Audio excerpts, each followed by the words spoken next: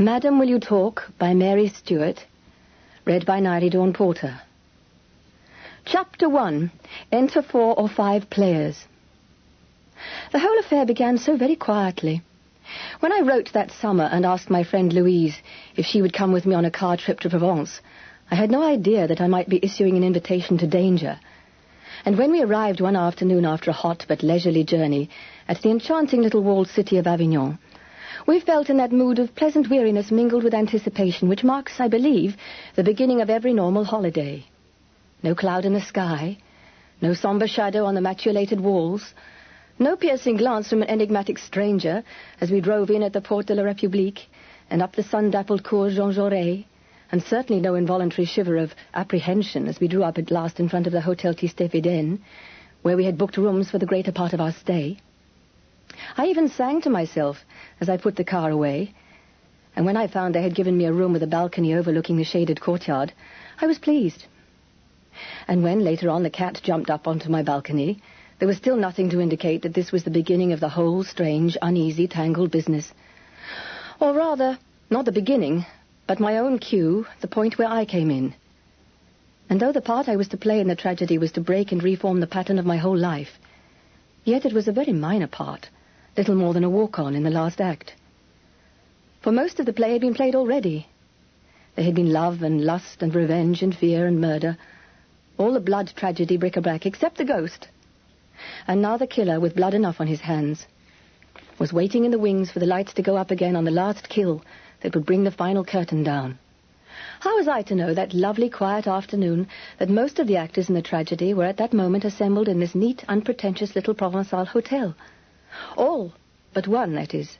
And he, with murder in his mind, was not so very far away, moving under that blazing southern sun in the dark circle of his own personal hell. A circle that narrowed, gradually, upon the Hotel Tistet-Védène, Avignon. But I did not know, so I unpacked my things slowly and carefully, while on my bed Louise lay and smoked and talked about the mosquitoes. "And now a fortnight," she said dreamily. "A whole fortnight, and nothing to do but drink and sit in the sun. No eating, or are you on a cure?" "Oh, that. One's almost forgotten how. But they tell me that in France the cattle still grow steaks. I wonder how I shall stand up to a beefsteak." "You have to do these things gradually." I opened one of the slatted shutters closed against the late afternoon sun. "Probably the waiter will just introduce you at first, like Alice, Louise, beefsteak, beefsteak, Louise, and then you both bow and the steak is ushered out." "And of course, in France, no pudding to follow," Louise sighed. "Well, we'll have to make do. Aren't you letting the mosquitoes in opening that shutter?" "It's too early, and I can't see to hang these things away. Do you mind either smoking that cigarette or putting it out? It smells." "Sorry." She picked it up again from the ashtray. "I'm too lazy even to smoke. I warn you, I'm not going sightseeing. I couldn't care less if Julius Caesar used to fling his auxiliaries round the town and throw moles across the harbour mouth. If you want to go and gasp at Roman remains, you have to go alone. I shall sit under a tree with a book as near to the hotel as possible." I laughed and began putting out my creams and sunburn lotions on what the Hotel Tistet-Védène fondly imagined to be a dressing table. "Of course I don't expect you to come. You'll do as you like. But I believe the Pont du Gard—" "My dear, I've seen the Holborn Viaduct. Life can hold no more." Louise stubbed out her cigarette carefully and then folded her hands behind her head. "She is tall and fair and plump, with long legs, a pleasant voice, and beautiful hands. She's an artist, has no temperament to speak of, and is unutterably and incurably lazy. When accused of this, she merely says that she is seeing life steadily and seeing it whole, and this takes time. You can neither ruffle nor surprise Louise. You can certainly never quarrel with her. If trouble should ever arise, Louise is simply not there. She fades like the Cheshire cat and comes back serenely when it is all over. She is, too, as calmly independent as a cat, without any of its curiosity. And though she looks the kind of large, lazy, fair girl who is untidy, the sort who stubs out her cigarettes in the face cream and never brushes the hairs of her coat, she is always beautifully groomed, and her movements are delicate and precise. Again, like a cat. I get on well with cats, as you will find. I have a lot in common with them, and with the elephant's child. In any case, said Louise, I've had quite enough of ruins and remains in the Gilbertian sense to last me for a lifetime. I live among them. I knew what she meant. Before my marriage to Johnny Selborne, I too had taught at the Alice Droop private school for girls. Beyond the fact that it is in the West Midlands, I shall say nothing more about the Alice Droop, as it is virtually impossible to mention it without risking a heavy libel action. Louise was still art mistress there, and owed her continued health and sanity to the habit I have described of removing herself out of the trouble zone. As far as it was possible to do this at the Alice Droop, she did it. Even there, she saw life steadily. At any rate, she saw it coming. Don't speak too soon, I warned her. You may yet come across Lloyd and Meridew sipping their Pernod in the restaurant downstairs. Not together, my dear. They don't speak now. The great rupture paralyzed the whole school for weeks. She paused and wrinkled her nose. What a revolting metaphor. And not Pernod, Charity, Vichy water. She lit another cigarette. What happened? Oh, Meridew put up a notice without asking Lloyd, or Lloyd put one up without asking Meridew, or something desperately frightful like that, she said indifferently. I wasn't there. Naturally not. Poor things, I said, and meant it.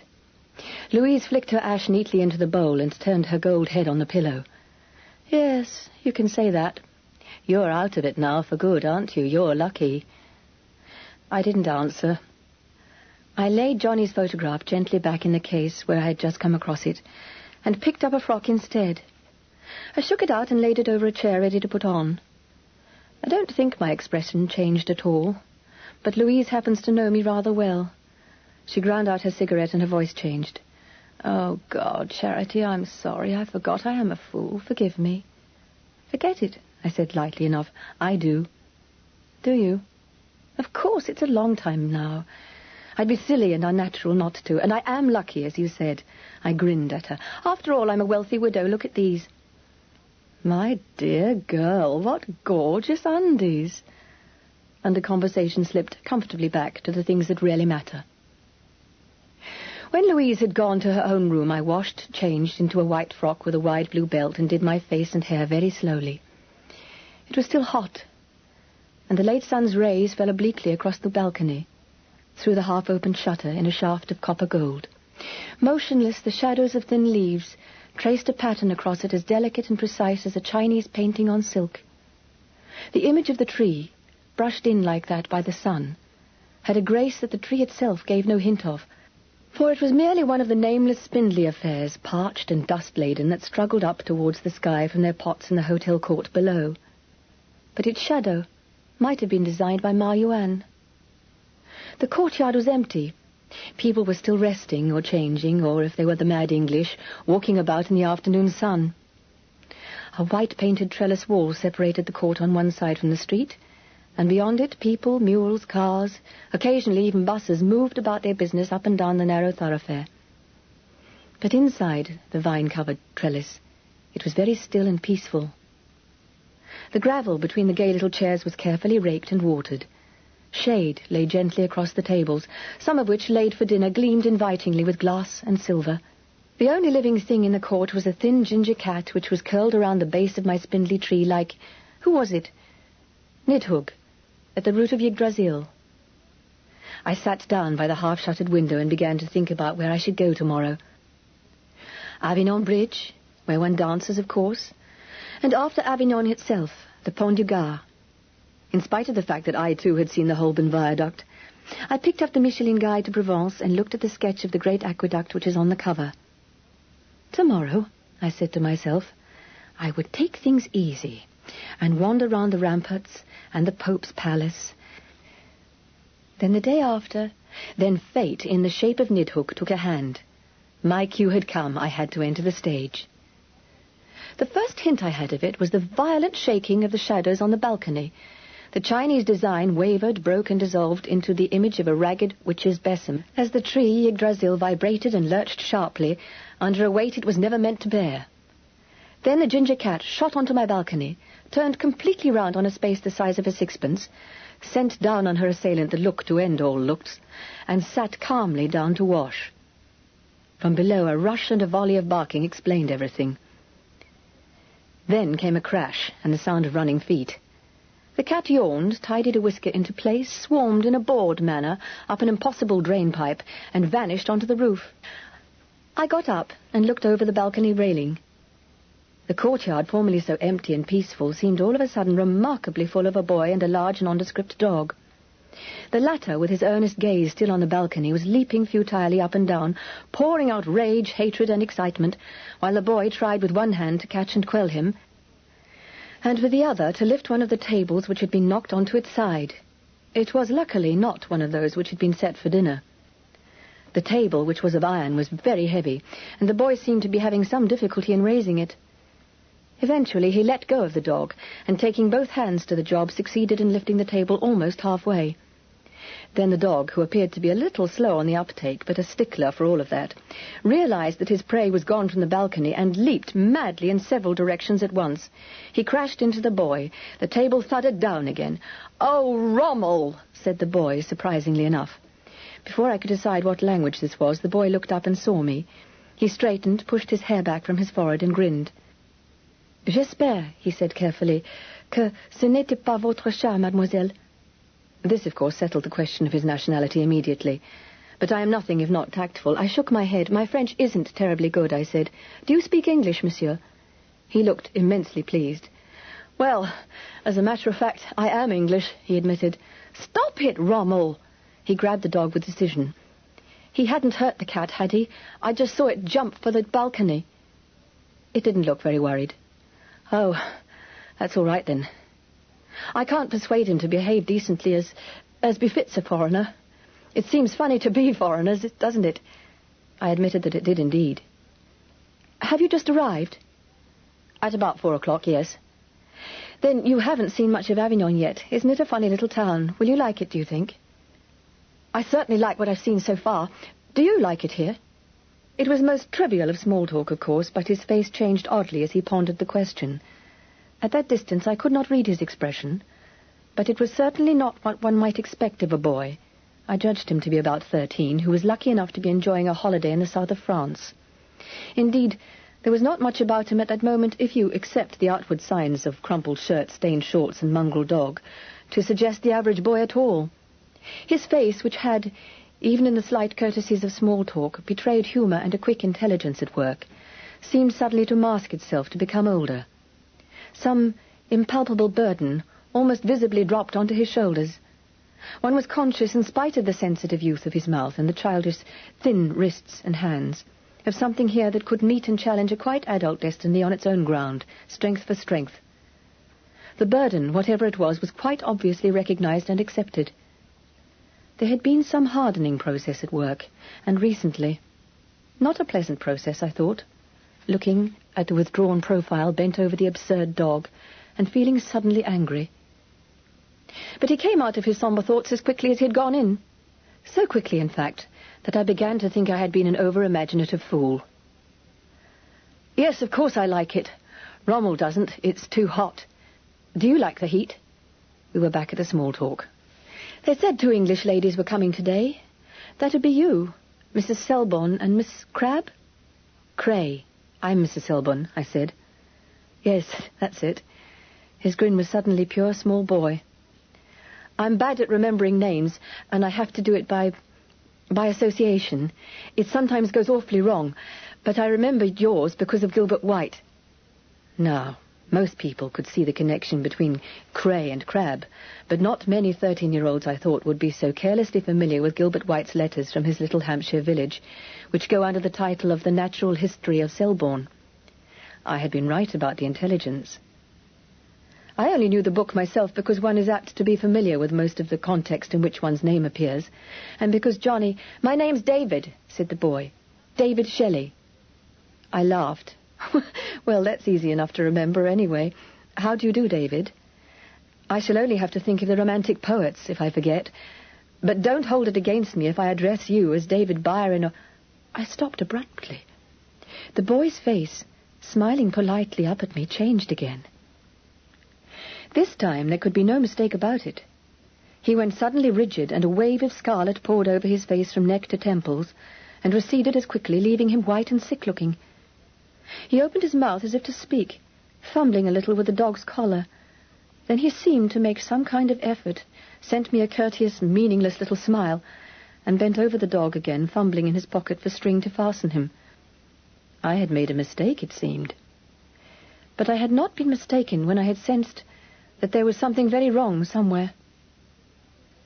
I am not a person who interferes readily in other people's affairs, but suddenly, unaccountably and violently, I wanted to interfere in this one. I need not have worried. I was going to. But not for the moment. Before I could speak again, we were interrupted by a woman who came in through the vine trellis from the street. She was, I guessed, 35. She was also blonde, tall, and quite the most beautiful woman I had ever seen. The simple cream dress she wore must have been one of Dior's favourite dreams, and the bill for it her husband's nightmare. Being a woman myself, I naturally saw the enormous sapphire in her left hand almost before I saw her. She did not see me at all, which again was perfectly natural. She paused a moment when she saw David and the dog, then came forward with a kind of eye-compelling grace that would have turned heads in Piccadilly, Manchester on a wet Monday morning. What it did in Provence, where men make a hobby of looking at women, I hesitated to think.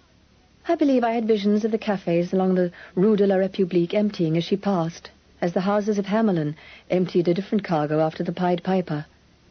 She paused by the upturned table and spoke. Her voice was pleasant, her English perfect, but her accent was that of a Frenchwoman. David? No reply. Mon fils? Her son? He did not glance up. She said evenly, Don't you know what the time is? And what on earth happened to the table? Rommel upset it. The averted head, the sulky-sounding mumble which David accorded her, were at once rude and surprising. She took no notice of his manner, but touched him lightly on the shoulder. Well, put it right, there's a good boy. And hurry up and change. It's nearly dinner time. Where have you been today? By the river. How you can... She laughed and shrugged, all at once very French, and then reached in her bag for a cigarette. Well, put the table up, child. David pulled the reluctant Rommel towards a tree and began to tie him to its stem. He said flatly, I can't lift it. A new voice interrupted smoothly. Permit me, madame. The man who had come quietly out of the hotel was dark and singularly good-looking. His clothes, his air, no less than his voice, were unmistakably French. And he had that look of intense virility and yet sophistication, the sort of powerful, careless charm which can be quite devastating. It was all the more surprising, therefore, that the woman, after a glance of conventional thanks, ignored him completely and lit her cigarette without glancing in his direction. I would have gone to the stake for my conviction that she, where men were concerned, was the noticing type. The newcomer smiled at David, lifted the heavy table without apparent effort, set it straight, then dusted his hands on a handkerchief. Thank you, sir, said David. He began untying Rommel again from the tree. De rien, said the Frenchman. Madame? He gave a little bow in her direction, which she acknowledged with a faint, polite smile. Then he made his way to a table in the far corner of the courtyard and sat down. If you hurry, said David's mother, you can have the bathroom first. Without a word, the boy went into the hotel, trailing a somewhat subdued dog after him on the end of a string. His mother stared after him for a moment with an expression half puzzled, half exasperated. Then she gave a smiling little shrug of her shoulders and went into the hotel after the boy. The Frenchman had not noticed me either. His handsome head was bent over a match as he lit a cigarette. I went quietly back through my window and stood for a moment in the cool shade of the room, thinking over the little scene which, somehow, had hidden in it the elements of oddity.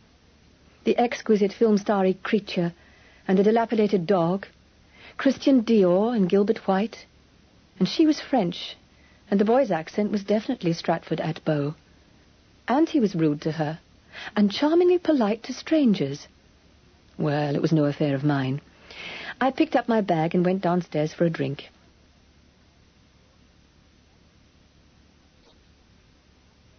Chapter 2. There saw I first the dark imagining of felony. Chaucer. When I got down into the little courtyard, it was beginning to fill up. Louise was not down yet, so I found a table in the shade and ordered a Cinzano. I looked about me, resigned to the fact that almost everybody in the hotel would probably be English too. But the collection so far seemed varied enough. I began to play the game of guessing at people's professions, and in this case, nationalities. One is nearly always wrong, of course, and it is a game too often played by those self-satisfied people who are apt to announce that they are students of human nature. But I played it, nevertheless. The two men at the next table to me were Germans. One was thin and clever-looking, and the other was the fat-necked German of the cartoons. And since I heard him say, "Ach so," to his companion, it didn't need any great insight to hazard the rest. There was a young couple honeymooning at a guess, and at another guess American. Then there was the handsome Frenchman drinking his Pernod by himself in the corner, and another man sitting alone near the trellis, reading a book and sipping a bright green drink with caution and distrust. I puzzled for a long time over him. He might have been anything, until I saw the title of the book, 4 Quartets by T.S. Eliot, which seemed to settle it. There were two other parties who might have been anything at all. At this point, Louise joined me. "I have been kept from my drink," she complained bitterly for her, "by the patronne, who is convinced that I cannot wait to know the history, business, and antecedents of everyone in the hotel, and who incidentally was panting to find out mine and yours." Her vermouth was brought, and she tilted it to the light with a contented sigh. L'heure de l'apéritif.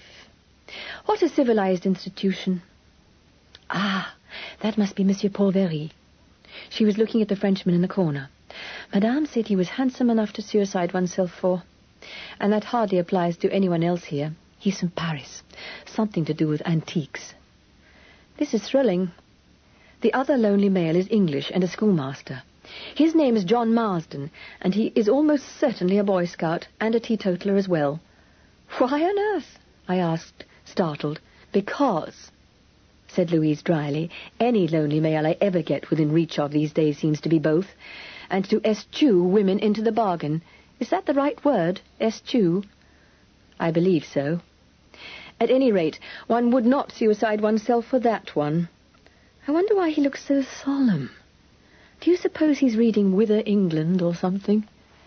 "It's T.S. Eliot," I said. 4 quartets. "Oh, well," said Louise, who does not consider poetry necessary. Mr. Marsden was dismissed. "I suppose that couple are American," I said. "Oh, yes. Their name is Cornell. Or they come from Cornell, or something. My French had a breakdown at that point. And Mamma and Papa under the palm tree are hot from Newcastle, Scotland." "Scotland?" I said, blankly. "So Madame informed me. Scotland, that is the north of England, n'est-ce pas? I like the daughter, don't you? The young idea." I looked cautiously round. The couple under the palm tree might have sat anywhere for the portrait of suburban England abroad, dressed as only the British can dress for a subtropical climate, that is, just as they would for a fortnight on the northeast coast of England. They sat sipping their drinks with wary enjoyment, and eyeing their 17-year-old daughter with the sort of expression that barnyard fowls might have if they suddenly hatched a flamingo. For she was startling, to say the least of it. She would have been pretty in a fair English fashion, but she had seen fit to disguise herself by combing her hair in a flat, thick mat down over one side of her face. From behind the curtain appeared one eye, blue-shadowed to an amazing appearance of dissipation, scarlet nails, spike-heeled sandals, a flowered dirndl, and a cotton jersey filled to frankly unbelievable proportions by a frankly impossible figure. Hollywood had come to Avignon by way of the Scotswood Road, and it became apparent that this not inconsiderable battery of charm was turned full on for someone's benefit. "The man in the corner," murmured Louise. I glanced towards Monsieur Paul Very, who, however, appeared quite indifferent to the effort being made on his behalf. He had a slight frown between his brows, and he was tracing a pattern with the base of his glass on the tabletop, as if it were the only thing that mattered in the world. "She's wasting her time, I'm afraid," I remarked, and as if he had heard me, which was impossible, the Frenchman looked up and met my eyes. He held them deliberately for a long moment in a cool, appraising stare. Then just as deliberately he raised his glass and drank, still with his eyes on me. I looked away to gaze hard at the back of the fat German's neck, and hoped my colour had not risen. "She is indeed wasting her time," said Louise softly. She raised an amused eyebrow at me. Here's metal more attractive. Don't be idiotic, I said with some asperity. And control your imagination, for goodness sake. Don't forget, this is Provence. And if a woman's fool enough to be caught staring at a man, she's asking for it. That's what's called an œillade, which is French for leer. All right, said Louise tranquilly. Well, that's all Madame told me. I think the other lot are Swiss. Nobody else except Americans could afford a gorgeous, vulgar car like that. And just en passant. The only other resident is a Mrs. Bristol, who's either a widow or divorced. Et voilà tout. Shall we have another drink? Then the blonde appeared, threading her way between the tables to sit down near the trellis, 2 tables away from Mr. Marsden. She crossed one exquisite nylon leg over the other, took out a cigarette, and smiled at the waiter. There was a sort of confusion, which resolved itself into 3 separate movements. The fat German beat the waiter and Mr. Marsden by a short head to light her cigarette. But Mr. Marsden won on points, because the German's lighter refused to work, and Marsden had a match. She flung a smile to Fat Neck, an order for a drink to the waiter, and a look across the flame of the match to Marsden that made the flame look awfully dim. At any rate, he read Burnt Norton upside down for quite some time afterwards. I had been right about the Pied Piper. Eschew, said Louise, was definitely not the right word. I suppose that is Mrs. Bristol. It was on the tip of my tongue to correct her when the waiter, travelling like a Derby winner, brought the drink. Madame Bristol's drink. He bowed it onto the table and himself away. She settled back in her chair and looked about her. Seen at close quarters, she was as lovely as ever, which is saying a lot. It was a carefully tended, exotic loveliness, like that of a strange flower. That is a hackneyed metaphor, I know, but it describes her better than any other. Her skin was so smooth, and her heavy perfume seemed part of her. Her eyes, I saw, were a curiously bright blue and large. Her hands were restless, and at the corners of mouth and eyes I could see the faint lines of worry. These deepened suddenly as I watched her, and then I realized that David had come out from the hotel. He followed the waiter, who was bringing another drink for Louise, and as he passed our table saw me. He gave me a sudden little half-apologetic grin, which the waiter masked, I think, from the woman. Then the queer sudden look came down over his face again, and he sat down opposite her. She looked approvingly at his clean shorts and white shirt, and said something to which he did not reply. She looked at his bent head for a moment, then resumed her casual scrutiny of the tables. The place was filling up rapidly now, and the waiters were handing round the menus. "Have you met that boy before?" asked Louise. "Or was that just another leer?" I said that I had spoken to him for a moment in the courtyard. For some reason which I could not analyze, I did not want to talk about it, and I was glad when she dropped the subject without further question. "We'd better order," she said. We studied the menu with some enthusiasm. But when Louise asked me if I wanted côte d'agneau or escalope de veau, I replied, "Shelley," in an absent sort of way, and between the petit pomme de terre sauté and the tarte maison, I was still trying to fit the lovely and French Mrs. Bristol in with Gilbert White and that appalling dog and the expression on a child's face of something being born that was too heavy for him to bear. And I didn't mean the iron table either. After dinner, Louise announced that she was going to get her book and sit over her coffee and cognac until bedtime, so I left her to it and went out to explore Avignon alone. Avignon is a walled city, as I have said, a compact and lovely little town, skirted to the north and west by the Rhône, and circled completely by medieval ramparts, none the less lovely to my inexpert eye for having been heavily restored in the 19th century. The city is dominated from the north by the Rocher des Doms, a steep mass of white rock crowned by the Cathedral of Notre Dame, and green with singing pines. Beside the cathedral, taking the light above the town, is the golden stone palace of the popes. The town itself is slashed in two by one main street, the Rue de la République, which leads from the main gate straight up to the city square and thence to the Place du Palais, at the foot of the Rocher des Doms itself. But these things I had yet to find. It was dusk when I set out, and the street was vividly lit. All the cafes were full, and I picked my way between the tables on the pavement, while there grew in me that slow sense of exhilaration which one inevitably gets in a southern town after dark. The shop windows glittered and flashed with every conceivable luxury that the mind of the tourist could imagine. The neon lights slid along satin and drowned themselves in velvet and danced over perfume and jewels, and since I have learned in my 28 years to protect the heart a little against too much pity, I kept my eyes on them and tried not to think about the beggars who slunk whining along the city gutters. I went on, carefully, not thinking about those beggars, until I reached the end of the street, where the Rue de la République widens out and becomes the main square of the city, and where all Avignon collects at night, together with, one would swear, every child and every dog in France. The square is surrounded with cafes, which overflow the narrow pavements with a froth of gay little tables and wicker chairs, and even cast up a jetsam of more little tables across the roads and into the centre of the square itself. Here, as I said, Avignon collects at night, and for the price of a cup of coffee which secures you a chair, you may sit for an hour and watch France parade for you.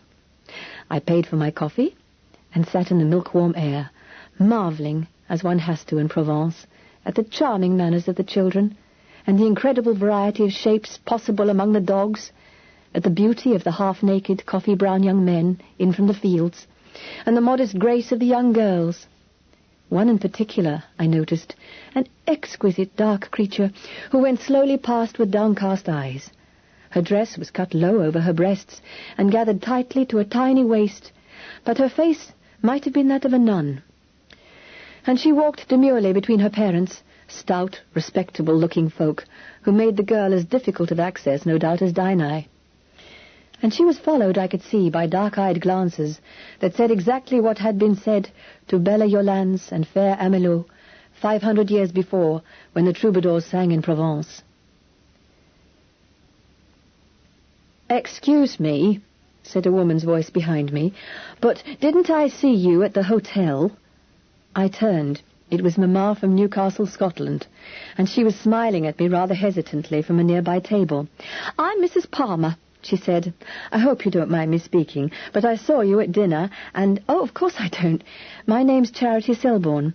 I got up and picked up my coffee cup. "May I join you?" "Oh, do." She moved her chair to make way for me. "Father and Carrie, they go off walking about the place. Exploring, they call it. Only sometimes they seem to take so long, and it seems longer when you don't know anyone to talk to," I finished for her. She beamed as if I had said something brilliant. "That's exactly how I feel. Fancy. And of course it's not like home. And what with people talking French, it's different, isn't it?" I admitted that it was. "Of course, if I go in for a cup of tea at home," said Mrs. Farmer, "in Carrick's, you know, or it might be Fenwick's, there's always someone I know comes in too, and you can have a nice chat before you get the bus. That's why it seems kind of funny, not knowing anybody here. And of course it isn't tea anyway, not real tea, as you might say.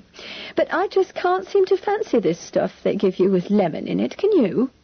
I said on the whole no, and how very brave of her to come all this way for a holiday. "Well," said Mrs. Palmer, "it wasn't really me that suggested it. It was Carrie. I'd never have thought of a grand holiday like this, you know. But I just thought to myself, why not? You always read about the south of France, and what's the good of just going every year to Scarborough and reading about the south of France? Well, I just thought, we can afford it, and why not? So here we are."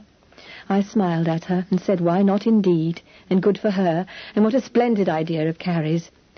"Of course, she likes to be called Carol," said Mrs. Palmer, hastily. "I think it's these films, you know. She will try to dress like them, say what I will." I said Carol was a pretty girl, which was true. "Now, that Mrs. Bristol, poor thing," said Mrs. Palmer. "She does look the part, the way Carrie never will. Of course, she was on the stage or something before it happened." I sat up straight. "Before what happened, Mrs. Palmer?" "Oh, didn't you know? I recognized her straight away. Her photograph was in all the Sunday papers, you know, before she married that dreadful man, I mean." "What dreadful man? What happened?" "The murderer." said Mrs. Palmer, lowering her voice a whisper. "He was tried for murder. The brutal murder of his best friend," it said in the papers. The quoted headlines echoed queerly. "He thought his friend was carrying on with her, with his wife, so he murdered him. It was all in the papers." I stared at her stupid, kindly, half-excited eyes and felt a bit sick. "David's father, you mean?" I asked numbly. "David's father a murderer?" She nodded. "That's right. Strangled with a blind cord. Horrible. An act of jealous madness, it said." I said inadequately, looking away from her, "Poor little boy. How long ago was all this?" "The trial was in April. Of course, she's not the boy's mother, you know. She was his second wife. But of course she took the boy away. Oh, she couldn't leave David to him, not after what happened." "What do you mean? Do you mean he's still alive?" "Oh, yes." "In prison?" She shook her head, leaning a little closer. "No, that's the awful part of it, Mrs. Selborne. He's at large. But he was let off. Insufficient evidence, they called it, and they acquitted him." "But perhaps he's not guilty. I mean, the courts of law—" "Guilty," said Mrs. Palmer, tapping my arm. "Guilty as hell." She broke off and went rather pink. "That's what Mr. Palmer says, you understand, Mrs. Selborne. And it's my belief he was mad, poor soul, or he'd never have gone for the boy like he did, murder or no murder." "Gone for the boy?" I repeated a bit shakily. "Yes, terrible, isn't it?" I could see the easy moisture start into her pale, kindly eyes, and I warmed towards her. There was nothing of the ghoul about Mrs. Palmer. She was not enjoying the story any more than I was. "They found David unconscious in the bathroom, near the bedroom where the body was found. He'd been knocked on the head." "Did he say his father had done it?" "He didn't see who hit him, but it must have been the murderer, caught in the act, as you might say. It was an awful business. I'm surprised you don't remember it, really. The papers went on about it for long enough." "No, I don't remember it." My voice sounded flat, almost mechanical. "Poor David, poor little boy.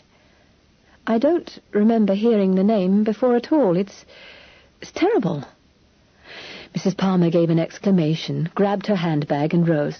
"Oh, there's Father and Carrie, off down the other side of the square. They can't have seen me. I must run. It's been lovely having a little chat, Mrs. Selborne, really lovely."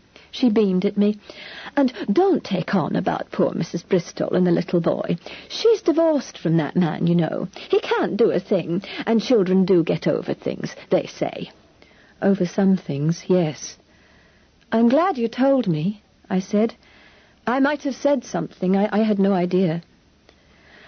"Well, if you didn't see the photos," said Mrs. Palmer. "Of course, Bristol isn't their real name, so you wouldn't have heard it. The real name was Byron, Richard Byron. That was it. Oh, now I must run. Good night, Mrs. Selborne." She went across the square away from me, and I sat there for a long time before I even realized she had gone.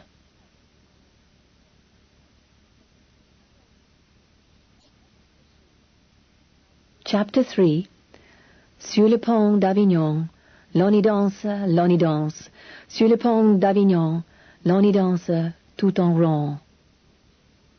By 10 the next morning, it was already as hot as on the hottest day in England, but with no sense of oppression, for the air was clear and light. Louise, true to her word, retired with a book and a sketching pad to the little green public gardens near the hotel. "You go and play tourist," she said. "I'm going to sit under a tree and drink grape juice. Iced." It sounded a tempting program. But tomorrow would be no cooler than today, and in any case the heat does not worry me unduly. So I set off for a gentle tour of exploration.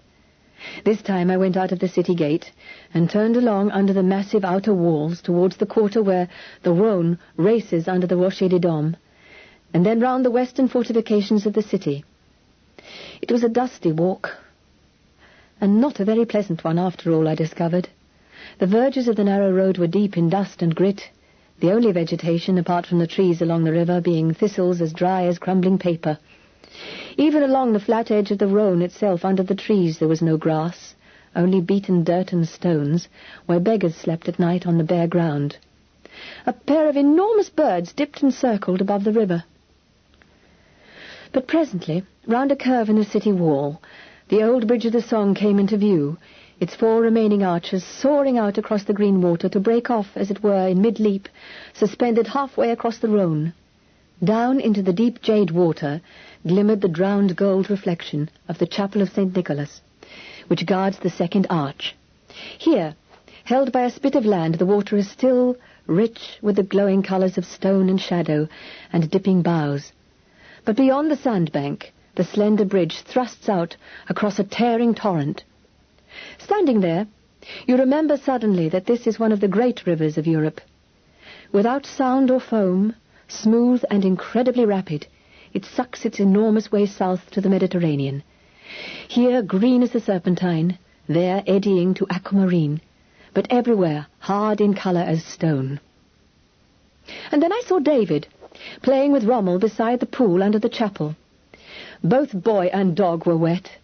David, since he was in bathing trunks, more gracefully so than Rommel, who looked definitely better when his somewhat eccentric shape was disguised by his wool. I was on the bridge, actually, before I saw them below me. They seemed absorbed. David in building a dam, Rommel in systematically destroying it, but almost at once the boy looked up and saw me sitting in the embrasure of the chapel window. He grinned and waved. "Are you going to dance up there?" he called. "Probably not," I called back. "It's too narrow." "What's in the chapel?" "Nothing much." "Haven't you been up?" I must have sounded surprised. "No money," said David succinctly. "Tell the concierge I'll pay for you on my way down." I didn't mean that, you know." "No, I know, but I did. Only for heaven's sake, hang on to Rommel. There's no parapet. He'd be at Marseille by tea-time if he fell into this." Boy and dog vanished into the concierge's lodge, and presently emerged onto the bridge, slightly out of breath, and disputing over Rommel's right to hurl himself sportingly straight into the Rhone. But presently Rommel, secured by the inevitable piece of string, was reckoned as being under control, and the 3 of us cautiously went to the very edge of the broken arch. Cautiously, because the bridge is only a few feet wide, and there is always a strong breeze blowing from the north, and sat down with Rommel between us.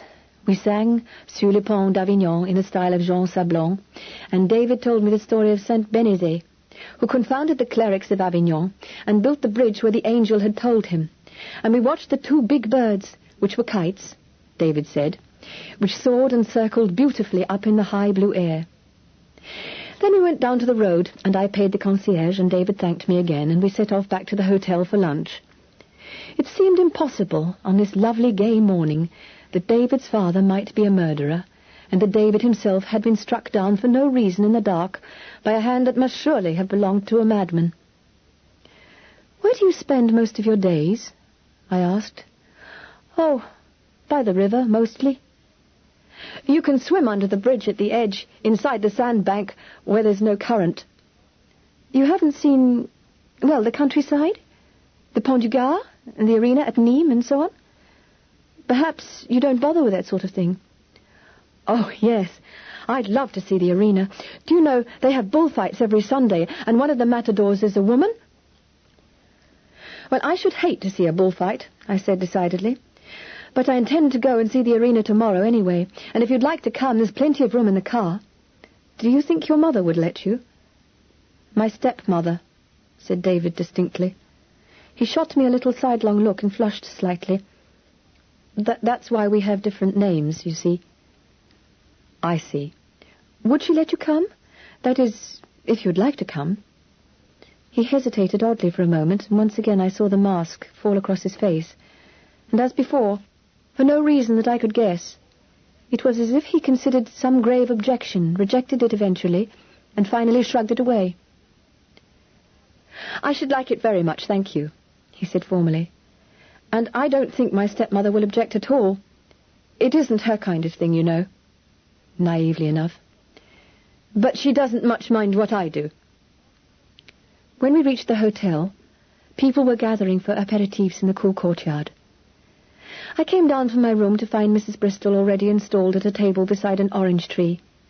She smiled at me and made a gesture of invitation, so I went over and sat down at her table. "I hear you have been with David," she said to me. "So very kind of you to trouble." "Not at all. We met by accident.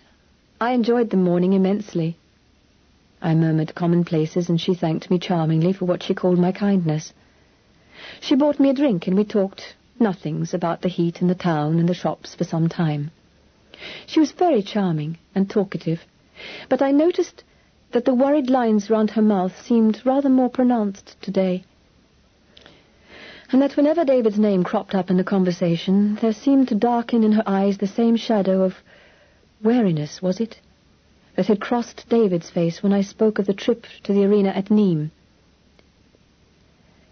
"I had thought of taking the car to the Pont du Gard tomorrow," I said at length, "and then on to Nîmes to look around a bit. If you have no objection, I should like to take David with me. I don't know whether my friend will want to go, and I should very much like to have David's company." She was lighting a cigarette when I spoke, and she paused with the flame of the lighter an inch from the cigarette end, in the queerest, most exact repetition of David's own deliberation. I saw her assimilate the question, look at it carefully, hesitate, and then decide. For the life of me, I couldn't understand why a proposal for a day's sightseeing tour, which was surely what one came to Rome and France for anyway, should raise such problems as mine apparently did. "It's so very kind of you," said Mrs. Bristol, and the lighter finally made contact with the cigarette. "I'm sure David will enjoy it." She made a charming grimace. "These antiquités, they are not for me. I am for Paris, the cities, the people, places where one amuses oneself, you understand." "Oh, yes, but I rather like it both ways," I laughed. "And I'm afraid I adore sightseeing. I'm a born tourist, but I don't like to go in a crowd." "But what on earth do you find to do in Avignon if you don't like antiquité?" She hesitated again and sent me a quick look from under her darkened lashes. "We do not stay long. We pass through to Monte Carlo. We rest a few days in Avignon on the way." "Well, thank you for the drink, Mrs. Bristol," I said, getting to my feet. I had caught sight of Louise, who had taken a corner table and was looking at the lunch menu. We murmured more civilities, and I turned to go, but the strap of my bag caught on the back of the chair, and as I swung round again quickly to disentangle it, I saw Mrs. Bristol staring at me with her lovely eyes narrowed against the smoke of her cigarette, and in them a look of half-pleased, half-apprehensive speculation that puzzled me considerably. That evening, as Louise was no more inclined than formerly to go for a walk, I left her sketching in a cafe in the city square and went alone up the little dark street that leads to the Pope's Palace and the gardens among the pines, high up on the Rocher des Doms. Unlike the main square, the Place du Palais was almost empty, the buildings on three sides dark and blank, while on the right the great facade of the palace soared up out of the living rock, shadowy yet luminous in the starlight. I lingered for a while gazing up at it, then went slowly up the sloping zigzag walk through the pines towards the high gardens, which lie at the very edge of the city and are girdled in by the city wall itself. Very few people appeared to be up there that evening, and only occasionally, it seemed, I heard the murmur of voices and the soft scrunch of the gravel under someone's foot. The air was still, and the cicadas were quiet at last, but the pines kept up a faint, continuous murmuring overhead, almost as if, in sleep, they yet gave back the sound of the wind that sweeps down the river all winter, and in summer lingers in them still. Climbing slowly up through the winding alleys of evergreens, I came at length to the topmost edge of the gardens above the Rhone, and leaned over the low battlemented wall to rest. Below me the wall dropped away vertically, merging into the solid cliff which bounded the river. The Rhone beneath slipped gently under the darkness on its wide and glimmering way. It was very quiet. Then suddenly from somewhere behind me came a man's voice speaking low in French. "So, this is where you are." Startled, I turned my head. But behind me was a thick bank of evergreen, and I could see nothing. I was alone in my little high corner of the wall. He must be on the lower walk, screened by the bushes. A woman's voice answered him. She said, You're late. I've been here a long time. Have you a cigarette? I heard the scrape of a match, and he said in a voice which sounded sullen, "You weren't here when I passed 10 minutes ago." "I got tired of waiting and went for a walk." Her voice was indifferent, and I heard the gravel scrape as if he made an angry movement. I had no intention of letting myself be marooned in my corner while a love scene went on within hearing, and I determined at this point that, as I would have to pass them to get back to the main path, I had better emerge before anything passed that might make my appearance embarrassing. But as I turned to move, the woman spoke again, and I realized suddenly 2 things. One, that the voice was that of Mrs. Bristol, and secondly, that she was very much afraid. I suppose I had not recognized the voice immediately because I had previously only heard her speak in English, but as her voice rose, edged with fear, I recognized it. She said, "It's happened. I knew it would happen. I knew." His voice cut in sharply, almost roughly. "What's happened?" "He's here. He's come. I had to see you." He interrupted again. "For God's sake, pull yourself together." "How do you know he's here?" She spoke breathlessly, still with a tremor in her voice. "I got a phone call tonight. His car's been seen. They traced it as far as Montélimar. He must be coming this way. He must have found out where we are. Lorraine, what are we going to do?" It was a desperate whisper. I leaned against the wall in my little corner. Not for anything could I come out now. I could only trust they would not seek its greater privacy for themselves. I heard the man, I think it was he, draw in a long breath. Then he spoke quietly and with emphasis. "There is nothing that we can do yet. We don't know for certain where he is. He may be anywhere in Provence." "When was he seen in Montélimar?" "Yesterday." He exploded with wrath. "God in heaven, the clumsy fools!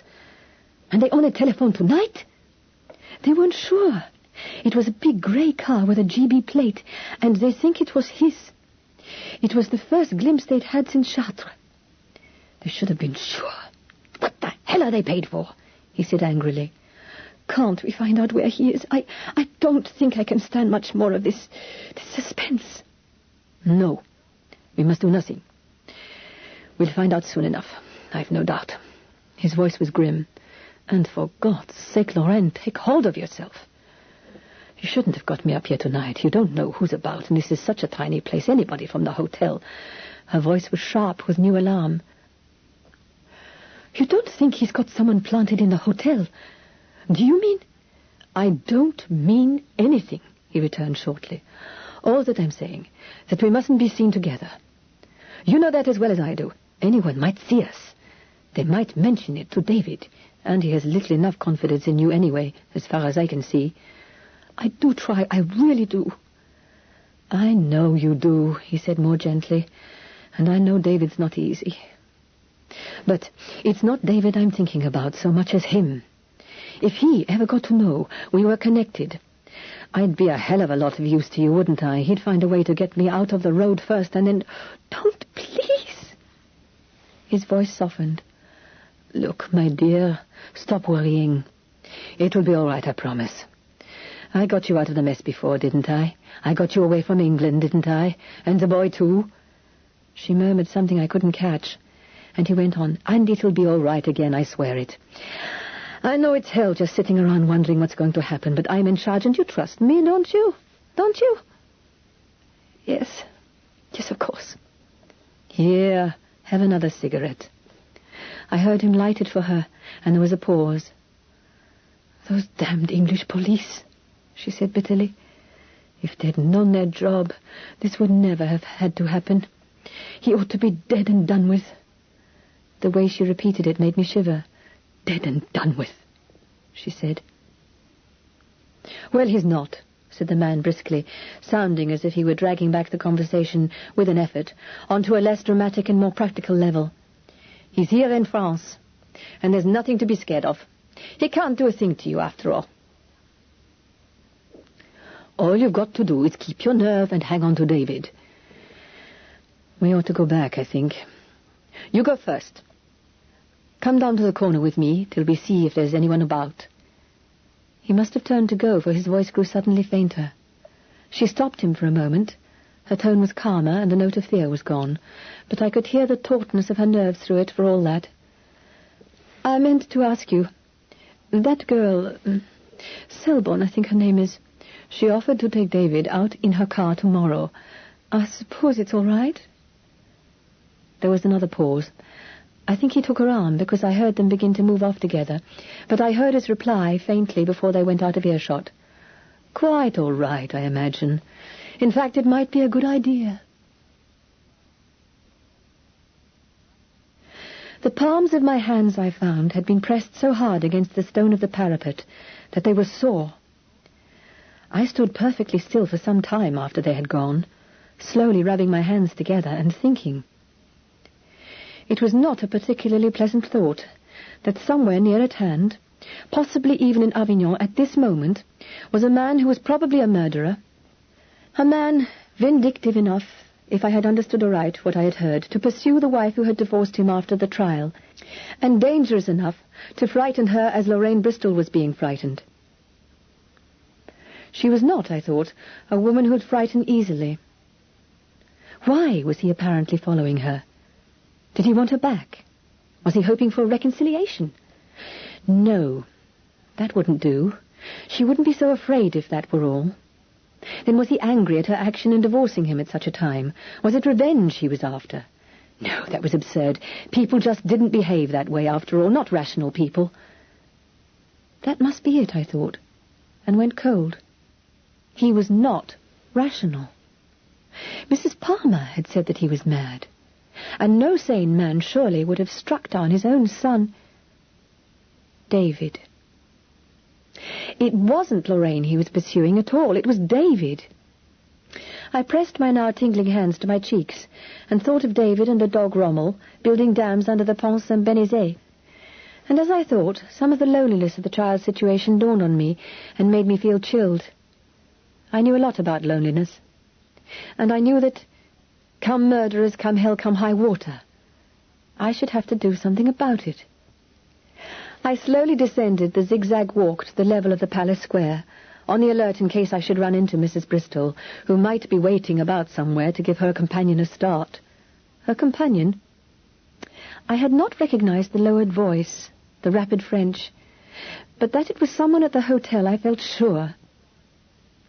Then, in the narrow, dark little street that skirts the foot of the rock where the palace is built, I saw someone standing, a man. He did not see me, but stood gazing in the direction of the main square, and as I paused in the darkness under the palace steps, I saw him slip out of the shadows and saunter down the street into the light. I recognized him all right. It was Marsden.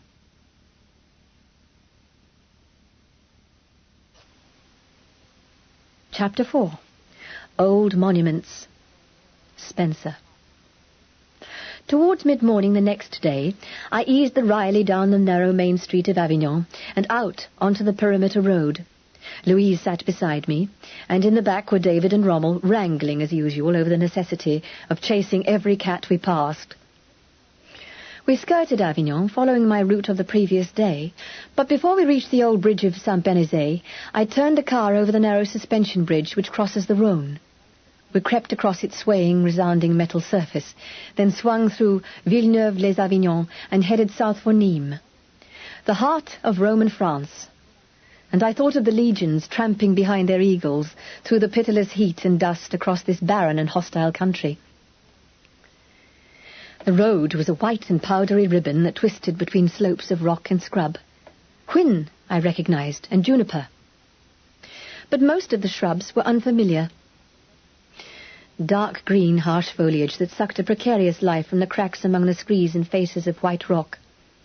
Here and there, houses crouched under the heat, clinging to the edge of the road as if to a lifeline. Occasionally a grove of olives hung onto the slopes like a silver-green cloud, or a barrier of cypress reared its bravery in the path of the Mistral. But for the most part, the hot and desert slopes rose, waterless and unclothed by any softer green than that of gorse and scrub. "Mustn't they have felt hot in their helmets?" said David, breaking into my thoughts as if he had known exactly what I was thinking. "Though I suppose Italy's just as hot." "And they fought all summer," I said. "In winter they retired." "To winter quarters. I remember that," said David, grinning. "In my Latin grammar. If they weren't going to the city to buy bread, they were always retiring to winter quarters. I believe they went to the coast. There's a nice little place east of Marseille where Caesar made a sort of spa for his veterans. Aren't the Michelin guides wonderful? Murmured Louise. And incidentally, Charity, I hate to interfere, but you have seen that bus, haven't you? I could hardly avoid it, I said dryly. It's in the middle of the road. Oh, I just thought. What's the French for breakdown? Dépennage, or in this case, just plain accident. Haven't you got used to the French way of driving yet? You should have. We were rapidly overtaking a bus which was indeed thundering along in the very centre of the narrow road. But I knew my stuff by now.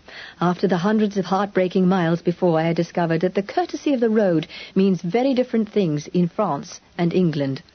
I swung to the left, bore down on the bus with every appearance of intending to ram it, and put the heel of my hand down hard on the horn. The bus, responding with an ear-splitting klaxon, immediately swerved to the left too, straight into our path. I didn't even brake, but put my hand on the horn and kept it there.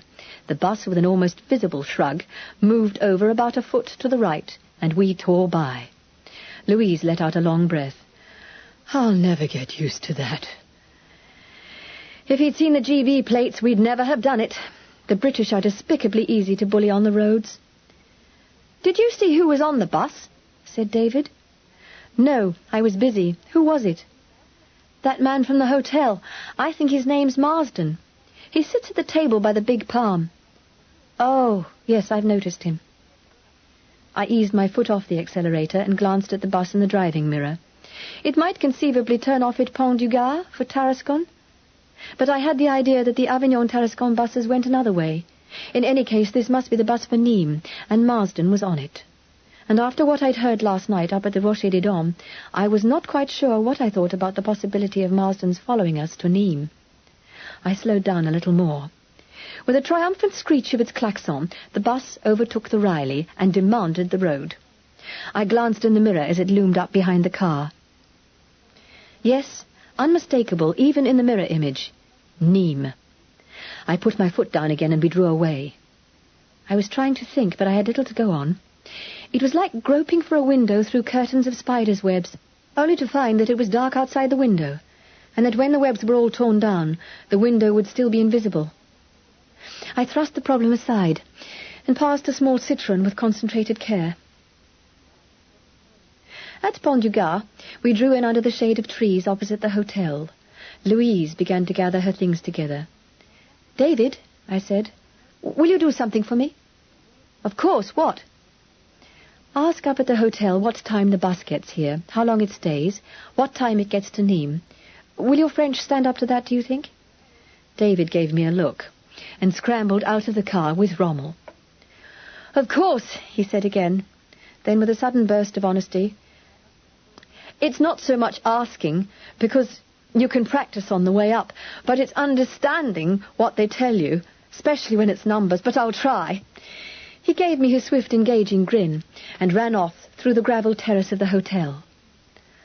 Are you sure you don't want to come on to Nîmes, Louise? Quite, thanks. I'll go down to the river and paint the bridge. Oh, all right, aqueduct. I'll have lunch here first. What time are you coming back? I'm not sure. When do you want to be picked up? Louise looked through the trees towards the river, where could be seen a glowing glimpse of golden stone. I don't know, honestly. I'll tell you what, Charity. We won't tie ourselves down.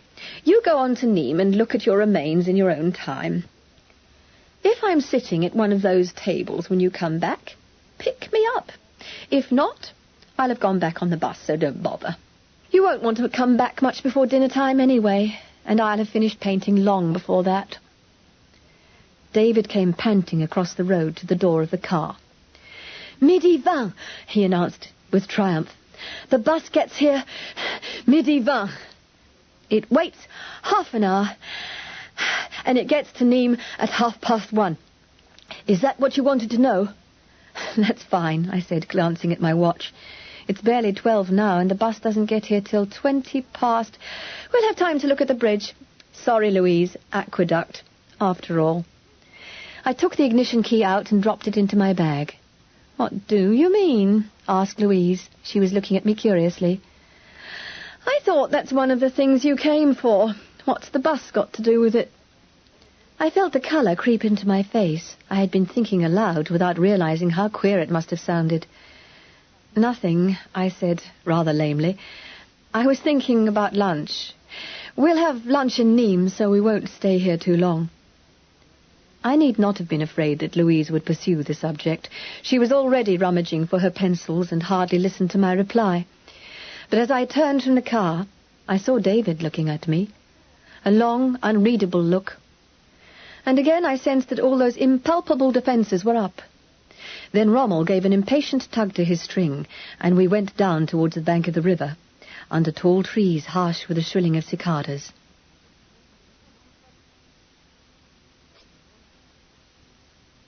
Chapter 5.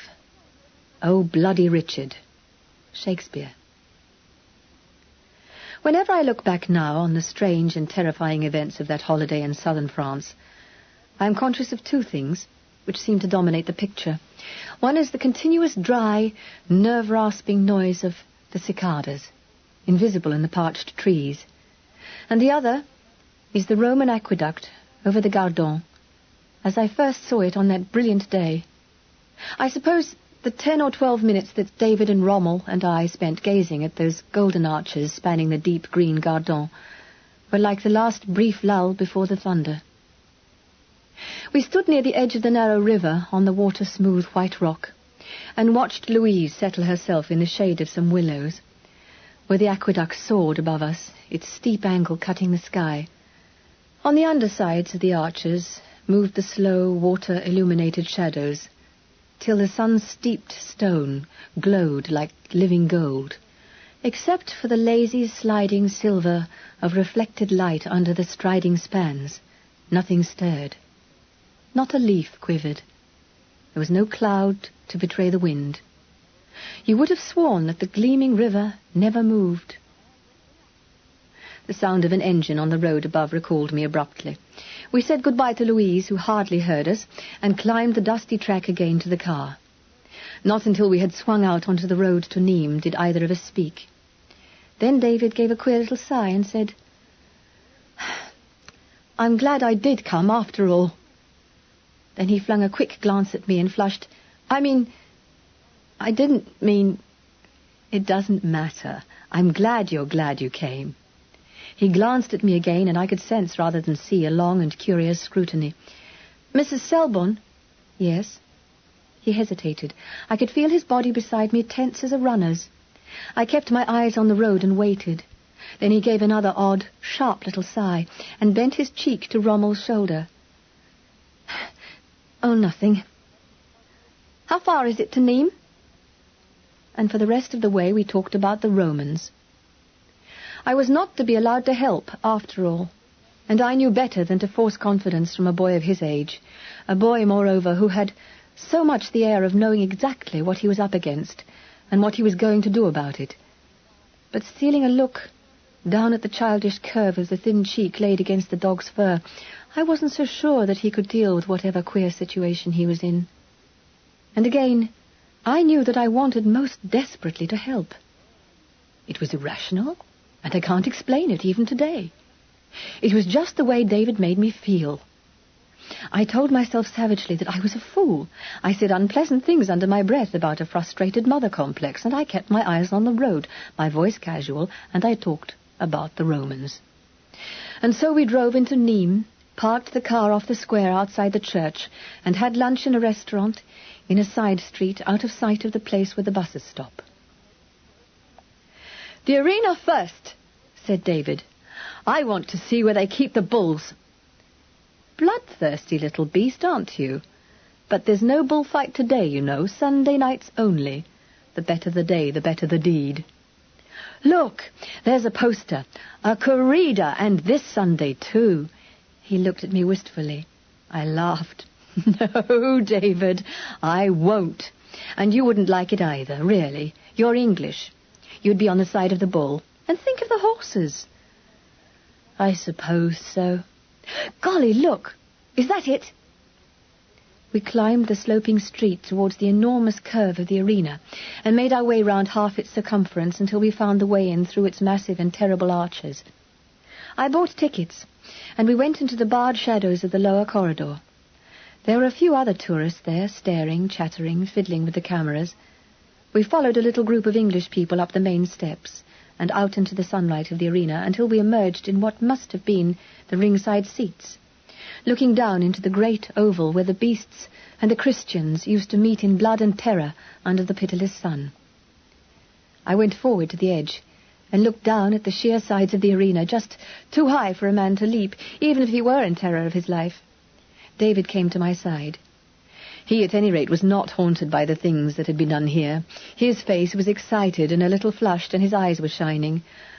"Golly, Mrs. Selborne, what a place! I saw a door down there labelled Toril. Do you suppose that's the bull? Do they use Spanish names here? Where does the bull come out to fight?" I pointed to the big double doors at the end of the oval, where, in white letters, the word Toril stood again. "Golly," said David again. He leaned over the parapet and gazed down with concentration. "Do you suppose we could see the bloodstains?" I moved back into the shadow of the stairway. The heat reflected from the stones was almost unbearable. I heard behind and below me the monotonous voice of the concierge doling out tickets to a new batch of tourists. 2 or 3 people came up the steps beside me, and another group I noticed went through a doorway near the foot of the steps that apparently led out onto the arena itself.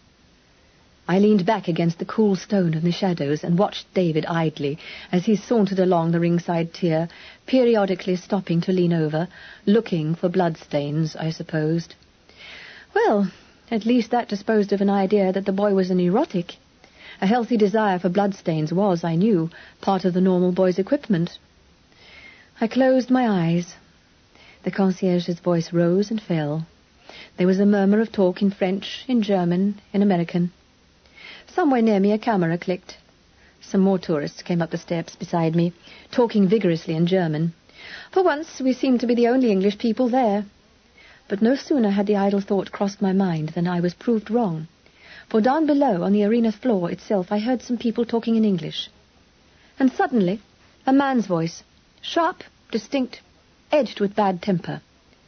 "This is not the wrong blasted ticket. It was issued at the Maison Carrée." Then someone passing on the steps jostled me, and my bag slipped from my lax fingers. I opened startled eyes and made a grab for it. The culprit, it was a pleasant-looking woman of about 40, stooped for the bag and handed it to me with a soft-voiced apology in a charming American drawl. My own fault, I was half asleep. "It's this terrible heat," she said. "You do better in the shade. Come along, Junior." As they turned to go, I became aware of David at my elbow. He spoke breathlessly. "Mrs. Selborne?" Why, what on earth's the matter, David?" He had hold of my sleeve. His face was flower white, and in the shadow his eyes looked enormous. "Don't you feel well?" "No, That is..." The hand on my arm was shaking. He began to pull me down the steps. "May we go now? I don't want to stay here. Do you mind?" "Of course not. We'll go straight away. I was only waiting for you." He hardly waited for me to finish. He went down the steps as if his feet were winged, and out through the gate into the hot street with Rommel close at his heels. I followed, to find him heading back the way we had come. "Why, David, don't you want to see the other things? This is the way back to the car." He paused a moment as we rounded the street corner and put out a tentative hand again. I don't feel too good, Mrs. Selborne. I suppose it's the heat. Do you mind if I don't see the other things with you? I can wait for you somewhere." I took him by the arm. "I don't mind at all, of course not. I'm sorry you're not feeling well, though. Shall we go back to the car?" We retraced our steps to the square. Then he stopped and faced me again. He looked better now. He was still very pale, but he had stopped shaking, and he even smiled at me. "I'll be fine now, Mrs. Selborne.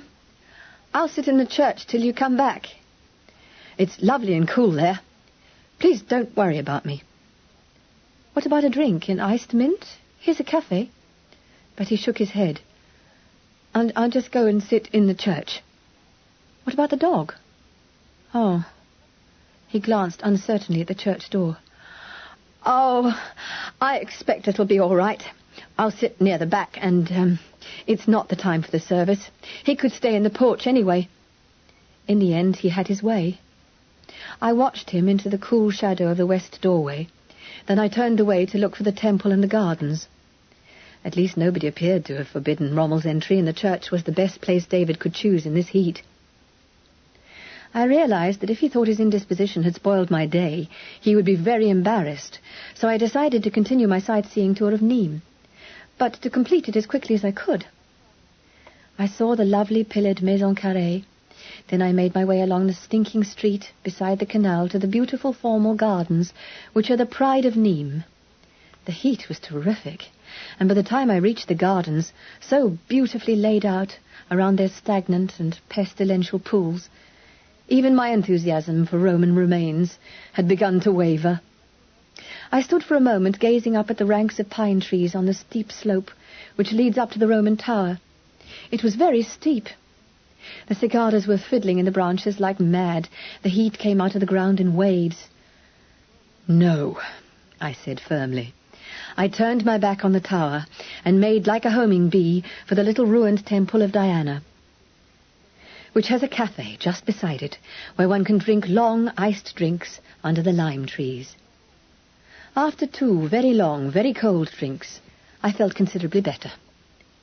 I still could not face the Tour Magne, but out of self-respect as a tourist, I must use up part of my tourist ticket dedicated to the Temple of Diana. I left my chair and went through the crumbled arches into the tiny square of the temple. It was like being miles from anywhere. Behind me, back through the crumbled archway, was the hot white world, with its people and its voices. Here, within, was a little square of quiet and green coolness. Trees dipped over the high broken walls. Shadows lay like arras in the pillared corners. Fronds of ferns lent softness to every niche and crevice. And silence. Such silence. Silence with a positive quality that is more than just an absence of sound. Silence like music. I sat down on a fallen piece of carved stone, leaned back against a pillar, and closed my eyes. I tried not to think of Johnny. It didn't do any good to think of Johnny. I must just think of nothing except how quiet it was and how much I liked being alone.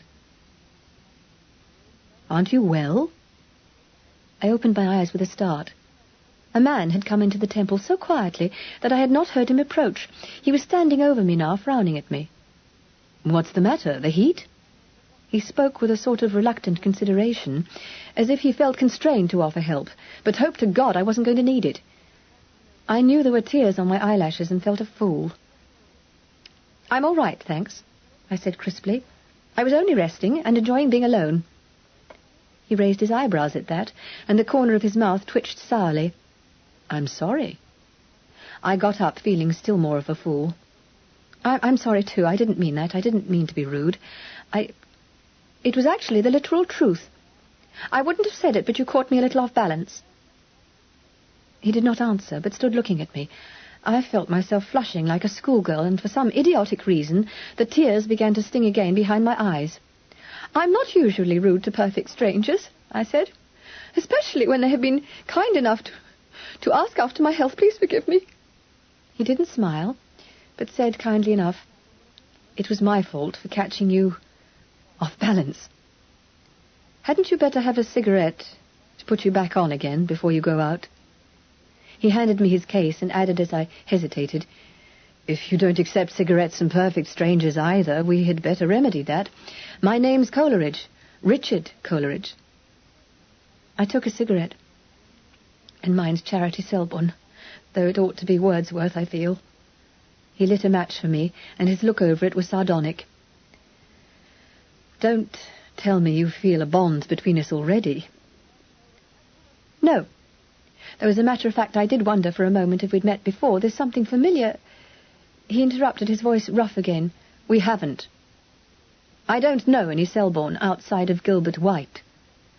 I lifted my head, startled. Gilbert White? Yes, you know, the book. Of course. It was just that somebody else the other day connected me with it too, and not so very many people read it now. And I was surprised at David because he's only a boy.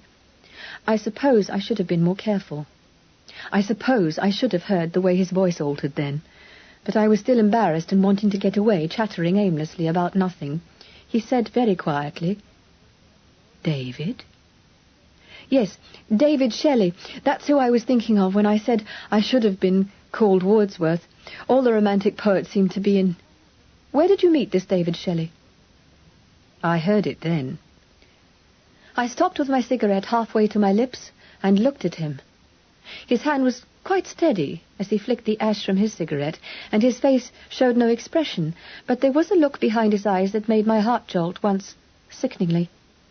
He said again, softly, almost indifferently, Where did you meet this David Shelley?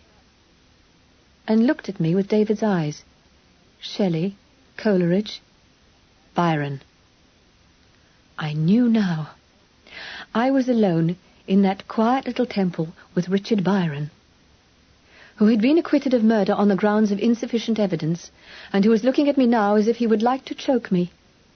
He threw away his cigarette and took a step towards me. Chapter 6. Escape me? Browning.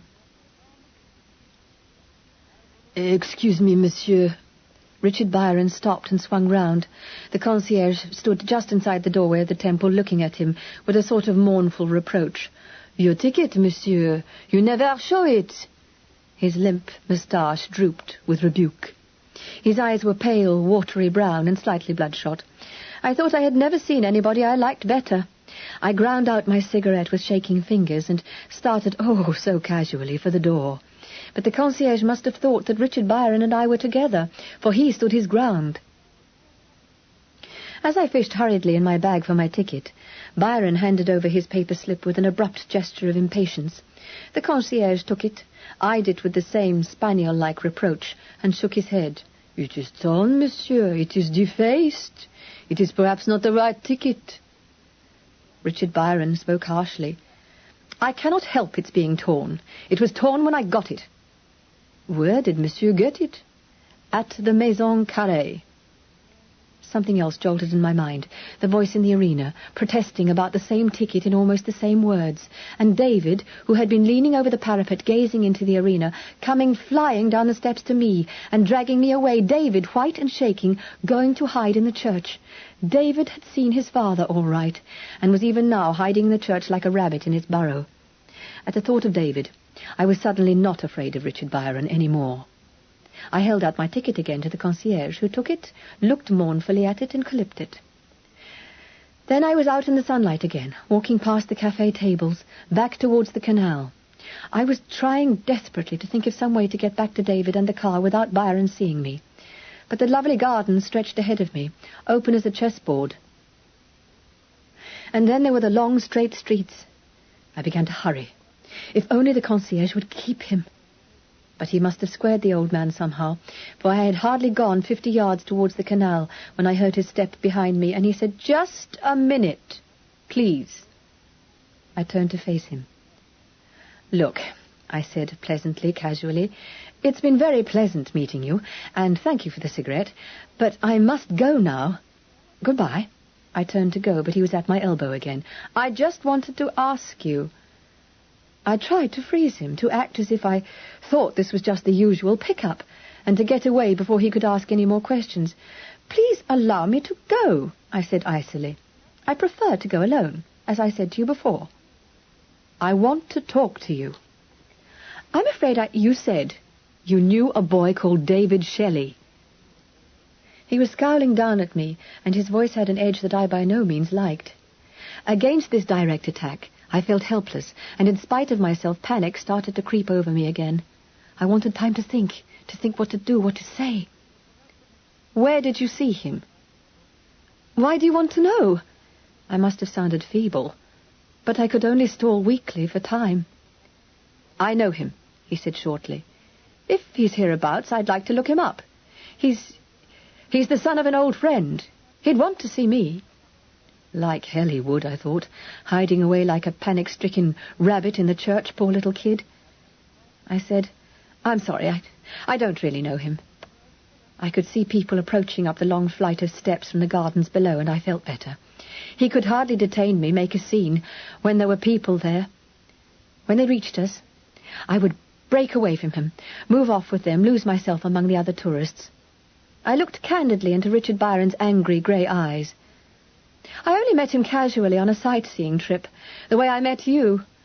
I couldn't tell you where he's staying. When was this? 2 days ago? Where? The question was quiet, but somehow I could sense behind it some intolerable strain. I was reminded sharply again of David. In Tarascon, I said at random, some memory of the morning's encounter with the bus, no doubt still in my mind. The people were nearly up the steps now, were pausing on the landing to look back at the view. Whereabouts in Tarascon? Did he say if he was staying there? No, I told you, I didn't know. I only met him for a short time when we were looking at... Panic flooded me for a moment. What was Tarascon?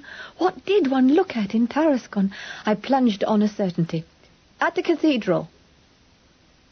I heard him take in his breath in a long hiss, and looking up, I saw his eyes narrowing on me in a look that there was no mistaking.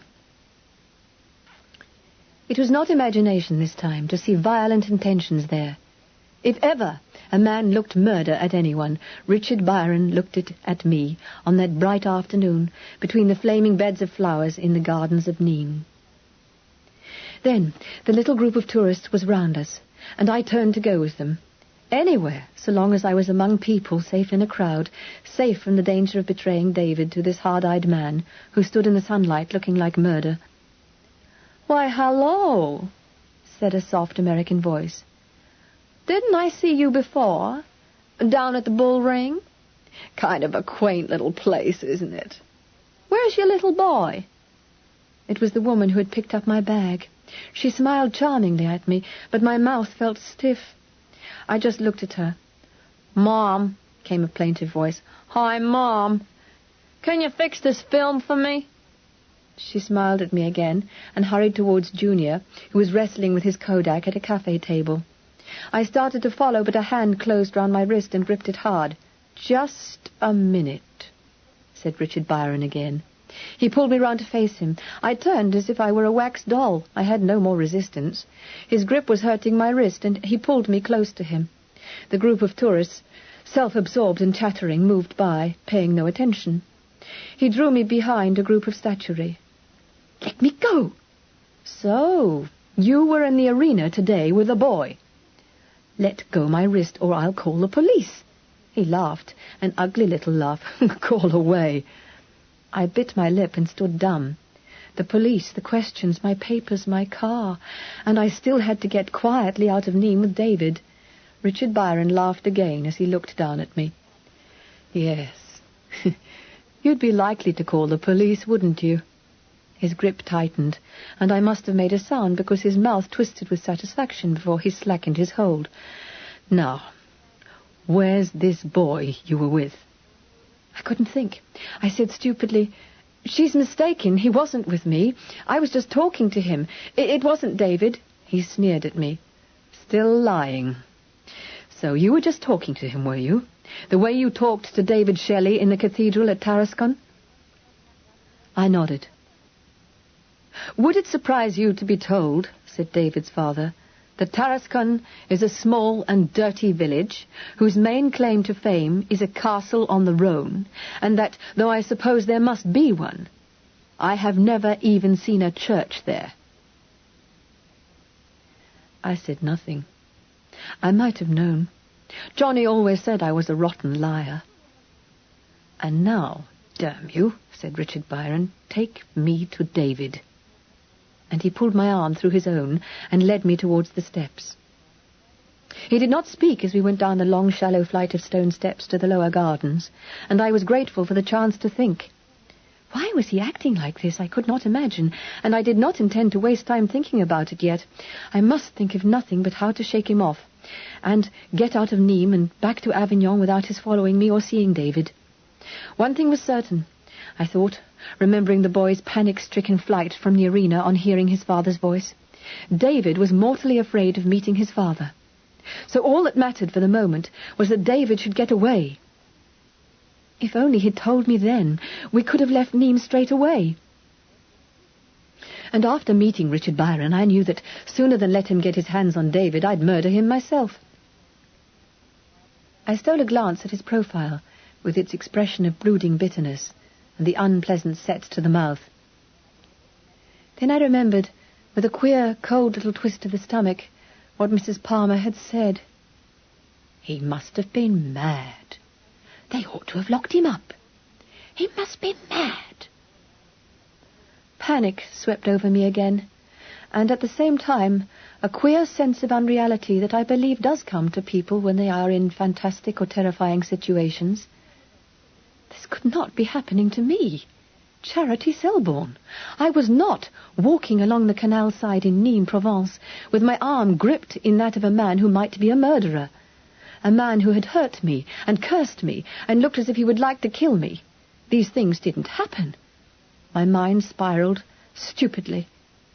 I wonder if Johnny thought it couldn't be happening to him when he came down over France with his wings in flames.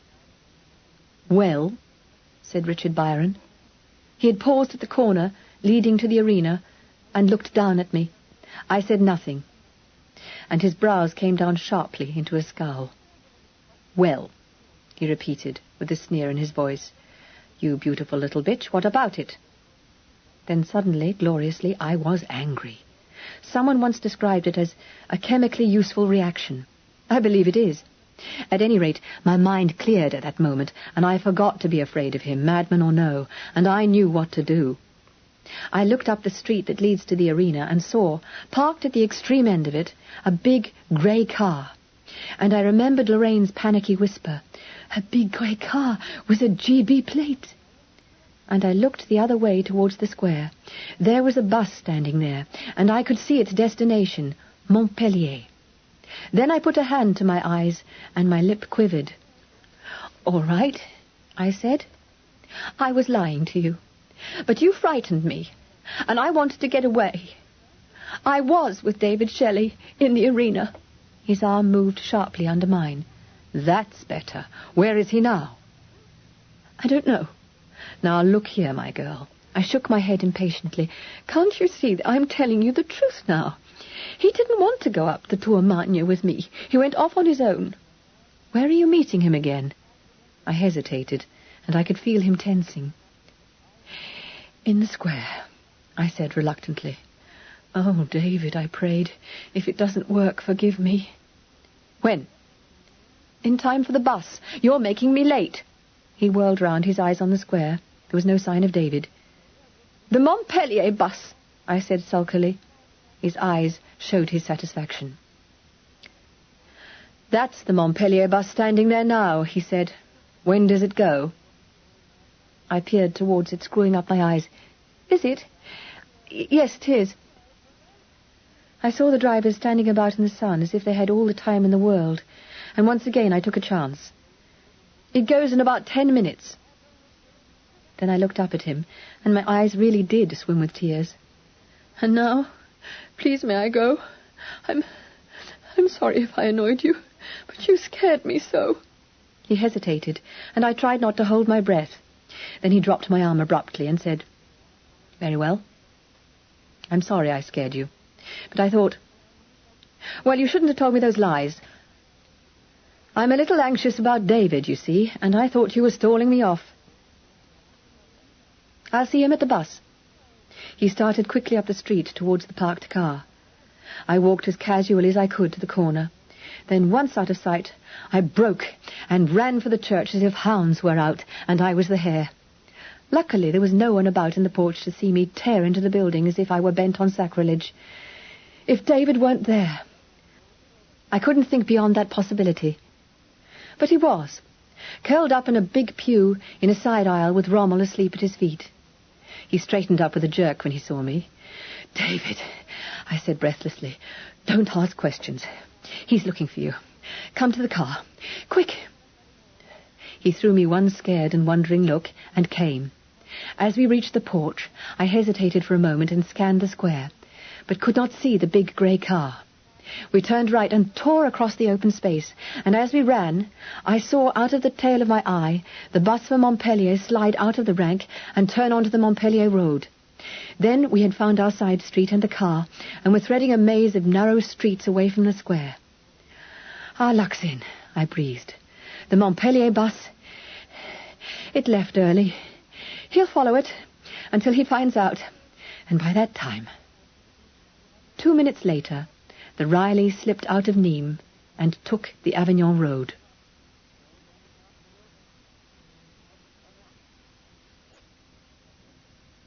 Chapter 7. Never. Browning. We were some way out of Nîmes before either of us spoke. Then I said carefully, "You saw your father at the arena, didn't you, David?" "Yes." His voice was low and expressionless, and I didn't look at him. My eyes hardly ever left the driving mirror, where I was watching for a big grey car with a GB plate. I heard him speak first. Then I looked over and saw him. I didn't think he'd seen me. He hadn't.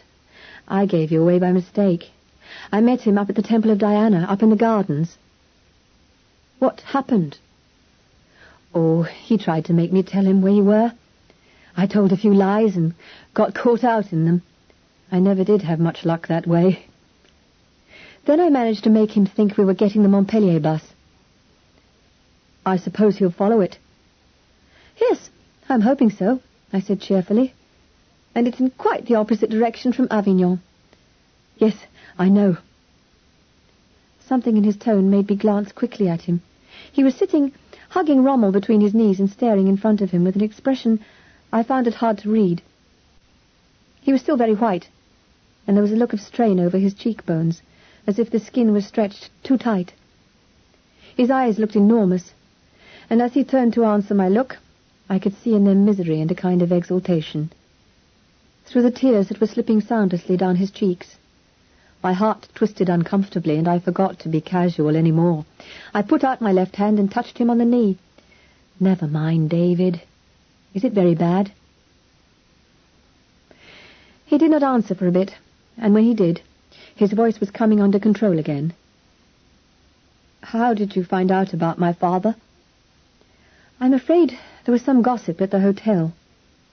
Someone who'd followed the case recognized your stepmother. Did you know he might be in Nîmes?" "No. I thought he might be following us down here, but I didn't know. I thought it couldn't do any harm to have one day out. You didn't tell him where we were staying in Avignon?" The terror was back in his voice as he half turned to me. "Of course not. It's very important that he shouldn't find you, isn't it?" He nodded hard over Rommel's head. "Terribly important. I can't tell you how important. It's a matter of life and death." And somehow the hackneyed, over-dramatic words spoken in that child's voice with a quiver in it were not in the least ludicrous, and were uncommonly convincing. "David?" "Yes?" "Would it help you to talk about it?"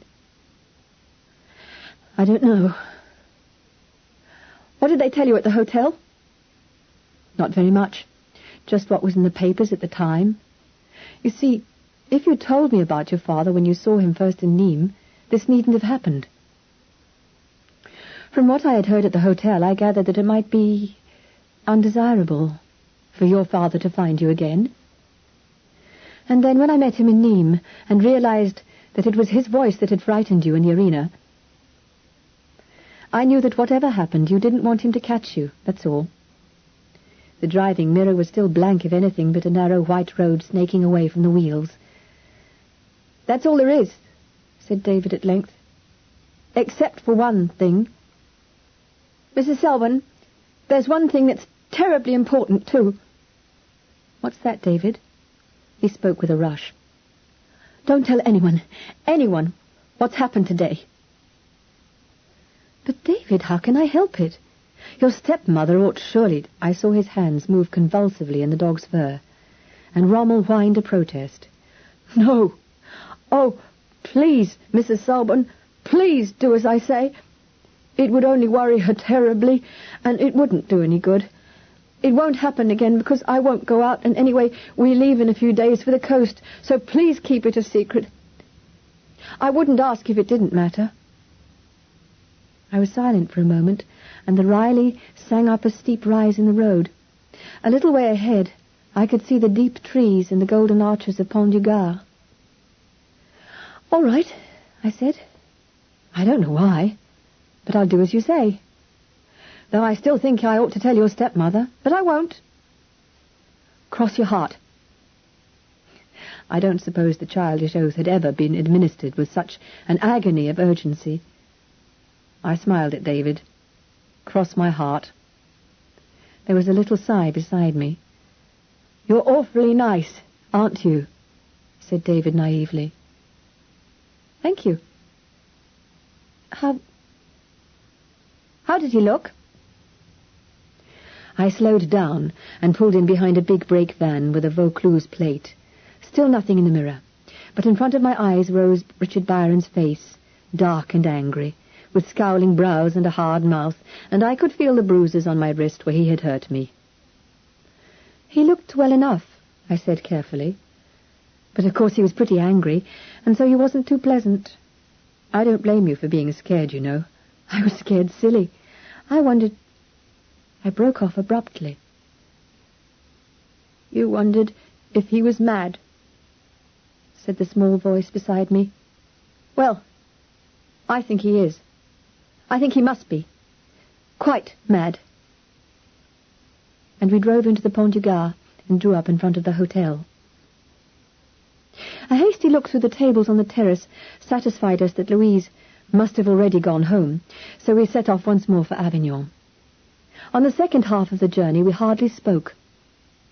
I watched the driving mirror and drove as fast as I dared, while David sat crouched together beside me holding the dog. We swung through Villeneuve-les-Avignon shortly before 6 o'clock and crawled over the suspension bridge. It was queer, after only 2 days, how much coming back into Avignon felt like coming home. I suppose that after the events of the day the hotel was a refuge, a bolt-hole, where one could hide and lock a door. I took the car straight in through the Porte de Loul this time, feeling that another 10 minutes of exposed driving on the perimeter road was more than I could stand. We threaded the narrow streets as fast as a homing cat. And the Riley ran into the garage and stopped with a little sigh, just as the clock in the Place de l'Horloge struck the hour. L'heure de l'apéritif. And Louise would be sitting in the quiet courtyard drinking her vermouth, just as she had done yesterday and the day before. I smiled at David and got out of the car. "I think a bath before dinner, don't you?" And we had a very pleasant, very ordinary day in Nîmes. You were very impressed with the arena, I remember. He managed a smile. "Thank you for taking me," he said. I watched him through the court into the hotel. Then I turned sharply and went back into the street. I almost ran back to the gate, which commanded the suspension bridge, and there, in a crowded little cafe, sitting well inside against the wall, I had my drink, a cognac this time. For half an hour I sat there, watching the narrow bridge that joined the city with Villeneuve-les-Avignon. But no big grey car with a GP plate crossed the bridge. So, after a while, I got up and went back to the hotel. I found Louise not in the courtyard, but in her room, thumbing through her sketchbook. The inevitable vermouth stood on her dressing table. "I just came to make sure you were back. I thought you must be when we didn't see you at Pont du Gard." "I came back after the light began to change," she said. "Did you have a good day, or were you broiled alive?" I pushed the hair back off my forehead and sat down on the edge of the bed. "It was fearfully hot," I admitted. "I didn't finish the course, I'm afraid.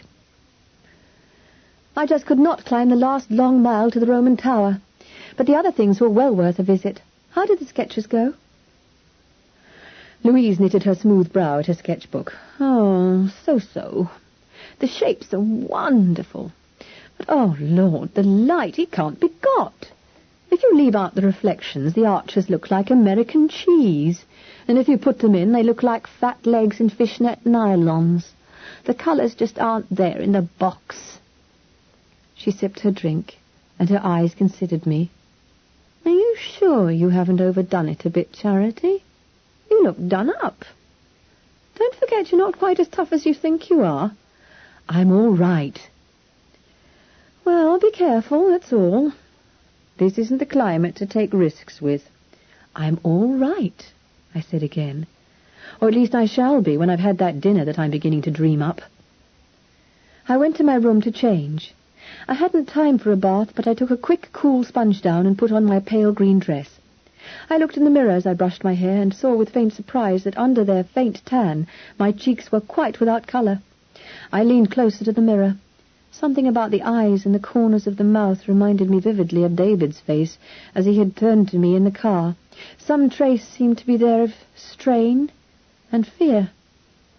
I frowned at my reflection and then fished in a drawer for some rouge, annoyed that my encounter with David's father, which I had been trying to put out of my mind until I could think it over without disturbance, should have apparently had such a profound effect on me. After all, what did it amount to? A bruised wrist and some abuse?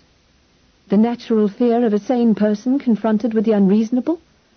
For certainly no sane man, even discounting David's terrible little confession to me on the homeward drive, would have behaved in that way to a strange woman, even if she were apparently obstructing him in his desire to see his son. I smoothed the rouge faintly over my cheekbones, back towards the hairline, then dusted over with powder. That was better. My coral lipstick next, and the face that looked back at me was an altogether braver affair. Thank God for cosmetics, I thought, as I put them into my bag. One not only looks better, one feels better, with one's flag at the top of the mast again. I would not think about Richard Byron again this evening. He had not come to Avignon, of that I was sure. David had only to lie low for a few days more. Then he was to go to the coast, and surely France was big enough for a small boy to get lost in. There was nothing more that I could do, and up to date, even if I was left with food for a nightmare, I hadn't done so very badly. I picked up my bag, and as I did so I caught sight of the blue marks on my wrist. I turned the arm over and examined the dark prints where Richard Byron's fingers had bitten into the flesh. Then I remembered my wide silver bracelet, and, hastily searching for it, clasped it round my wrist over those telltale bruises. To my fury, I found that I was shaking again. "Oh, damn everything," I said aloud with unwonted viciousness, and went to get Louise. The dinner that I had dreamed up proved to be every bit as good as the dream. We began with iced melon, which was followed by the famous brandade truffée, a delicious concoction of fish cooked with truffles. We could quite contentedly have stopped there, but the next course, some small bird like a quail, simmered in wine and served on a bed of green grapes, would have tempted an anchorite to break his penance. Then crêpe Suzette, and finally coffee and Armagnac. We sat over this for a very long time, and then we went up to the Place de l'Horloge and had more coffee and sat again. Louise talked a bit about light and reflections, and a picture by Brangwyn of the Pont du Gard that she had seen in a Bond Street exhibition, but I was not listening very hard. I was not even thinking, at any rate not usefully. I just sat and drank black coffee and felt very, very tired. We went back to the hotel at about 10:30 to find the courtyard empty, save for the thin cat at the foot of the tree Yggdrasil. I said good night to Louise and went to my room.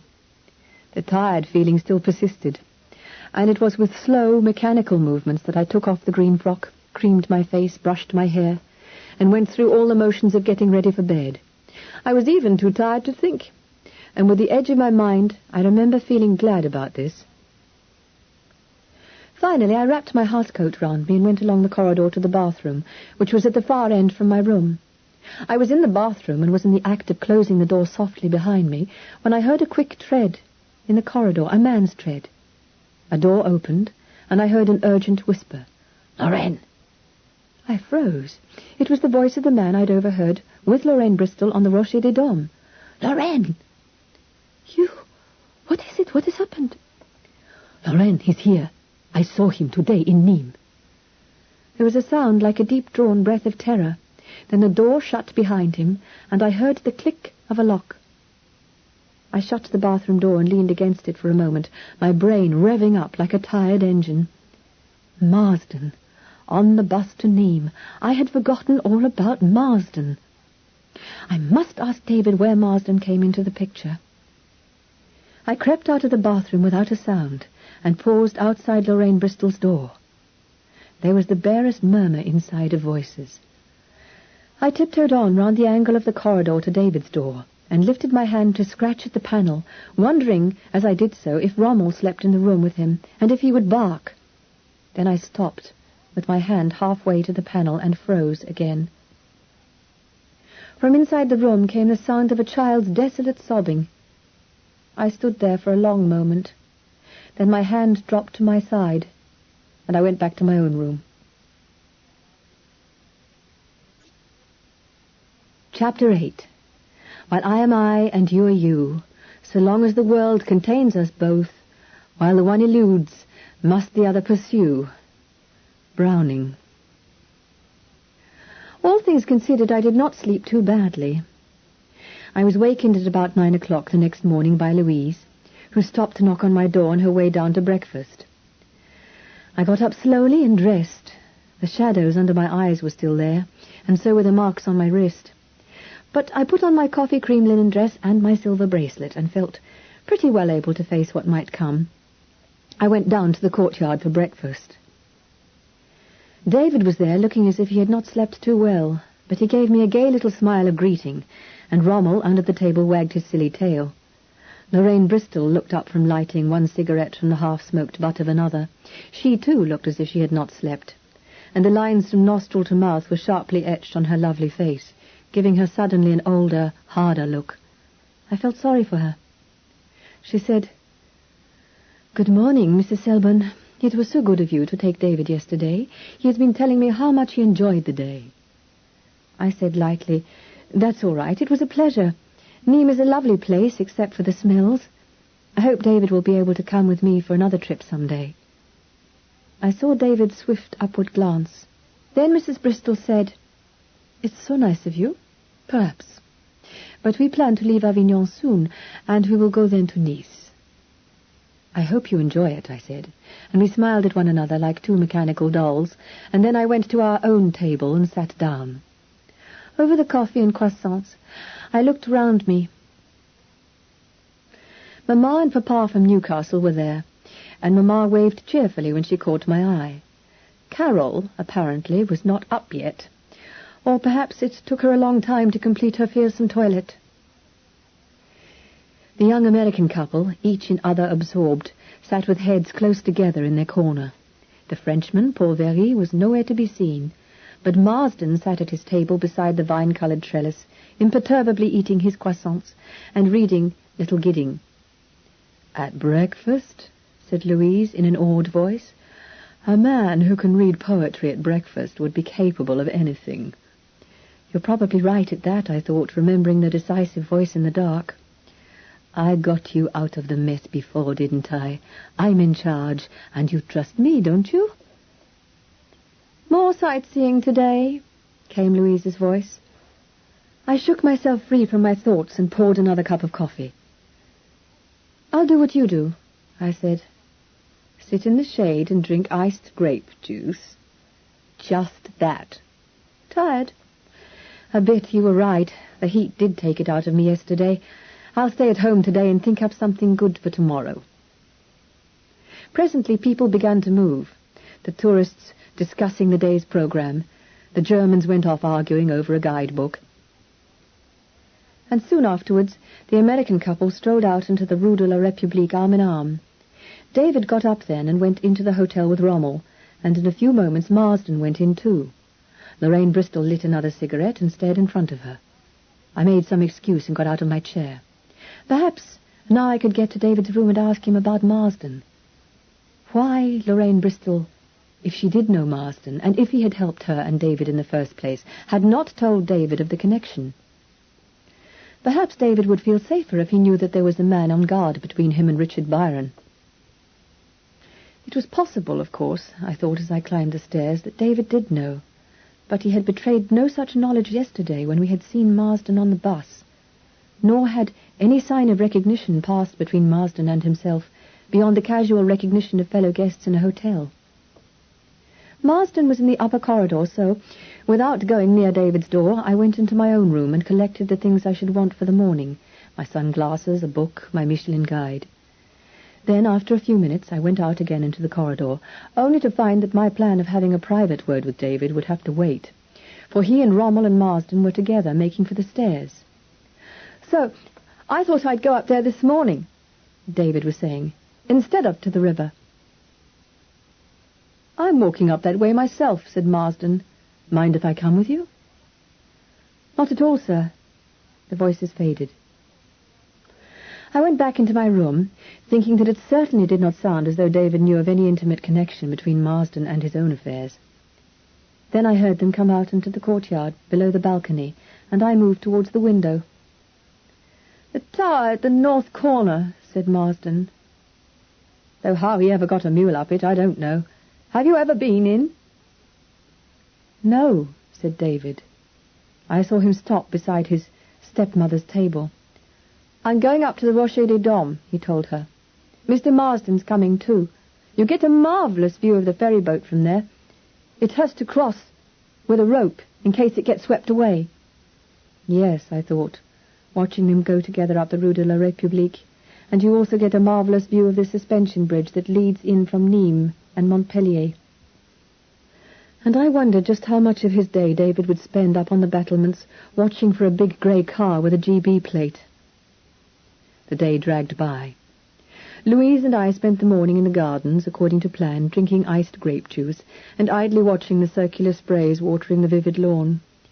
Then she got out her sketchbook and began to make rapid, clever little drawings of the children, thin and brown, of the old women who sat squarely on the narrow seats, knitting and watching them, of the ragged-trousered, half-naked men who raked the gravel, of the frocked priests moving to and from the church across the way. I took out my book and tried to read, but between my eyes and the page swam perpetually two angry grey eyes under their black brows, and a mouth twisting with sudden murderous fury.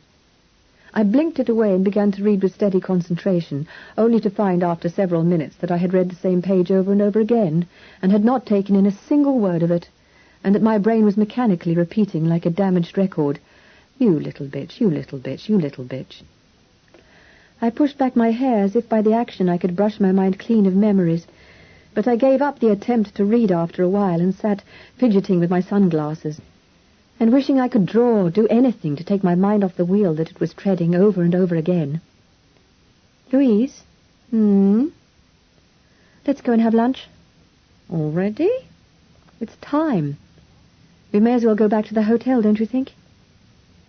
But though we sat for a long time in the court over a leisurely lunch and cigarettes, David did not appear, and nor did Marsden.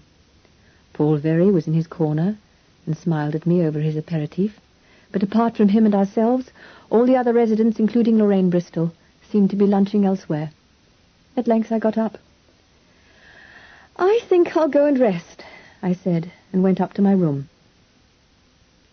To my own surprise, I slept deeply and dreamlessly for a long time, and woke in the late afternoon feeling refreshed and in my right mind.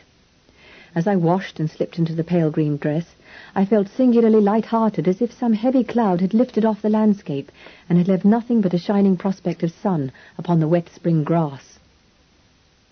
I had had an unpleasant experience which had upset me considerably. Very well, now it was over, and the memory of Richard Byron's crazy, furious behaviour could be thrust back with all the other nasty things into the woodshed. I sang as I clipped the silver bracelet on over the bruises, and I smiled at my own reflection as I brushed my hair. And as for David, the lifting cloud cast a momentary shadow there. But the fresh wind of common sense blew it away into rags. David's problem was a tragic one, certainly, but a comparatively simple one after all. There were two adults to look after him, and if the conversation on the Rocher des Dames meant anything, Lorraine Bristol would eventually marry her helper.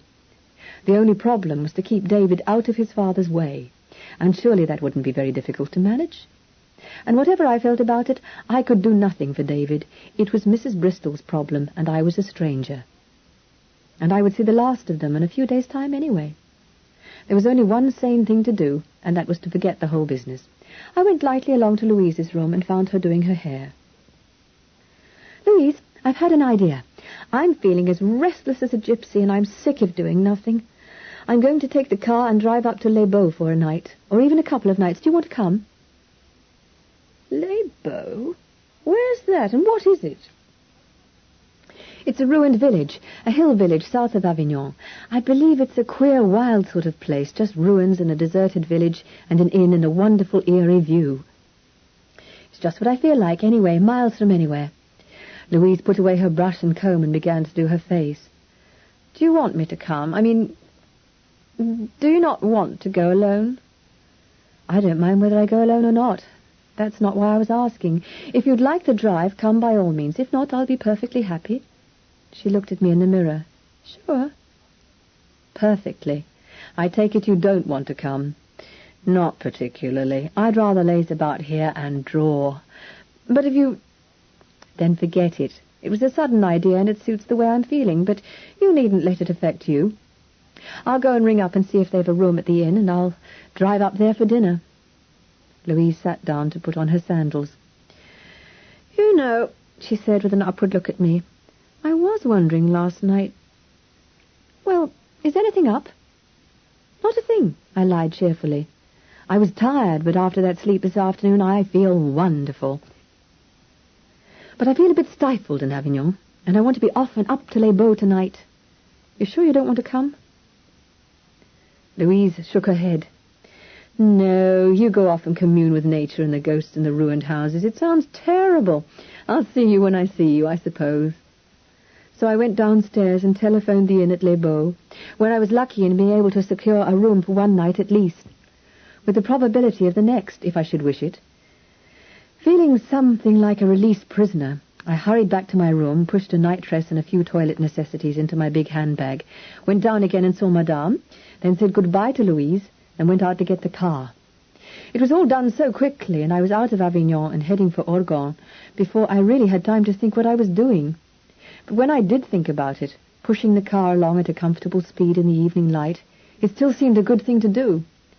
I wanted above all things to be out of Avignon, out of that galère, even for a short time. And I wanted to be alone. I was glad Louise had elected not to come, though knowing Louise I had never really for a moment suspected that she might want to. Somehow the picture I had formed of Les Baux, the empty little mountain village, where night was so quiet and dawn so beautiful, just represented the sort of thing I very much needed. About David Byron I steadfastly refused to think, and about Richard, his father, I did not think at all, except for a little twist of wry amusement when I looked at the map and saw that soon I would be turning onto the Tarascon road.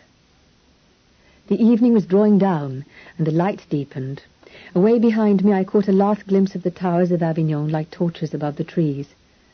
Around me the landscape grew wilder and more beautiful, muted from the white and dusty glare of day to the rose and purple of evening. The sun set, not in one concentrated star of fire, but in a deep diffusion of amber light, till the sharp black spires of the cypresses seemed to be quivering against the glow and flowing upwards like flames formed of shadows. It did not seem long before the Riley climbed the last hill, and I berthed it outside the inn not long before 7 o'clock. Chapter 9. Oi Dieu, de l'alba tan tost vei. Our God, but the dawn comes soon. Medieval French lyric. The deserted town of Les Baux, in medieval times a strong and terrible fortress, stands high over the southern plains. The streets of eyeless houses, little more than broken shells, the crumbling lines of the once mighty bastions, the occasional jewel of a carved Renaissance window, clothed with ferns, have an uncanny beauty of their own.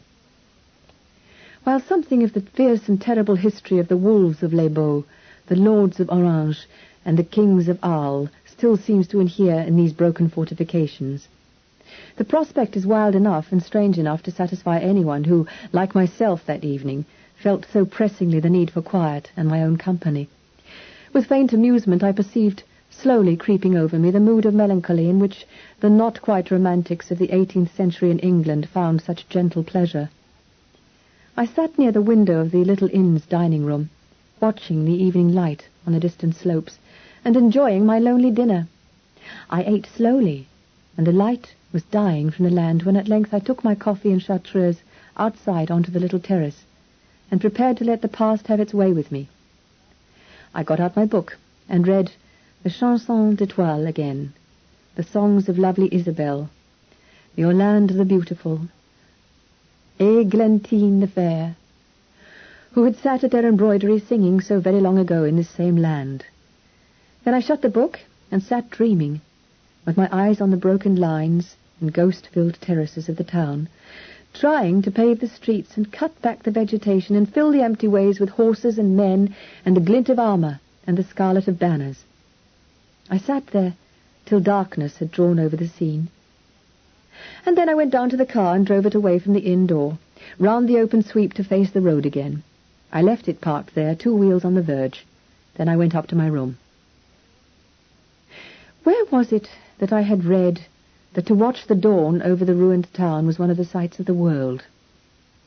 Looking out of my window into the darkness, tracing the imperceptibly darker shapes of rock and hill, I thought that whatever the book had said, it was probably right.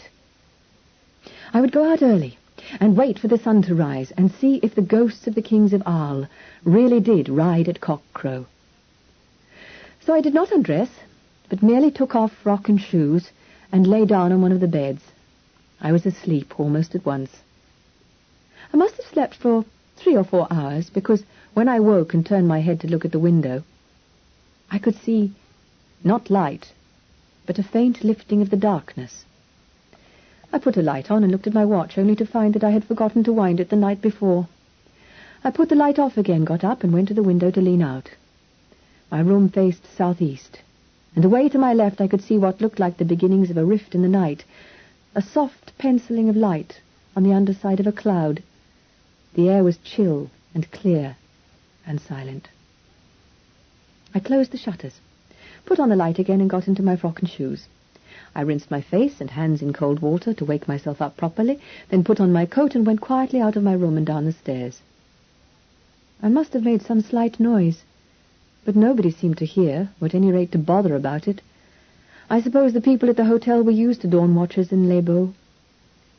The door of the inn was not locked, so apparently there was nothing tangible, at any rate, to fear from the ghostly princes of Orange. Wishing I had a torch, I let myself out with caution and moved carefully towards the deserted buildings. My feet made no sound upon the grass. How long I sat out there in a coign of carved stone and rough rock, I do not know. Long enough, I suppose, for my vigil did at length bring in the dawn.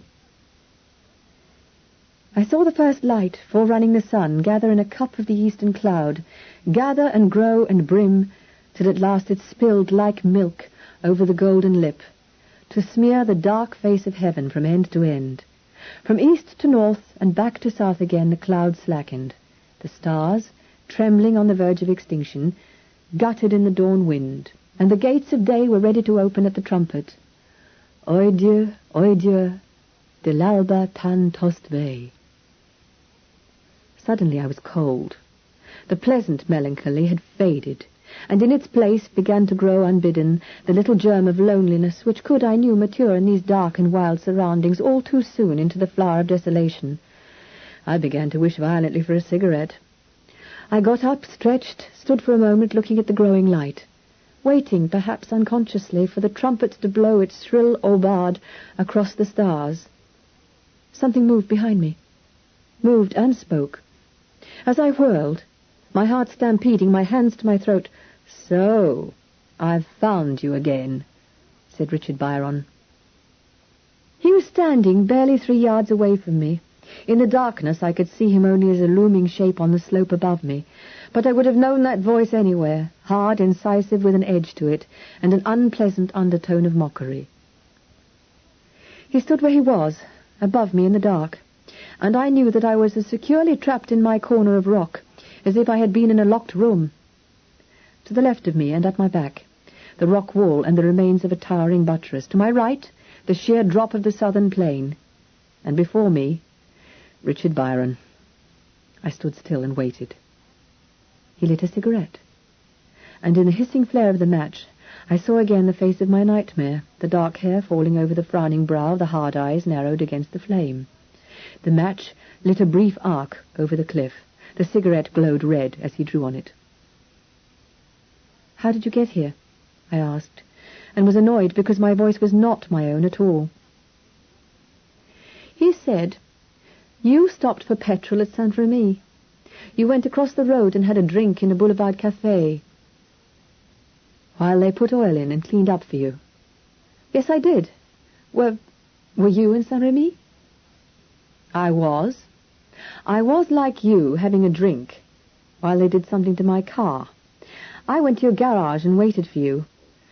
But when I heard you ask the man for the road up to Les Baux, I knew you were safe, so I thought I'd wait. It isn't so public here as it was in Saint-Remy, and you and I have something that we want to discuss, haven't we?" "Have we?" His voice was unemotional. "You goddamn little bitch, you know we have. Where's David?" So, there we were again, except that the issue for me was slightly clearer. I knew that I was not going to tell him where David was. But I also knew what before I had only suspected, that he was crazy and would stop at nothing to get what he wanted. "Where's David?" "Asleep in bed, I hope," I said. He made an impatient movement, and my throat tightened. "You know what I mean. Where is he?" "I'm not going to tell you," I said levelly. If it maddened him, I couldn't help it, but I judge it better to be downright than to prevaricate. He was silent for a moment, and I saw the cigarette glow again twice in rapid succession. The next question, when it came, took me completely by surprise. He said abruptly, "Is it money you want? If so, how much?" "I've as much money as I want," I said, when I could speak. "What are you going to offer, 30 pieces of silver?" I could feel him staring at me through the darkness. He dragged on his cigarette again. "But I wouldn't refuse a cigarette," I said. I heard him fumble for it, and again a match rasped and flared. This time his eyes were watchful on me across the flame. He lit the cigarette, and coming a step nearer, handed it to me. "What's the matter?" I said contemptuously. "Are you afraid I'll push you over if you come any nearer?" "Listen, my dear," said Richard Byron evenly. "This won't get either of us anywhere. I want to know where David is. You do know, and you refuse to tell me. Very well, then I shall have to make you tell me." The cigarette wasn't much help after all. I threw it over the cliff. My brief moment of initiative was over, and he was attacking again. I said more bravely than I felt, "And how do you propose to do that? Torture? Be your age, Mr. Byron." He said savagely, "My God, I'd like to try. If I lay hands on you again, I'll not answer for myself. I'd like to wring your lovely neck." "I see. Gestapo stuff." But my voice shook. "And why not? I've seen it done, and to women. It works as often as not." "Don't be a fool," I said sharply. The nightmare terror was seeping into me again, cold, cold. I could see him a little better now, towering over me, silhouetted against the faintly glowing east, like some shadow of fear. "If you so much as moved a finger towards me, I'd scream the place down." "Don't worry, I'm not going to hurt you, not yet. But I think we'll get things plain and clear, you and I." He flung away his cigarette, and at the sharp movement my inside twisted over with a little thrill of fear, and I began to feel sick, cold and sick. I put a shaking hand backwards onto the firm stone, and the hand slipped a bit. It was clammy. Richard Byron spoke without emphasis, but his voice beat at me with the wince of hammer on steel. "I gather that you know who I am. I told you I was a friend of David's. That was not true, as presumably you know I am David's father, and I have an idea that that gives me a right to know where David is." I said nothing. I was leaning back against the stone, fighting off the same feeling of unreality and nightmare that I had experienced in the streets of Nîmes, and fighting off, too, waves of sickening blackness that kept washing over me out of the cold night. "I did a murder once," said Richard Byron pleasantly, "and got away with it. They say it's easier the second time. And I assure you, you stupid little fool, that I'd do another today as easily as I'd stub out a cigarette to get hold of my son. The gates of the eastern sky were opening behind him. The aubade must have blown, and I had never heard it. Pure and piercing, the first fingers of the dawn stabbed the sky. Then they were blotted out again by another wave of darkness which washed up from the damp ground at my feet. I was falling. I clawed at the stones. They were slipping sideways from me. The whole world was slipping sideways, away from the sun. From a great way off, a voice spoke in the blackness. Nothing could be easier than murder, you know. I put out my hands in a futile little gesture, and his shadow towered over me, then swooped like a hawk. And I fainted. I was buried, and they had put a heavy stone on top of me. But I was not dead, and I was struggling to lift it. Only they had tied my hands as well, and I could not move. I could not even open my eyes. Then of itself the stone lifted off me, and I could move my head and my hands a little, in the silence and the darkness. I must have been crying, or had I died of drowning? My face was wet and cold. I struggled back to the edge of consciousness, and opened my eyes to find that the darkness at any rate was real, and so were the tears on my face. Tears? I slowly put up a hand and found that not only my cheeks but my forehead and hair were damp. Someone had put cold water on me. That was it. I had fainted for some reason, and someone had put cold water on my face to bring me round. Hazily I turned my head. I was lying on a bed beside a window whose slatted shutters were barring out the faint grey light of early morning. I looked into the room. In the darkness I could see the shape of a chest of drawers, another bed. Someone was lying on the other bed, smoking. I saw the cigarette glow and fade, glow and fade. I murmured, "Johnny?" The voice that answered me dispelled the dream and brought reality back with a rush. It said, "So, you're round again. Who's Johnny? Is he in this too?" I didn't answer for a bit. Then I said, "You can't get away with this, you know." "With what?" "What are you doing in here? Why don't you leave me alone?" He said lazily, "This is as comfortable a way of keeping an eye on you as any. And I've told you why I won't leave you alone. You are my link with David, and I'll keep my hand on you till I get what I want." I said, "But this is my room. Don't you imagine the folk at the inn will want to know who you are?" "You can't get away with this sort of thing, even in France. What if I start to scream?" The cigarette glowed placidly, and I could hear the smile in his voice as he said, "Scream away." I bit my lip. Of course I couldn't scream. I could see in my mind's eye the result if I did. The fuss, the explanations, the recriminations, perhaps the police, their names and addresses. No, I couldn't scream. He laughed in the darkness. "I'm your husband, anyway. I got here late last night and didn't want to disturb them. After all, I don't imagine you specified a single room, did you? And all the rooms here are double, which was lucky." "What are you going to do?" I said again. "Stick to you like a leech, my dear, like a lover." He settled himself comfortably on his bed. I stared into the dark, somehow too exhausted to be afraid. I felt empty and tired. I remembered to be glad that I had not told Madame where I had come from, and that I had registered merely en passant. He would get no information either from the inn or from the register. "Won't they think it a bit odd that we each arrive in our own cars?" "I didn't bring mine up," he said. "I left it a couple of 100 yards down, round the bend out of sight. I wasn't going to let you see it. If by any chance you happened to be about when I arrived, don't worry about that." I did not bother to explain how little I was worrying. I turned away towards the window and turned the pillow over so that the dry side was against my cheek. This would have to wait till morning. I could do nothing, and common sense told me that if Richard Byron wanted information out of me, at least he would not murder me in my sleep. Neither, I thought, would he risk trying anything approaching violence, now that people were within call, and now that, if I were frightened enough, I would risk police investigation. I was still in coat and shoes, of course, so I slipped the latter off and wrapped the former warmly around me and curled up with my back to the other bed. Richard Byron said, "Who's Johnny?" I said shortly, "I don't want to talk to you. I'm going to sleep." I heard a faint scrunching sound as he ground out his cigarette in a tray between the beds. He said nothing. The springs of the other bed creaked heavily, and I tensed myself unconsciously. But he was only settling himself down and relaxing. After a while, to my own vague surprise, I drifted off to sleep.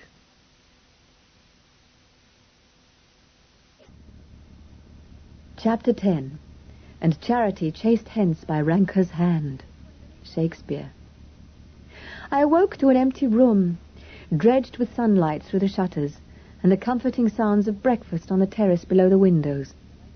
For a long, drowsy moment I wondered why I should be lying so uncomfortably curled up on the top of the quilt, wrapped in my coat.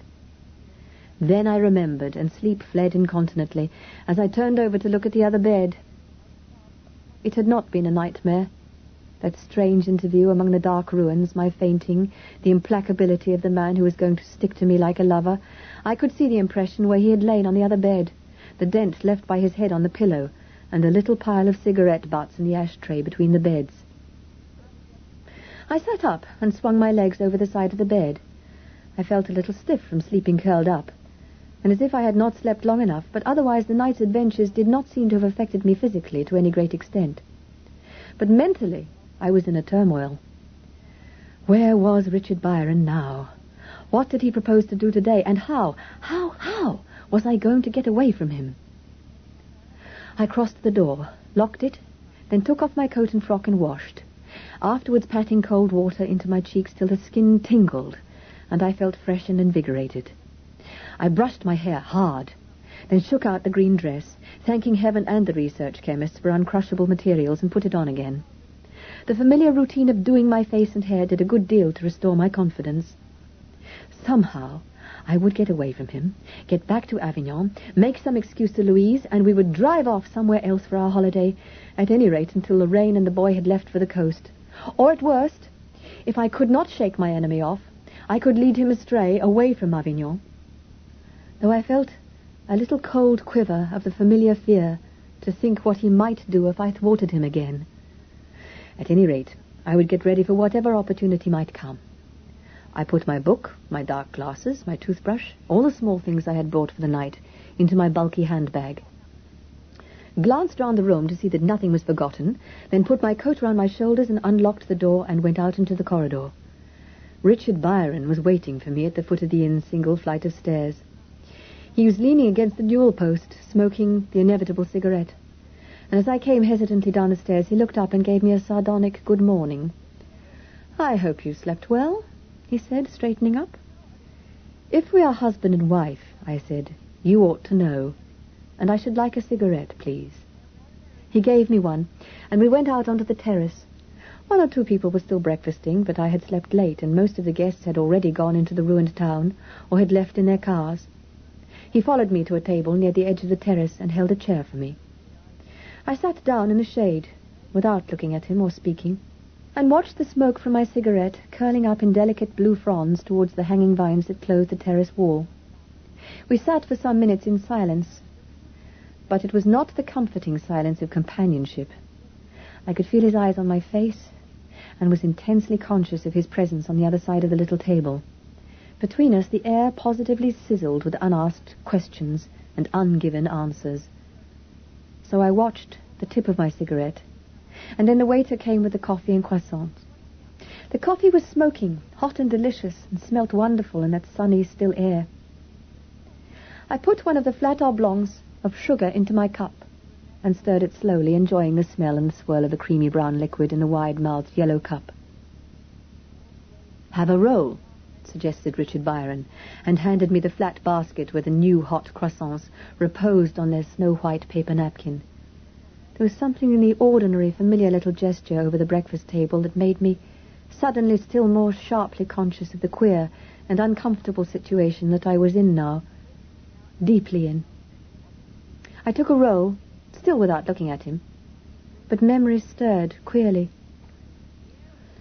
Johnny passing me the toast rack, the marmalade. I bit my lip. Johnny had never seemed so far away, so utterly gone. I said it to myself deliberately. So dead. I was alone. Any help I got now would only come from myself, and I was well aware that I am not the stuff of which heroines are made. I was merely frightened and bewildered and deeply resentful of the situation in which I found myself. Which is why I sat eating my rolls without really tasting them, and staring at the golden distance of the southern plain beyond the rocks, without really making any plans at all. With every mouthful of hot and fragrant coffee I felt better, but my brain was numb, and I dared not look at Richard Byron in case he could see how afraid of him I was. Though I told myself if he doesn't know by now that you panic every time he comes near you, my girl, he must be mad. Mad. The coffee suddenly tasted vile, and I put down my cup unsteadily on the saucer. That was the root of the matter, of course. Even a heroine might legitimately be afraid of a madman, and a madman who had cheerfully, not very long before, admitted to a murder. I had to get away. I didn't know how, but I had to get away. Then my eyes fell on my car, which was standing where I had left it, facing down the hill about 50 yards from the terrace steps. And I remembered something Richard Byron had said last night. Something about leaving his car a short way down the road, parked off the track. If I could somehow get to my car without him, get a start, I might get away. The Riley was fast and utterly reliable. I had not seen in Nîmes what make of car he drove, but I knew the Riley could be depended upon to give the average touring car a run for its money, and I had filled up last night with petrol and oil. Everything I had brought with me was in my handbag. I had only to go. And if Richard Byron had posed as my husband, then Richard Byron could do the explaining and pay the bill. My heart was beginning to thump again, and I dared not look at him. I fumbled in my bag, ostensibly for a handkerchief, but in reality to make sure of my car keys. I took out my book of Provençal poetry and laid it on the table, while I rummaged beneath my nightdress in the bag. My fingers closed over the keys, and I slipped them into a top compartment where I would be able to reach them easily. Then I took out my handkerchief and a cigarette, put the book back, and closed the bag. Richard Byron struck a match and held it for me across the table. I tried not to look at him, but something drew me to raise my eyes across the flame, and I saw that he was watching me with a curious expression on his face. "What did you come up here for, anyway?" he asked. I tried to speak lightly. What does anyone come up here for? To see the lair of the wolves of Orange. "I can't help wondering," he said slowly, "just where you come into all this. And who is Johnny?" My fingers tightened on my bag. "Do you mind?" I said. "I don't particularly want to talk to you, and I don't feel too good this morning." I saw his hand make an abrupt movement of impatience, and he bit back something he'd been going to say. We were alone on the terrace now, and the waiter had vanished. A couple of sightseers came out of the inn, paused for a moment in the shade of the terrace roof, then stepped out into the blinding morning sun. The girl was wearing white and swung a scarlet bag in one hand. The man, in khaki shorts and a loose linen jacket, carried an enormous camera. They were laughing. They strolled past us below the terrace and away towards the ruins and disappeared round a high wall of rock. And as they went, the normal, safe and happy world seemed to go with them, and suddenly I was again alone with Richard Byron, caught in the dark circle of his little personal hell. For a short while we sat there in hot silence, while the sunlight moved a fraction and laid its slanting glare across the toe of my sandal. Somewhere a cicada started to rasp, dry and rhythmic. I dropped my half-smoked cigarette and ground it out gently on the floor. I leaned my forehead on my hand. "Is there any more coffee?" I said, as if with difficulty. I felt him glance sharply at me. "No, it's finished." "What's the matter?" I shook my head a little. "It's nothing, it's only—" My voice trailed away, and I said nothing. There was another short silence, while I could feel him staring at me. I sensed the puzzlement and suspicion that there must be in his glance, but this time I had an advantage I had not had in Nîmes. There must have been no possible doubt about the genuineness of my faint last night, and I must be looking quite definitely the worse for it this morning. I lifted my head and looked at him, and I know my eyes were strained and shadowed, and my lips under the brave coral paint were dry. "I'm all right, thanks," I said. "But would you ask the waiter for some water? Or a cognac? Yes, a cognac." I don't quite know what I was planning to do. I had some general idea of establishing the fact that I was too rocky to make any violent attempt at escape. I think, too, that with hazy memories of thrillers I had read, I toyed with the idea of throwing the cognac into his eyes and making a run for it before he could recover. But suddenly the opportunity was there, and for once, like every other heroine, I took it, and took it fast. Richard Byron called the waiter, called again. I drooped in my chair, indifferent. But the waiter, whether because he did not hear or because he was busy and we were so late, I suspect he helped in other ways in that little inn besides waiting at table. At any rate, the waiter did not come. After calling and going up to the inn door to peer into the empty lobby, Richard Byron, with a long backward look at me, went into the inn. It was all the start I needed. As I ran the 50 yards between the terrace and the car, I snatched out the keys. It took 3 seconds to open the door and slip into the driving seat, leaving the car door silently swinging. That blessed engine came to life at a touch, and the Riley slid forward on the slope as I lifted the brakes. As she gathered way, I saw out of the tail of my eye Richard Byron, with the patron, emerging from the inn door. He started forward, and I slammed the car door and went into gear. As the car rounded the first bend, gathering speed, I saw the patron, gesticulating wildly, catch Byron's sleeve so that he had to turn and speak to her. Well, let him do the talking, I thought grimly. Then I began to laugh.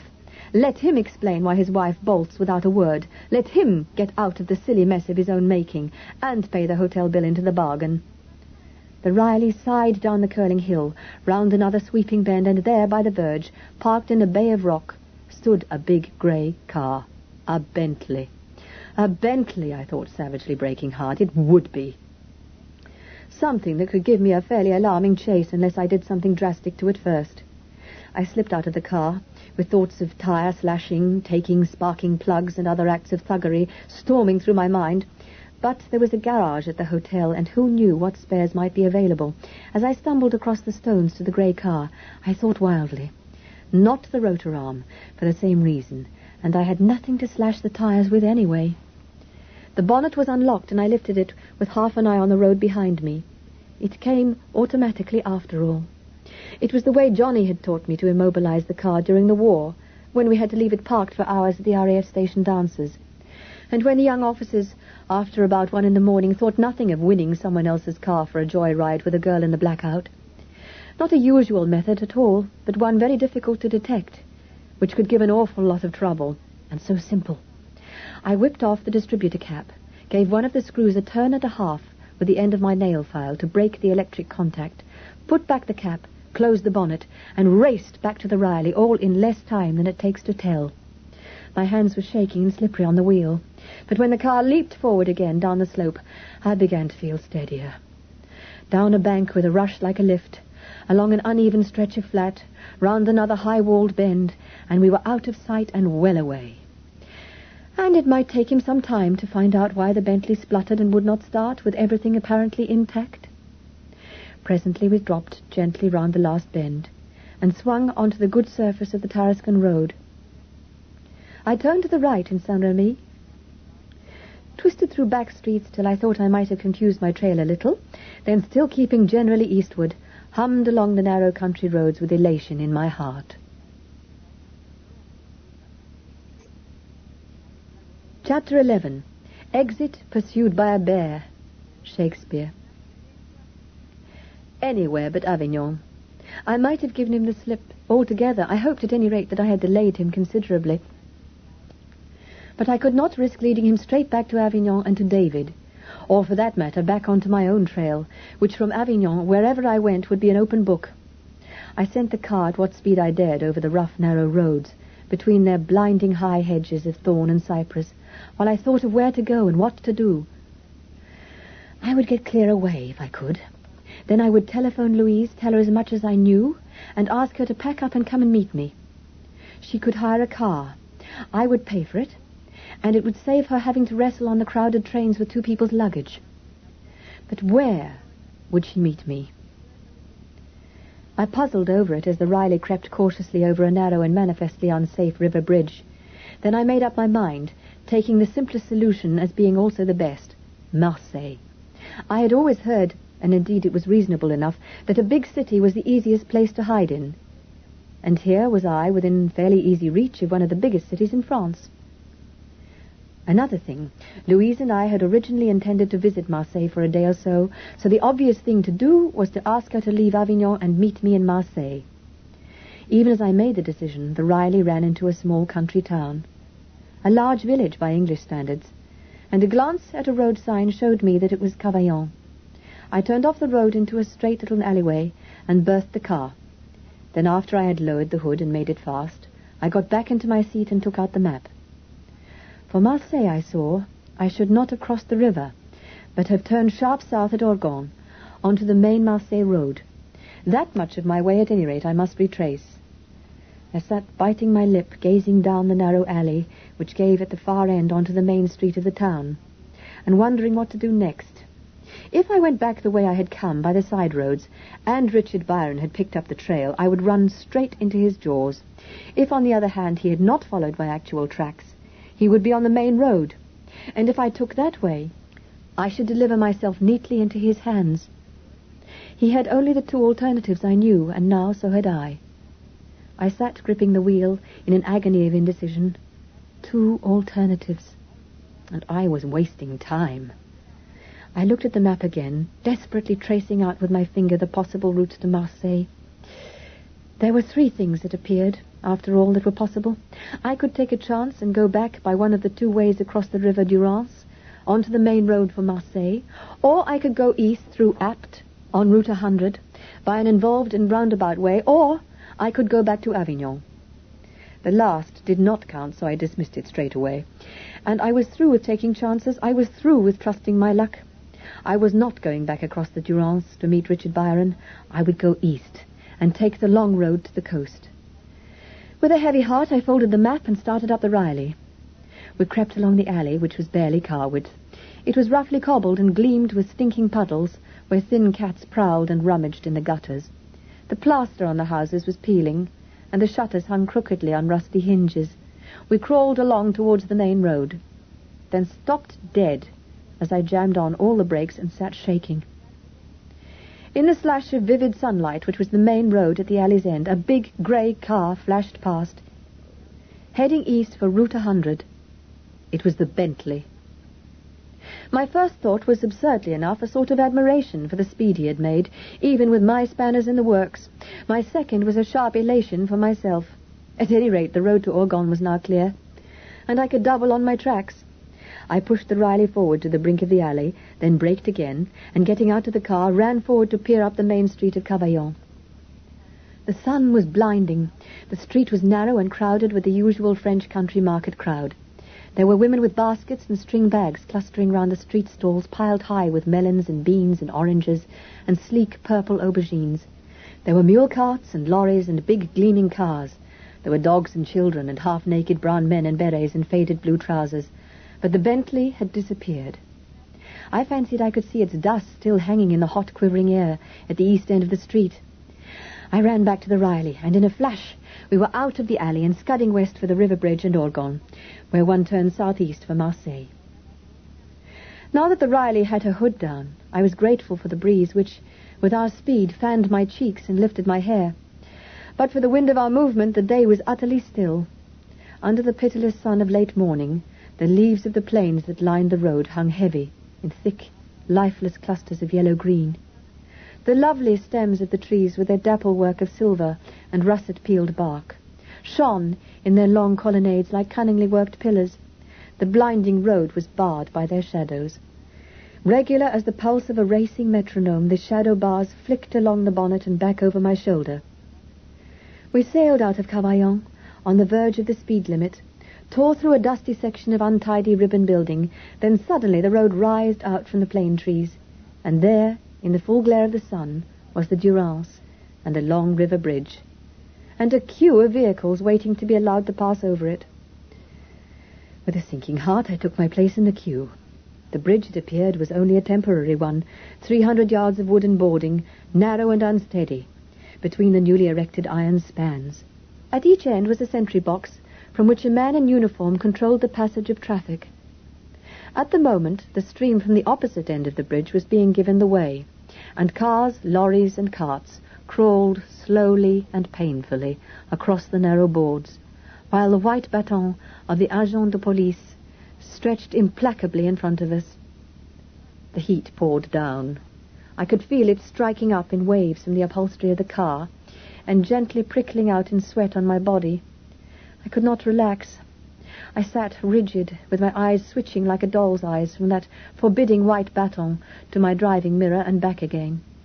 And still the baton held us back, and the opposite stream of traffic crept forward, and all round me, before, behind, and edging forward to the left, impatient French drivers hooted and raced their engines, stamped on their klaxons, and got ready for a mad rush for the first place on the narrow bridge.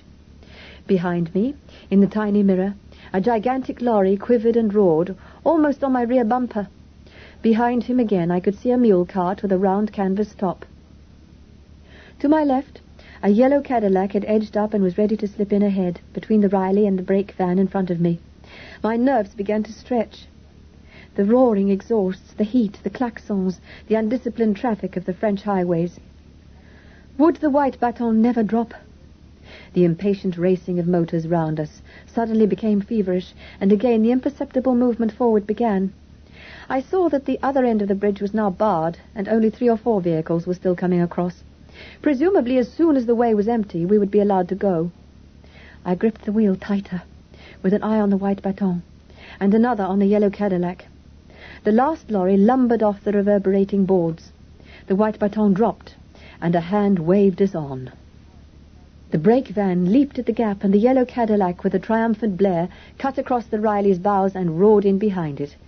I was third in line onto the bridge when I looked in the mirror again, and saw the grey Bentley nosing out from behind the covered mule cart. At the far side of the bridge stood the other queue now, with windscreens flashing like Morse in the sun. We crawled towards it. Behind me the green lorry edged onto the boards, shaking the whole contraption in a hair-raising manner, and the Bentley... Richard Byron had reckoned without the Frenchman's utter lack of anything that might be called conscience or courtesy on the road.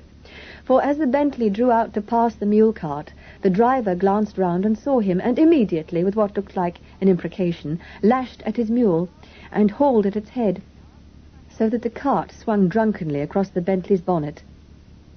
The Bentley checked abruptly, and the driver, lashing his mule again, crammed into the vacant place behind the lorry. I reckoned afterwards that it gave me a good 5-mile start. When I slipped off the bridge onto the western bank, the mule cart was still plodding, only a third of the way over, with the grey car, held fuming, at less than a walking pace behind it. I put my foot down and kept it there. The Riley tore up the straight, good road like a storm. We passed the brake van as if it was standing, and then I put a thumb hard down on my horn and left the yellow Cadillac blinding through my dust at 50 miles an hour. The needle flicked up, 60, 70, 73, and ahead in the glare I could see trees across the way. A sharp turn to the left. I lifted my foot off the accelerator. Mercifully there was nothing coming. We took the turning on the wrong side, and the back of the car skidded round it in the dust. There was a protesting scream from the tires, and then the car straightened out and roared along the crown of the road. I felt no fear any more. I could not afford to think of anything but my driving. The world had narrowed down to the blinding straight ribbon of the Route Nationale, and the shadow flecks across it that blurred now into one long flicker of shadows like an old film. I don't even remember Orgon. I suppose I must have slowed down for it and gone through it with some care. But we were through it before I knew, and out on the road again with my blessed, good engine, pulling like the horses of the sun. We flashed by a little farmstead, set among its bronzed rye fields, swung out for a cruising car, and passed a cart as if it did not exist. A long white hill loomed up between slopes of baking scrub, and then we were up the hill with the smooth rush of a lift, and dropping down the other side as if the hill had never been. A little hamlet, pink-painted among dark cypress, hurtled towards us, closed in on us, was gone.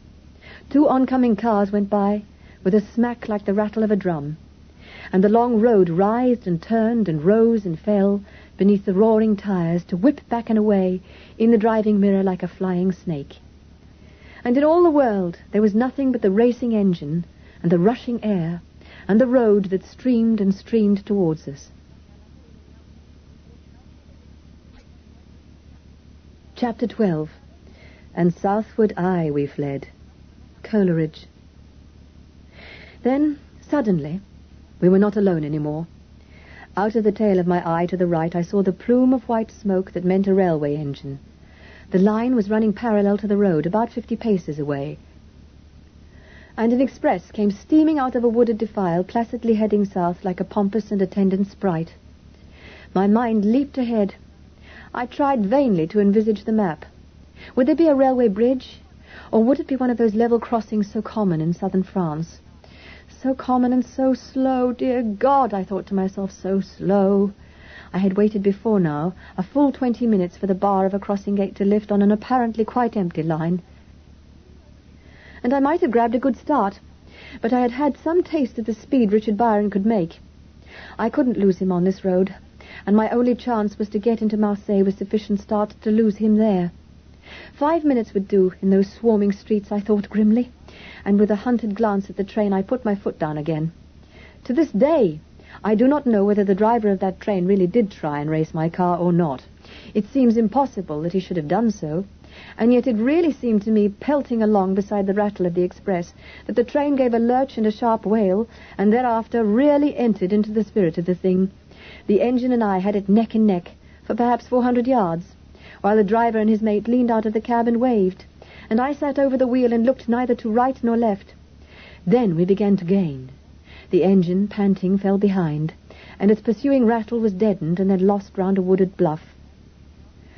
For another span of minutes that seemed like hours, I held the car to its speed, then suddenly we slashed up a swift hill between two banks of olive trees, and away ahead, 2 miles off down a straight stretch of road, I saw, like a brightly painted toy in the distance, the sentry box and the red and white bars of the level crossing. It was still open, but someone, a tiny figure dim in the quivering heat of the distance, was moving out to lower the bars. I heard myself give a little sound like a groan as the Riley hurtled down that road like a rocket bomb. The sentry box came towards us with the sickening speed of a hangar towards a homing aircraft. The man lifted his arm to the crank that would release the bars. I put the heel of my hand down hard on the horn and kept on. I saw the startled jerk of his head, the white blur as his face turned towards us, his instinctive leap further out of the way. Then with a roar and a rush and a sickening jerk and sway of springs, we were through. I heard the bar crash into its socket behind us. We had come down that 2-mile stretch in 1.5 minutes dead.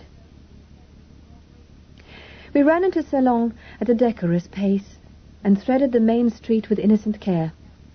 In my mind's eye, I saw the grey Bentley fuming, stuck behind that maddening red and white bar until long after the train had passed.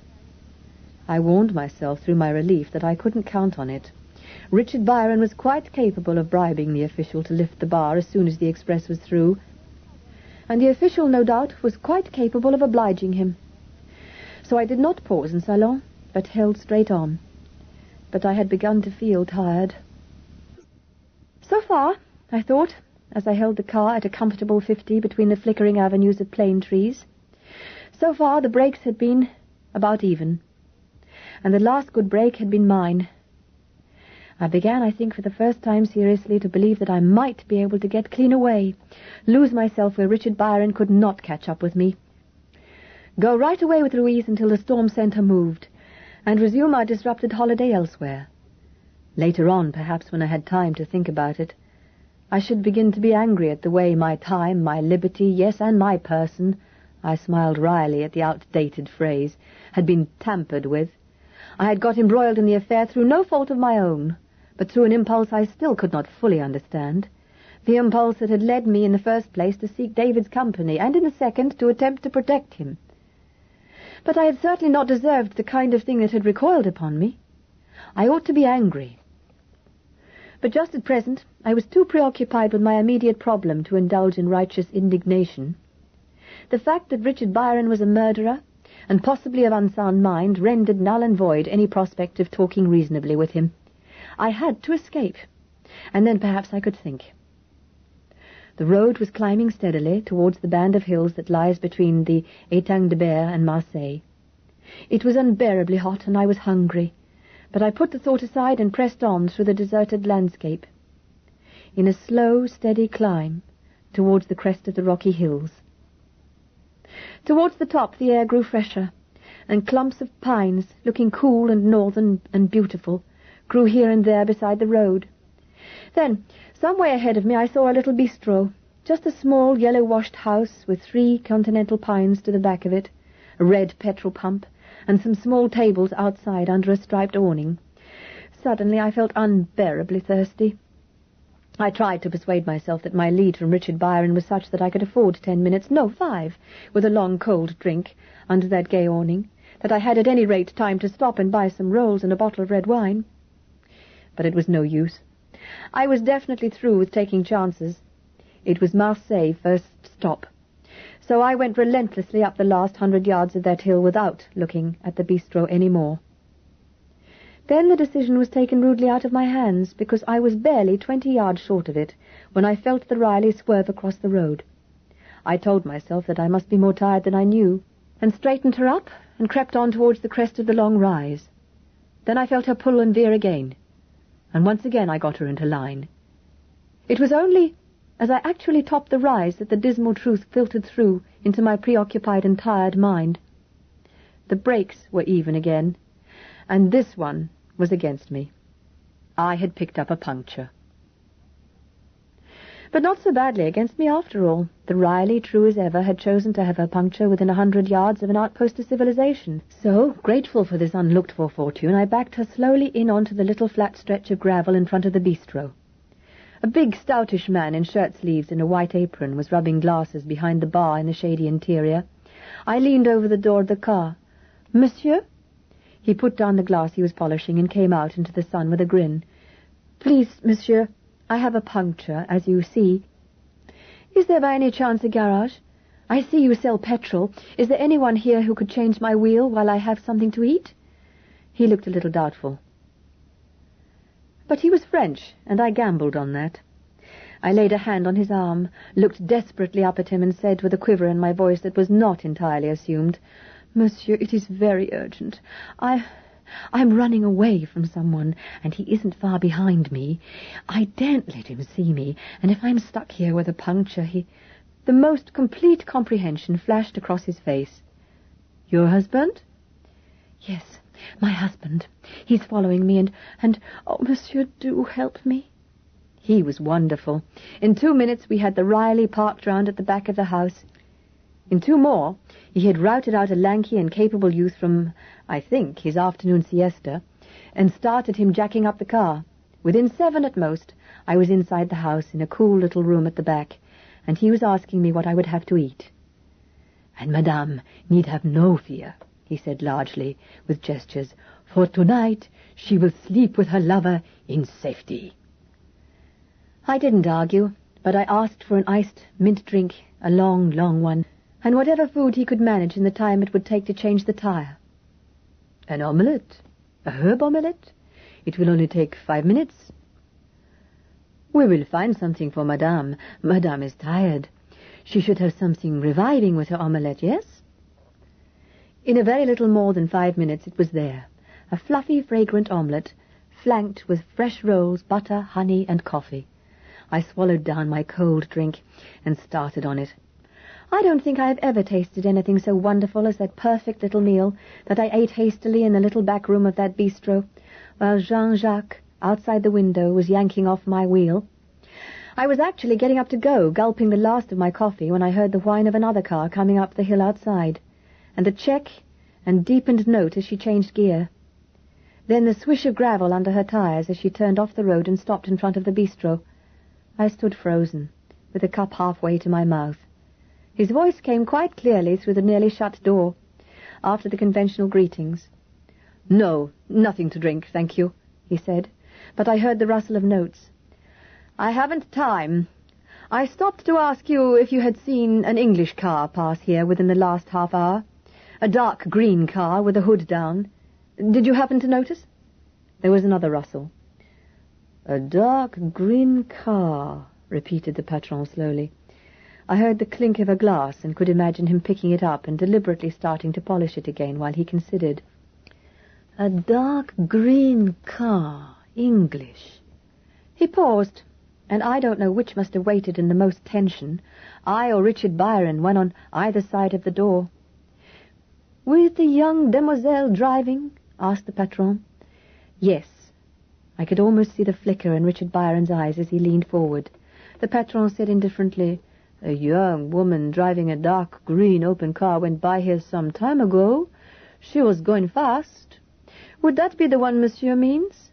"That's the one. How long ago?" In a voice that sounded like a shrug. "About 20 minutes, 25, half an hour. Who knows, monsieur? I paid no attention, but I remembered the car you speak of because of the speed. And the pretty girl." Something passed with a rustle. I heard a mumble of thanks from the patron, and then, almost immediately, the roar of the Bentley's engine and the sound of rapidly engaged gears. The engine sang across the crest of the hill and dwindled and died, so that soon the only sound was the rustle of the pines in the little hilltop breeze and the clink of a glass from the bar. The patron came back grinning. "He was not far behind you, that one," he said. "But if you give him time now, he will lose himself ahead of you." "Madame cannot go back now the way she came." I thought for a moment, then shook my head.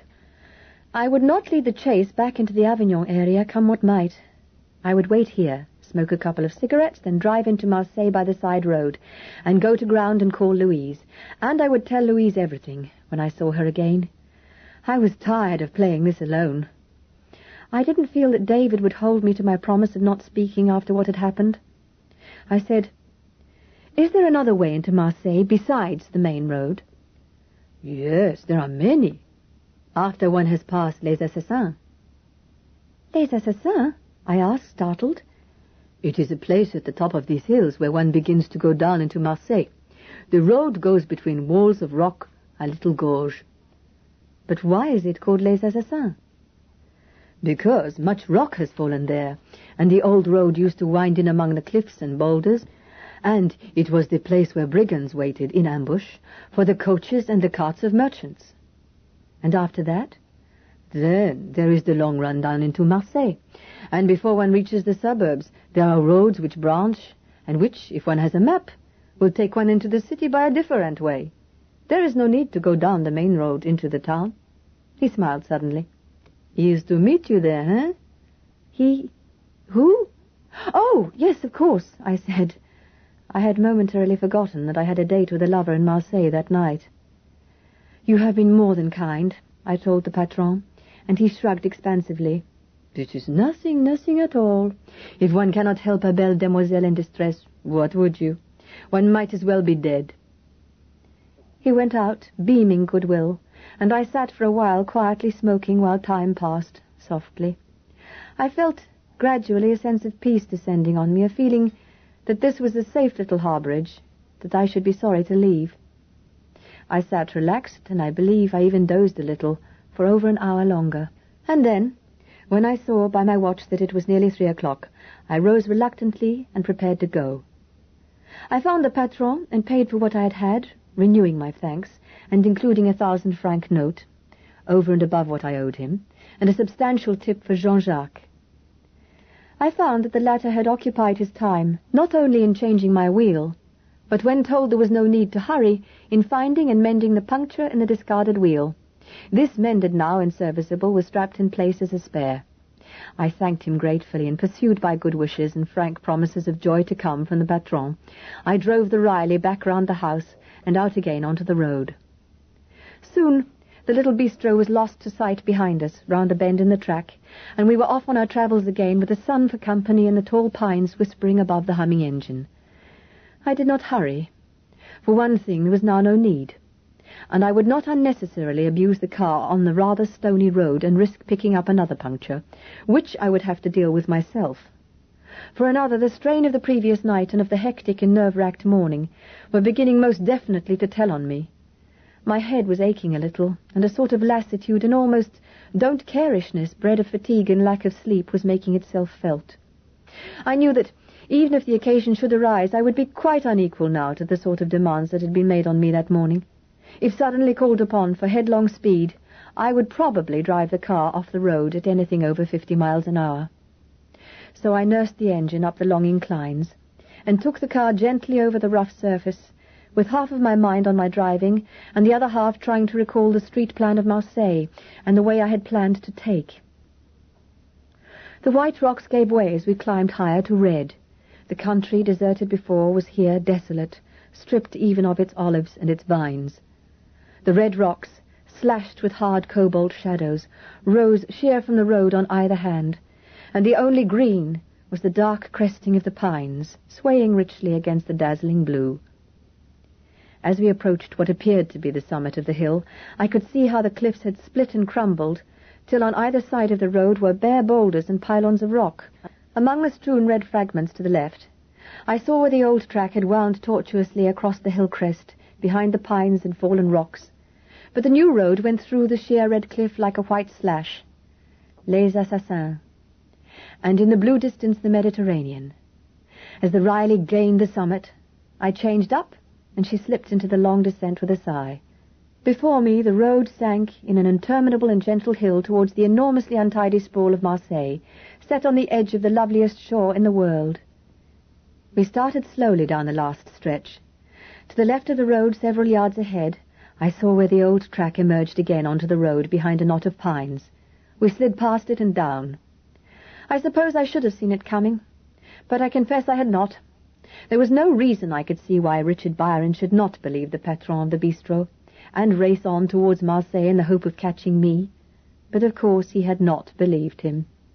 The grey Bentley glided out of that knot of pines and closed in behind my car without a sound. Chapter 13. Re-enter Murderer. Stage direction. There was nothing to be done, of course. Even if I had not been so tired, I still could not have hoped to drive away from him with no start, no advantage. I was beaten, and I knew it. I would go quietly, without thinking very much of anything at all, except that my head ached, and I'd be glad to stop driving and get out of the sun. I went on down the long stretch towards Marseille, as if there were no grey car behind me, and no angry man in it who had, by this time, quite a big account to settle with me. In a very short time, we were in the suburbs of Marseille. The main road runs for perhaps 2 miles or more through the streets of tattered houses and the little grubby shops where the plaster and the paint hangs in peeling festoons, and where beautiful ragged children and hideous mongrel dogs play together among the refuse of the gutters. Soon the tram lines begin and the traffic of the city begins to close in. Lorries, mules, carts of all shapes and sizes, cars of assorted vintages and nationalities. All the world on wheels seems to drive through the narrow streets of Marseille, hooting, shouting, pushing for places, in a rich and strange confusion. I steered mechanically through it all, changing gear, stopping, swerving, going through all the rapid actions necessary to getting a vehicle more or less undamaged through that incredible tohu-bohu. Behind me, like a shadow, the big grey Bentley swerved and checked and swept forward again on my track, never more than 10 yards behind me, never less than 4. I didn't even bother to watch it, except as I would watch anything so close on my tail, in order to give it the necessary signals. I was finished. I wasn't trying any more. My temples throbbed, and I felt as if a heavy weight were pressing down on my shoulders. My mind, even if I'd tried to make it, would have refused to contemplate what was going to happen after this. Which is why, when the miracle happened, I did not even notice it. The first I knew of it was when it gradually filtered through to my stupid senses that there was no grey car reflected in the driving mirror. There was only a mule cart, and nothing behind that I could see. I stared stupidly for 3 seconds, and then I stole a look back over my shoulder. I had come about 100 yards from where it had happened. A lorry, emerging from a blind side street, had swung across the path of the Bentley and grazed a passing tram.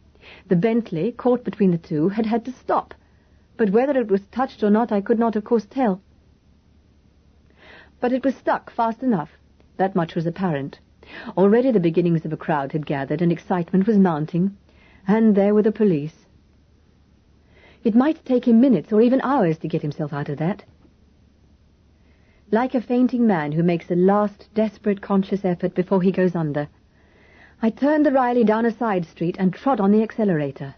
Left, right, left again. No, that was a cul-de-sac. Right, in and out like a twisting hair. Then before me was a garage, where behind a row of pumps yawned the dark cave of an enormous shed, half filled with lorries, cars, buses in various stages of repair. I turned in, ran the car as deep into the shadow as I could, and burst it finally behind a solid rank of wagons. Still mechanically, I switched off the engine, collected my bag, maps, glasses, and coat, and got out of the car. I cannot remember what instructions I gave to the proprietor, who had hurried up, but I paid him something in advance and only just retained enough wit to ask for his card with the address of the garage. I tucked this inside my bag and went slowly out into the sunshine of the back street. I turned right away from the city centre, towards where I imagined the sea to lie, and walked for some way through the shabby streets that nevertheless seemed moderately respectable. And soon the name of a little hotel caught my eye, a name I had seen in the Michelin Guide. It would, in that case, be clean and comfortable, so I went into its cool tiled lobby, signed my name, and climbed a steep spiral of marble steps to a stone landing on the 3rd floor, where Madame showed me a small and spotless room. The door clicked shut behind her. I sat down slowly on the bed, and for a full 5 minutes I don't suppose I even moved an eyelash. The shutters were closed against the sun, and so were the windows, so that the hum and clash of traffic from Europe's noisiest city surged up, muted and drowsy, into the high little room. There was a wash basin, a footbath, a narrow, comfortable bed with a snow-white cover, a carafe of water on the table beside the bed. I drank deeply. I stood up, and after I had locked the door, I slowly undressed, shaking out my clothes one by one, and laying them neatly on the bed. I had a leisurely, cool wash, bathing and drying my whole body, standing on the warm floor, with the slatted sunlight barring me from head to foot. Then I slipped on my fresh nylon nightdress and brushed my hair thoroughly. I moved my clothes to the back of a chair and had another long drink, and lay down on the bed.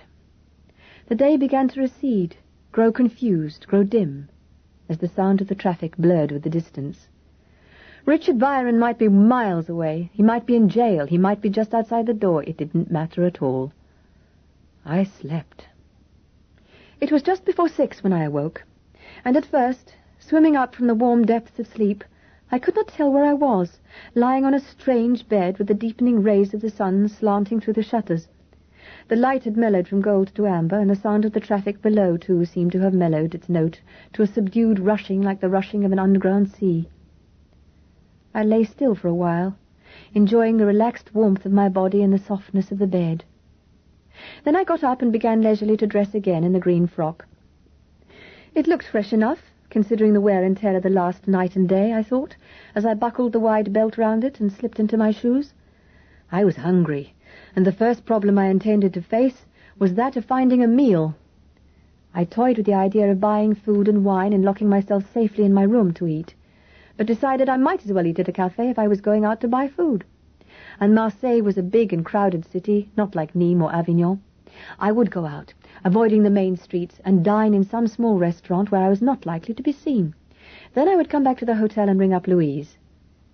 I remembered what I had read of Marseille, that the city was sliced in two by the straight line of the Canebière, the busiest street in Europe, where sooner or later all the world passed by.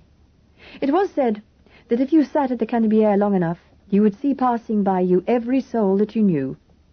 If I were Richard Byron, I thought, that's where I'd go. I'd select a table in a boulevard café on the Canebière and sit and watch for the girl in the pale green dress. So, the girl in the pale green dress would go elsewhere. I took my key downstairs, spoke politely to Madame and the marmalade cat in the foyer, and went down the 3 stone steps into the street. It was still warm, but the sunlight was deep copper gold, and the shadows lay long on the pavements. The exhausted feeling had passed, leaving only as an aftermath of that deep sleep a profound sensation of unreality, as if I were moving, effortless and bodiless, through a dream. People passed me, traffic rattled by, but these movements seemed to have no connection with the world in which I found myself. Men were like trees walking, without character or feature or sound, irrelevant creations in the background of my nightmare. The only living person was myself, Charity Selborne, to whom none of these things could possibly be happening. I walked fairly rapidly to the end of the street and glanced to right and left. To the right, a vista of still meaner streets and warehouses met my eyes, so I turned left, through a narrow way towards the sea. And after a while, I realized that I was making for the harbour. I could see masts, and the gleam of a gull's wing and a flash of early neon lights at the end of the street. I hesitated. One had heard such tales of Marseille, the wicked city, and was it not near the harbour that the wickednesses congregated? A street led off to my left, and I paused in my walk and glanced up it. Then made for the harbour without another second's hesitation, for he was there, my enemy, hesitating like myself at the far corner of that street, which I found later gave straight onto the Canebière. I had been right as far as it went. I did not think he had seen me, but the hunt was up again, and I made for the old port of Marseille without another thought of the wickednesses there abounding. I believe I would have almost welcomed the offer of a free trip to Buenos Aires at that moment. Where the street led on to the harbour, I hesitated again. It was so open. The old port was a vast open space, crisscrossed by tram lines and railway tracks, bounded on three sides by houses and restaurants, all flashing their gaudy neon signs in the face of the sunset, and open on the fourth side to the sea. The harbour waters were crowded with boats of all shapes and colours, and in the amber light the forest of masts swayed and bobbed amid the glancing web of their ropes. I only hesitated for a second, then made across the open square towards the nearest crowd of people, hoping to lose myself among them, and get somehow to the other side of the square. There were about 20 or 30 people standing there, talking and laughing between the railway tracks and the edge of the quay. I reached them and joined the crowd, ignored a pressing invitation from a couple of sailors, obviously ashore for the evening, and took refuge behind what appeared to be a family party, Papa, Mamma, and 2 little boys in sailor suits with red pom-poms on their bonnets. I threw a cautious glance at the mouth of the street I had just left. He was not there. Then I discovered why the crowd had collected there on the quay. An old boatman with scarlet cheeks, a quantity of white whiskers, and a liquid and lascivious eye suddenly appeared up a short gangplank, which led from the quay beside us to the stern of a motorboat moored below. "This way!" he yelled. "This way for the Chateau d'If!" Simultaneously, another old man with whiskers slightly less white and an eye proportionately more lascivious shot up in rivalry in the next boat. "This way!" he screamed. "This way for the Chateau d'If!" The crowd, showing neither fear nor favour, turned as one and began to file down the twin gangplanks. It looked as if, my cover gone, I was going to be left high and dry on the edge of the old port. I flung a look at the street corner just in time to see Richard Byron emerge, glance once back over his shoulder, then turn to scan the square. But he was not looking at the quay. He was looking the other way, towards the din of the Canebière. I scuttered down the nearest gangplank and sat down under the awning, as far forward as I could get. The boat lay well below the level of the quayside, and I knew he could not see me from where he stood. But it looked as if, baiting Buenos Aires, I were going on a trip to the Chateau d'If. The boatman, with a good deal of quite unnecessary noise, cast off, and soon we were churning through the milky waters of the bay towards the harbour mouth. I cannot pretend that I enjoyed any part of that trip to the Chateau d'If. I was caught again in the noose of the old fear, and now it was worse, threaded through as it was with the drab strands of hopelessness. It seemed that I literally could not get away from him, almost as if there was something so linking this dark and dangerous man with myself, that wherever I went, he was there. In the whole of Marseille, to meet him the first moment I ventured out. In the whole of Provence, to meet him in the ruins of Les Baux. To whatever shifts I resorted, he found me. Whatever falsehoods my brain devised, he knew the truth behind. This, at any rate, is how I was thinking, and how much was due to hunger and how much to inescapable fate I was in no fit state to judge. I sat on the low parapet of the turret of the Chateau d'If, watching the white stone slowly flush to a tender rose. I watched the softly breaking water of the tideless sea wash and wash across the whispering white pebbles, aquamarine rippled through with liquid gold. I saw it all in a kind of dream, and the whisper of the sea came like a dream's echo. The boat went, and I sat where I was. Another came, and discharged its noisy cargo of sightseers who streamed chattering into the castle and crowded through the prison cells across the wide flat roof where I was sitting. I got up suddenly and went down to the boat, which was waiting. My watch told me I had been on the island already over an hour. He would have gone, I said to myself without conviction. With rather more conviction and a good deal more common sense, I told myself that this state of numbed fatalism was the result of hunger and fatigue. And the sooner I got back and got a meal, the better I should be. The journey back seemed much shorter than the outward trip. It was almost dark by now, and along the shore the lights were strung out like a necklace. There were no waves, but bars of darkness slid softly towards the land to lap against the dim rock. We shut off our engine and drifted towards the quay, followed by our arrowing wake. The port was gemmed with neon lights, white, scarlet, green and amethyst, and under the more subdued orange glow of the street lamps, the evening crowds were gathering. The city of the night time was waking up. I sat in the silently moving boat, relaxed now, still in the trance-like, drifting state of acute reaction from strain. I scarcely bothered to scan the quay in the twilight to see if this last absurd bid for escape had worked. I knew it could not. I knew that there was something far stronger than anything I had known before that would lead Richard Byron straight to the gangplank to wait for me. We were tying up at the quayside. The boatman yelled to a boy on shore, and between them they threw out the gangway. The other people on the boat got up, calling to one another and laughing, and trod awkwardly up the plank. I followed. I hardly even looked at Richard Byron as he took my arm and helped me onto the quay.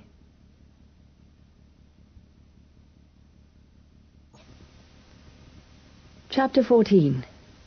Fate, I come as dark, as sad as thy malice could desire, bringing with me all the fire that love in his tortures had. Marvel. I walked across the quay beside him, his hand under my elbow. People passed us, walked at our shoulders, even jostled us, but we might as well have been alone. I saw the crowd vaguely, darkly through a glass, and the sounds of them were remote, in an anesthetized distance. The only sound I heard in all the clamour was the tread of our feet on the cobbles and the breathing of Richard Byron beside me. He said, not ungently, "We still have to have our little talk, you know." Something deep inside me seemed to snap. The anger I had been too scared, too tired to feel, suddenly jetted up. I stopped abruptly and swung to face him. People streamed past us, but they were not there at all. There was only myself and my enemy and a little circle of anger.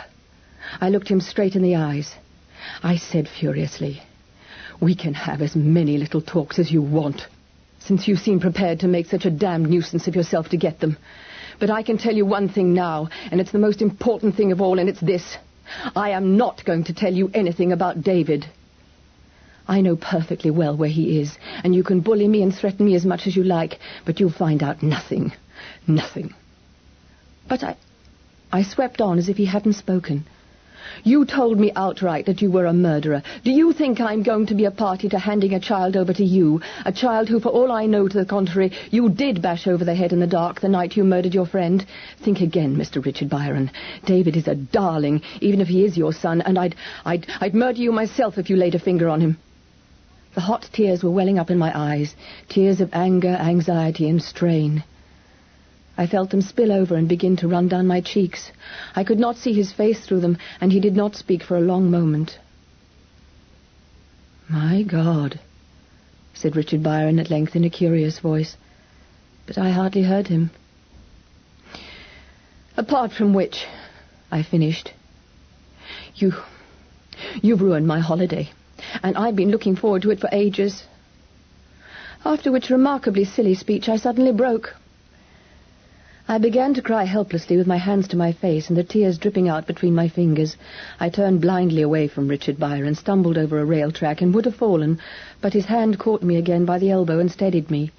Then he said in the same curious voice, "You'll feel better when you've had something to eat. Come along." The neon-lighted cafes were a blur. I felt him piloting me along the sidewalks, and I fought for self-control, groping in my handbag for a handkerchief. Then suddenly we were in out of the street in a little beautifully appointed restaurant where the tables were set back in alcoves, lit softly by wall lights. I caught a confused glimpse of napery and glass and silver, and a great spray of yellow flowers. Then I was comfortably settled in a deep wall seat, upholstered with wine velvet, and Richard Byron was putting a glass into my hand. My own was shaking, and his hand closed on it, holding it steady until I regained sufficient control to raise it to my lips. I realized, as from a great distance, that his voice was very gentle. He said, "Drink it up. It'll make you feel better." I gulped some of it down. It was spirit of some kind. It seemed to burst and evaporate inside my mouth and throat in an immediate aromatic warmth, so that I gasped and choked a little, but my breath came more evenly afterwards, and I found I could control the little shaking sobs that were racking me. "All of it?" urged Richard Byron. I obeyed him and lay back against the deep cushions with my eyes closed, letting my body relax utterly to the creeping warmth of the drink and the smell of food and wine and flowers. My bones seemed to have melted, and I was queerly content to lie back against the yielding velvet with the soft lights against my eyelids and do nothing, think of nothing. I was quiet and utterly passive, and the awful beginnings of hysteria were checked. Still, from that same dimensionless distance, I heard him speaking in French. I suppose he was ordering food. And presently at my elbow I heard the chink of silver, and opened my eyes to see the big glittering trolley of hors d'oeuvre with its hovering attendant. Richard Byron said something to him, and without waiting for me to speak, the man served me from the tray. I remember still those exquisite fluted silver dishes, each with its load of dainty colours. There were anchovies and tiny gleaming silver fish in red sauce, and savoury butter in curled strips of fresh lettuce. There were caviar and tomato and olives, green and black, and small golden pink mushrooms and cresses and beans. The waiter heaped my plate and filled another glass with white wine. I drank half a glassful without a word, and I began to eat. I was conscious of Richard Byron's eyes on me, but he did not speak. The waiters hovered beside us. The courses came, delicious and appetizing, and the empty plates vanished as if by magic. I remember red mullet, done somehow with lemons, and a succulent golden brown fowl bursting with truffles, and flanked by tiny peas, then a froth of ice and whipped cream dashed with kirsch, and the fine smooth caress of the wine through it all. Then finally apricots, and big black grapes, and coffee. The waiter removed the little silver filter, and vanished, leaving us alone in our alcove.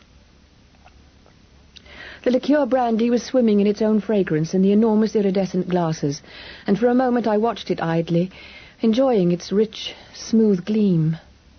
Then I leaned back against the cushions and looked about me with the eyes of a patient who has just woken up from the first long, natural sleep after an anesthetic. Where before the colours had been blurred and heightened, and the outlines undefined, proportions unstable and sounds hollow and wavering, now the focus had shifted sharply and drawn the bright little restaurant into sharp, dramatic outline. I looked across at Richard Byron. He was sitting, head bent, watching the brandy swirl in the bottom of his glass. The light of the subdued wall lamp falling upon him from behind and to the left. I found myself, for the first time, really looking at him without any underlay of fear and suspicion to colour my picture of him. The light lit sharply the angles of cheekbone and jaw, and the fine line of the temple, throwing a dramatic slant of shadow from his lowered lashes, David's lashes, across the hard line of his cheek. And the first thing that struck me was the deep unhappiness of that face. It was unhappiness rather than harshness that had driven those furrows down his cheeks, and given the eyes such sombre shadowing, as he sat with his head bent, obliviously toying with his brandy glass. The angry lines of brow and mouth were smoothed away, and instead there was a withdrawn and brooding look, an aspect harsh and forbidding enough until it was betrayed by the unhappiness of the mouth. His lashes lifted suddenly, and he looked at me. I felt my heart jolt once uncomfortably, then I met his gaze squarely. "How do you feel now?" I said, "Much better, thank you. It was good of you to salvage the wreck. I must look like..." He laughed, and it was suddenly like coming face to face with a complete stranger, where you had been talking to someone you thought you knew. He said, "You must be feeling better if you're beginning to worry about how you look. But don't let it distress you. You'll pass, indeed you will." He lit a cigarette for me, and suddenly his eyes were grave over the flame and very intent. He said quietly, "There are only two things I want to ask you just at this moment." My face must have changed, because he added sharply, "Don't look like that, please. I've been every kind of a damned fool, and I'm sorry, but for God's sake, don't look at me like that any more. They're very harmless questions, but if you'll tell me the answers, I'll leave you alone till you feel like telling me the rest." He paused, and all of a sudden it was as if the room were as still as a pole. Here it comes again, I thought. He looked down at his glass so that I could not see his eyes, but under the non-committal voice I could feel the urgency that had frightened me before. He said, "How is David? Does he seem well and happy?" I looked at him in surprise. I had expected a very different question. I said, "As far as I could see, he is very well indeed. But I don't imagine that he's happy. For one thing, he's lonely, and for another, he's too scared." Too scared? He looked at me this time. He set his glass down so sharply that the brandy splashed and sparkled, and then his hands came down to grip the table's edge, the whites of the knuckles showing. From the ashtray where his cigarette burned unheeded, a pencil blue line of smoke spiraled up between us. Richard Byron stared at me through the smoke, and he repeated very softly, "Too scared of what?" I raised my eyebrows. "Of you, of course." There could be no doubt about his first reaction to that uncompromising reply. It was stupefaction, sheer, speechless stupefaction. He stared at me across the table, and his eyes widened. Then suddenly, as if he'd understood or remembered something, the old bitter look was back in his face, and he seemed to withdraw once more into himself. He said in a curiously flat voice, "Of me? Are you sure it's of me? Did he say so?" Then suddenly I knew. I felt my own eyes widening as his had done, and I sat staring at him like an owl. "Why," I whispered, "why, I don't believe you killed your friend. I don't believe you ever hurt David in your life. I believe you love him. Don't you? Don't you?" Richard Byron gave me a queer little twisted smile that hurt. Then he picked up his cigarette again and spoke lightly. "I love him more than anything else in the world," he said, quite as if it didn't matter. Then suddenly the bubble was broken, and the illusion of privacy dispelled. The head waiter came hovering, his face split with a smile, his hands fluttering before him like large pursy moths. "Madame has enjoyed her dinner. Monsieur has fed well?" "The chapeau Marseillais, he is good, yes? He is the spécialité de la maison, you understand, madame." We assured him that everything had been perfect. And wreathed in smiles and moth-like swoops of the hand, he bowed himself off, and another waiter, with the faint air of apology that is worn by a man committing an act in questionable taste, sidled up with the bill. Richard Byron glanced at it, put a quite staggering amount of money down on the salver, and waved the bowing waiter aside. Then he hesitated oddly and looked at me. "I know it's useless saying I'm sorry for what has happened," he said. "But as far as the inadequate phrase can go, I am sorry. I've been a damned fool and a blind one. I should have known that someone like you wouldn't have been mixed up in this thing. I promise not to pester you again, but could we go somewhere? Take a walk or something? Will you let me explain? It's quite a long story, and somehow I'd rather you knew it." His face looked white and strained in the subdued light. I had a sudden sharp memory of David's face wearing much the same look, and of a hesitating, childish voice asking me, "How did he look?" I said, "If it concerns David, I'd like to hear it. And as for what's in the past, shall we forget it for a while? It looks as if you're not the only one who's made mistakes, and mine perhaps were the bigger." "You had more excuse." He smiled his sudden warm smile, and to my own amazement I smiled back and rose. "If I promise not to climb out of a back window, may I go and powder my nose?" You... He bit off something he'd been going to say. Yes, of course. As I went, I saw him get out another cigarette and settle back in his chair to wait for me. We went out into the dark streets that ray from the old port and turned instinctively as if by mutual consent towards the sea. Presently we found ourselves in a cobbled street which slanted along the seafront, with tall houses to the left of us and a low sea wall to the right. Away ahead, floating in the starlight air like a vision, gleamed the gold statue of Our Lady who stands on the high summit of Notre-Dame de la Garde. The houses were dark and secret, and the occasional lamps cast only a furtive light on the cobbles. Boats bobbed and curtsied at the water's edge, rubbed each other's shoulders, the sea lipping at them with small sucking sounds. Where the shamefaced lamplight let fall a reflection on the water, the shifting surface cast a pattern of light upwards onto the bellies of the boats, so that they seemed to be swimming, netted in a wavering luminous mesh. Further out in the bay, the green and red and golden riding lights of the bigger ships drowned themselves in long liquid shadows. The ropes looked as fragile and as magical as gossamer. We stood looking over the sea wall. A group of sailors noisily talking and laughing went past. Then a man and a girl, absorbed. Nobody seemed to pay any attention to us. And once again I felt the beginnings of that strangely dreamlike feeling I had experienced before, only this time it was not brought about by weariness, but by something else I could not quite understand.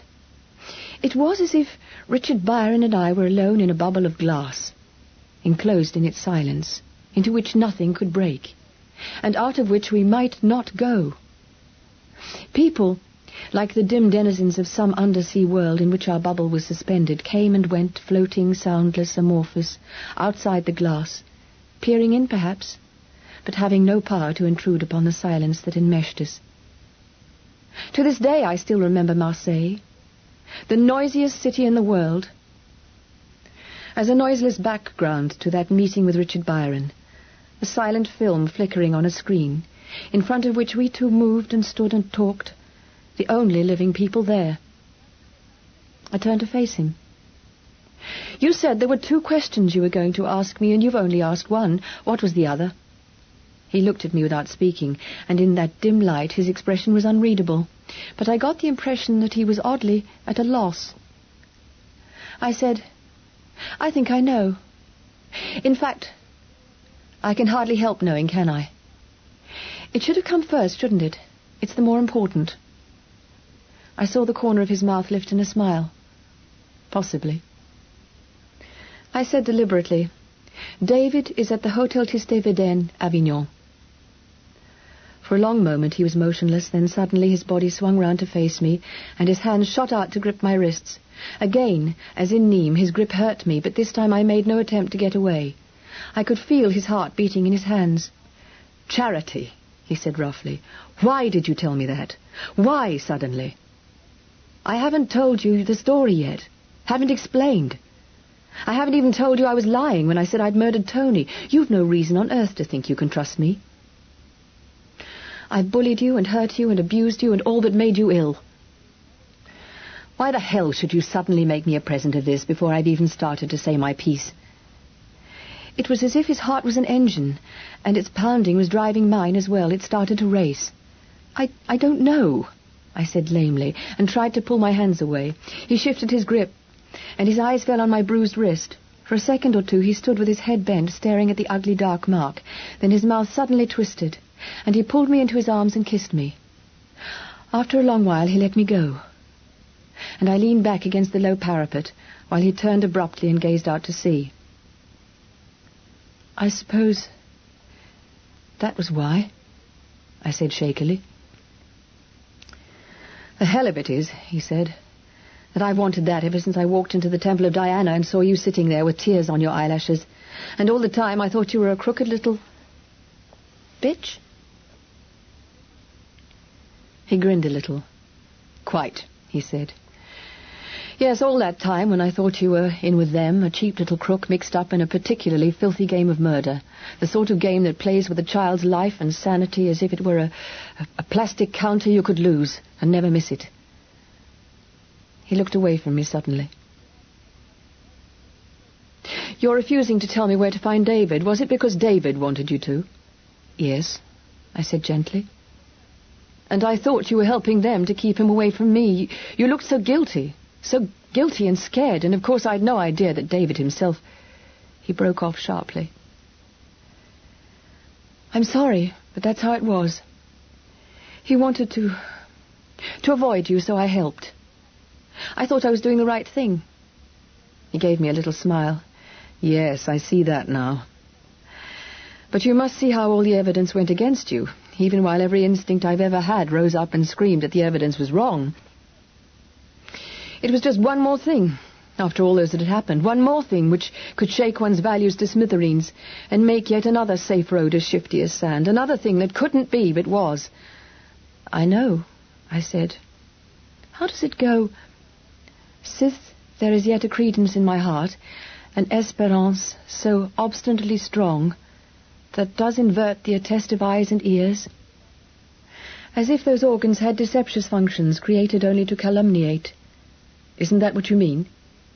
He smiled again more naturally. Yes, exactly. Though I can't say it puts it much more clearly. Poor Troilus. He says it better later on, you know.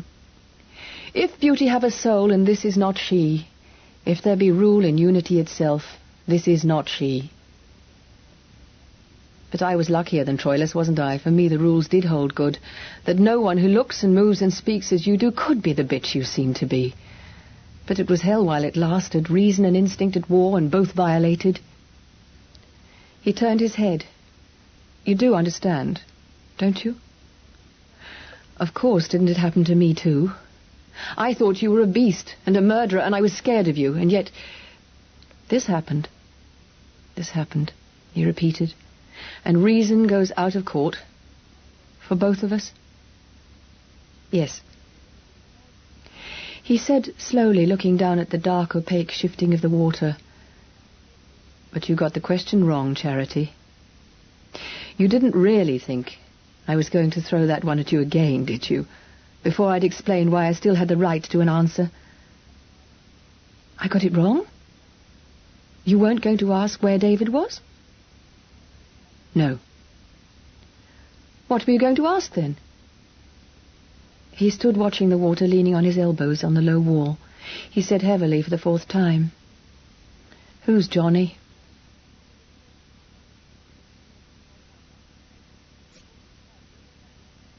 Chapter 15.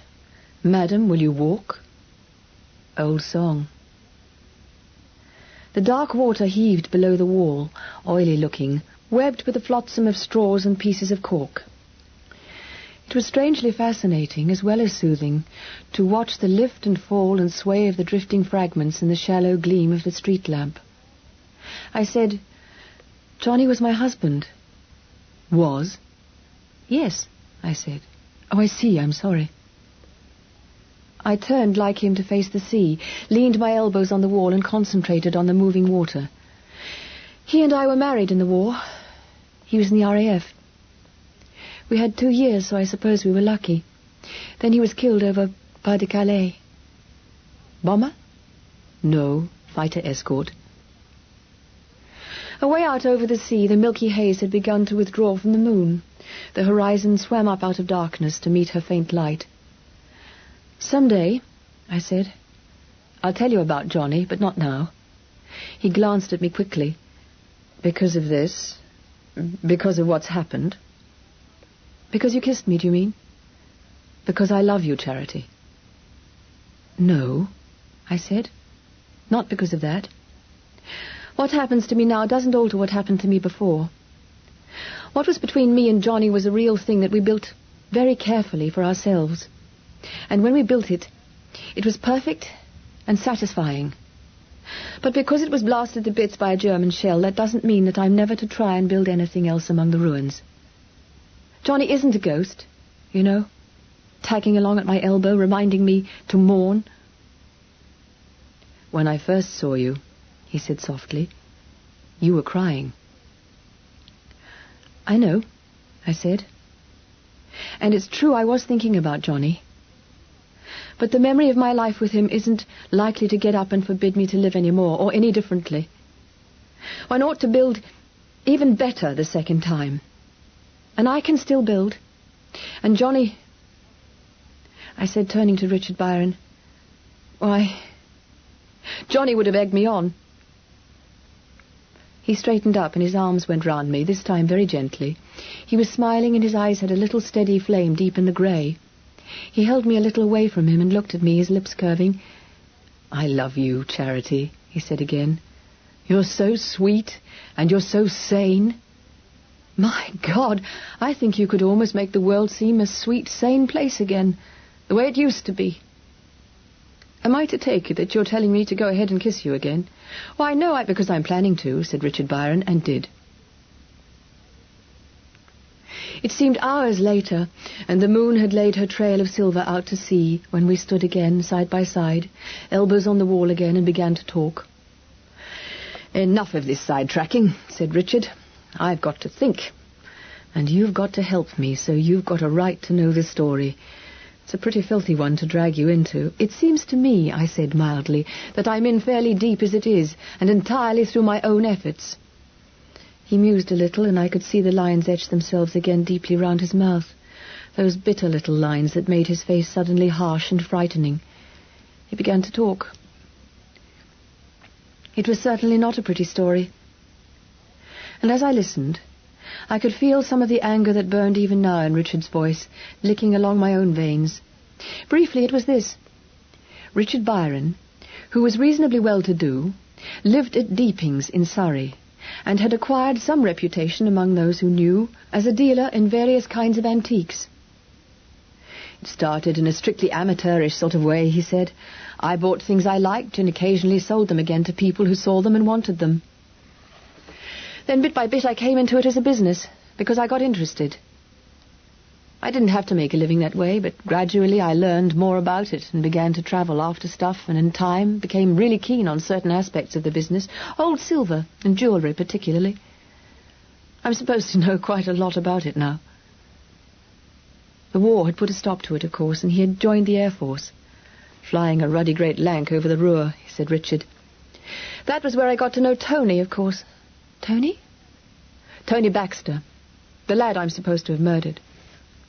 Oh. He was my navigator, and one of the nicest chaps you could ever know.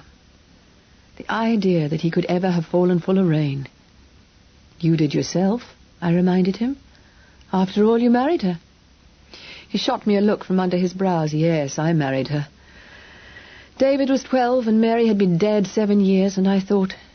He broke off. Well, hell, you've seen her. And if you don't know why I married her, you ought to. I had a sudden vivid memory of Lorraine Byron's lovely face and blue eyes, of her long white throat and the full breasts outlined by the silk of her dress. I can guess, I said. He sent me another look. I met her in Paris, he said. I opened my Paris office in the spring of last year, and I was over there several times during the year. In September I went over to attend a big sale of silver, and I took Tony with me with some idea of showing him the ropes and persuading him to come in and work for me. Lorraine was at the sale. I didn't see who with. Then I met her again soon afterwards at a party.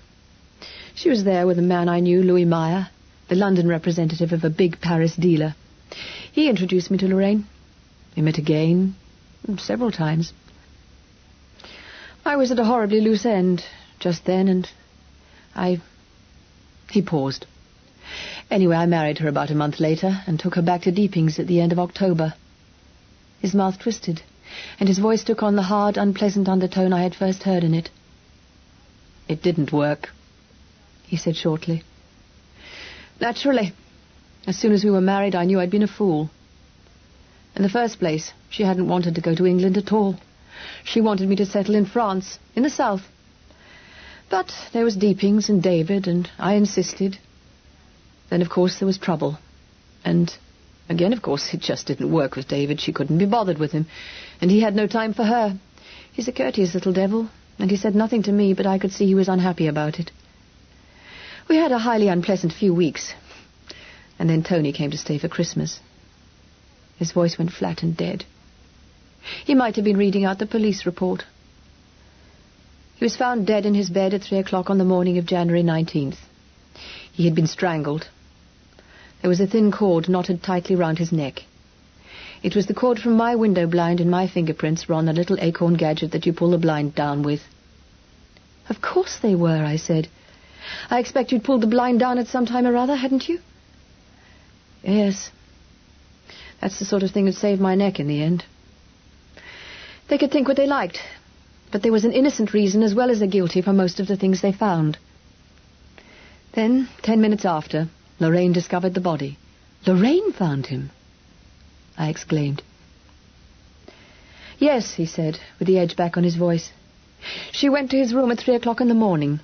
She was quite open about it, all in the cause of justice. The police were impressed. She admitted she'd been there before, often. It was a lovely motive for me to kill him, handed to the police on a plate. What do you think about that? I think that 3 o'clock on a January morning's an awfully funny hour to be waking your lover up, I said. Gave a hard little laugh. You're right at that, sweet Charity. It's a hell of a funny hour. But she did. And then when she had fainted with the shock and someone went to the bathroom to get some water, they found David there. My little David, unconscious and cold as ice. And I got there, I thought for a minute that he was dead too. The hard voice stopped, and he stared at the sea. But I knew he was not seeing the white path the moon paced across the water, but a small body huddled on a cold, tiled floor. He couldn't remember much about it, he said at length. When he was fit to talk, he told them that he'd woken with a toothache and gone along to the bathroom to fill a hot water bottle. He didn't remember the time. But as he switched on the bathroom light, somebody struck him from behind. He had no idea at all. He didn't hear anything. A skirt swishing or high heels. Nothing to tell him whether it was a man or a woman. He gave a wry smile. Believe me, if there'd been the faintest scrap of evidence that could have pinned it on Lorraine, I'd have pinned it, he said viciously. Because she was in it all right. You can't live with a woman for half a year, even the way we lived, and not know when she's lying in her teeth. She knew all about it. But she didn't hit David. It was a man. David was facing the bathroom mirror. It hangs opposite the door. And he just saw the arm raised over him for a fraction of an instant before it happened. It was a man's arm in a navy sleeve. Not a dressing gown? No, not a dressing gown. He grinned a little, and his hand moved till it covered mine. You're very quick on the evidence in my defence, aren't you?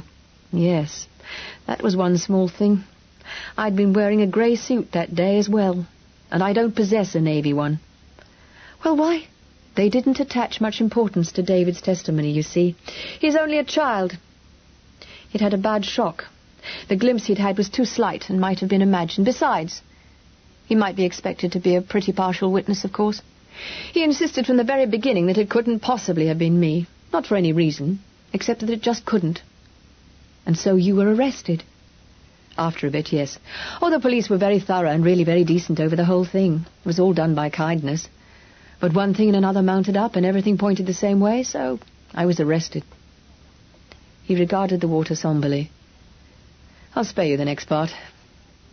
Standing your trial for murder, even when you get off, isn't a thing to go back to, even for a moment in your mind. It's like having a filthy and contaminating disease, degrading, exhausting, leaving pockmarks on your spirit that never smooth out. Again, everybody was very decent, surprisingly decent. And though I got to hate the prosecuting counsel more than anyone else on earth, it was a fair trial. The fact that I'm here proves that. Oh, I've nothing against the police, even if she did lead them right up the garden path and back again. Other mugs had taken that walk before them. But, Richard, did she do it? The murder, I mean. And was there a man in a navy suit? Who was he? I wish I knew, he said heavily. I wish I knew. They never traced him. But I think there was a man there with her, an accomplice, whom she let in to do the job. He may have come in through the bathroom window. It was open, by the way, and have hidden behind the door when he heard David coming. It was he who knocked David out to prevent his seeing him. Then either he or Lorraine killed Tony. I myself think that he, but not she, did it. Or why did she have him there at all? A lover? Possibly. But even if he were spending the night with her, you'll have gathered that she and I had stopped sharing a room, and even if Tony had found out, that's hardly a motive for murder. No, she let him in to do the job. Burglary, perhaps. And Tony? Nothing was touched. And Tony had never moved from his bed. They said he was strangled as he slept. But why? That's it, Charity. That's the big thing. Why? His voice exploded suddenly. My God, why? Night after night I've spent wondering why. If only I knew that. He was one of the decentest souls God ever sent, Charity. An ordinary, decent boy that nobody on this earth would want to kill, you'd think. They must have meant to do it, planned to do it, quite deliberately, but what the motive was, I do not know. That was the strongest thing against me, of course, the fact that there wasn't a shadow of motive for anyone else to do it. And when Lorraine confessed to being Tony's mistress, that gave me the strongest motive there is. He was silent for a moment, his brows drawn. Then he gave his head a little shake, as if to rid it of the thoughts crowding through his brain. Try as I will, he said, I can't see why Lorraine should either do it herself or connive at its being done. What if he turned her down? I suggested. It can take women that way, can't it? Hell hath no fury, I suppose it could. But then, what about the other man? Why should he help in that situation? You seem very sure there was a man. Yes, he said. David may be only a kid, but he's intelligent, and he doesn't get rattled easily. If he said there was a man's arm, then there was a man's arm. Couldn't he have been trying to divert suspicion from you? He told them the story as soon as he was fit to talk, and he had no idea what had happened, or that I'd even be remotely suspected. No, he told the truth. He thought he'd surprised a burglar. There was a pause. It's a stinker, isn't it? Said Richard. It certainly is. And that's only half the story. I don't know yet why Tony was murdered, or why apparently Lorraine should be so very anxious to see me dead. But how can you be sure? I interrupted, then broke off like a whispering echo. I remembered her voice repeating in the frightened dark. He ought to be dead and done with. Dead and done with. Dead and done with. What was it they did to murderers? Buried them in quicklime, so that there was nothing of them left. I shivered in the still warm air, and his hand closed sharply over mine, warm and strong and very much alive. His voice was sombre, and he spoke with a conviction that chilled me again. Because, he said, I'm next on the list. She couldn't get me hanged, but she staged another murder. And the second time, I was the victim.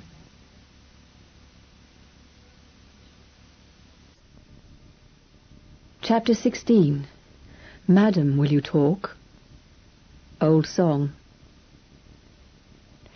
It was after the trial, he went on. I was allowed to go, of course, and someone handed me a note as I was leaving the court to say that Lorraine wanted to see me at Claridge's, where she had a room. I got a taxi and went to see her. She was alone.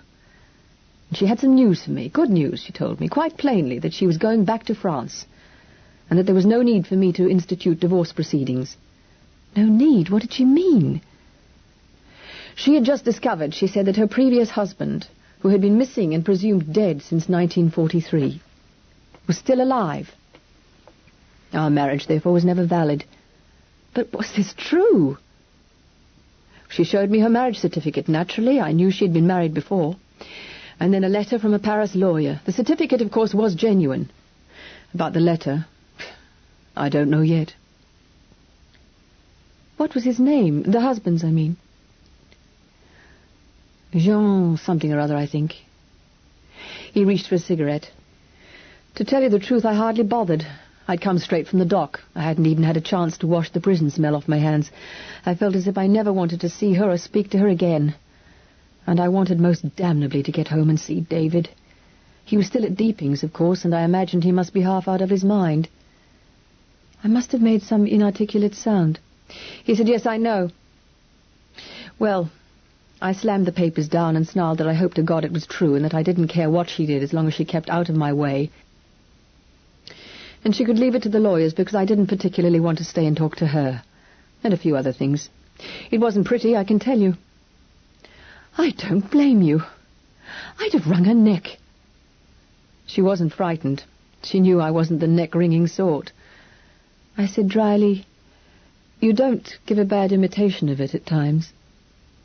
He grinned a little at that and then seemed suddenly to recollect the cigarette case in his hand. We lit cigarettes. Well, our loving talk finished, with Lorraine throwing the car keys at me and telling me she'd left the rolls at Red Manor Station. And would I ficher le camp? Only the phrase she used was more direct, shall we say, than that. I laughed. I get it. You shock me. Well, I did as she suggested. I got the hell out of it. And what with one thing and another, by the time I got down to Red Manor, I was half sick with worry and reaction. And in a flaming temper into the bargain. The rolls was there, all right, and I went off at the hell of a lick. With only one thought in my head, David. And there was an accident? Right, first guess. There was an accident. There's a place where you turn off the main road, about a mile from my house, where the road skirts a quarry. There's a sharp bend, about halfway down, with the quarry on your left and a bluff of rock to the right. The road swings right-handed round it. In general, it's safe enough, because above the bluff it's open, and before you reach the bend you can see if anything's on the road below. Well, as I say, I was going the hell of a lick. I could see the chimneys of Deeping's through the trees in the valley, and there was nothing on the road, so I took a run at that hill. And just halfway round that bend I met another car on its wrong side. I was well over to the left, but there wasn't time, and he held on. There was just room, only just. If I went into the verge, and he kept coming, I yanked the wheel over, something snapped with a crack like a gun, and we went clean over the edge. "Richard!" "Oh, they had no luck," he said grimly. The offside door wasn't caught. I'd been in such a hurry that I hadn't noticed. And it fell open as we went over. I fell out. The car dropped to the bottom of the quarry and went on fire. But some bushes broke my fall, and I only got concussed on a ledge. But are you sure? Couldn't it have been a real accident? I told you. I'd seen there wasn't a car on the road. He must have had it parked, waiting for me. I've had plenty of time to think about it there in hospital, and this is what I think happened. There's a phone box a mile or so along the road, and he could have been waiting there as soon as he heard the trial was over. They must have known I'd make straight for Deeping's. But, Richard, why bother to tell you about the marriage business if they planned to kill you? She had to know just when I had started for Deeping's. And besides, she wanted to give me the keys and make sure I'd take the car. Then when I left her, I think she must have phoned him. He had his car parked behind the barn near the foot of the hill and waited for me with his field glasses. It was a cream-coloured Rolls coupe and pretty unmistakable. He had only to time himself so that he'd meet me on the bend, and he could reckon it would happen just like that, if the steering had been damaged beforehand. I tell you, it went with a crack like a gun, and the wheel just spun in my hands. Wasn't he taking a big risk of being hurt himself? You have to take risks to get away with murder, returned Richard grimly. But after all, the risk wasn't so very great. He may have meant to swerve at the last minute, if I didn't try to crowd into the edge.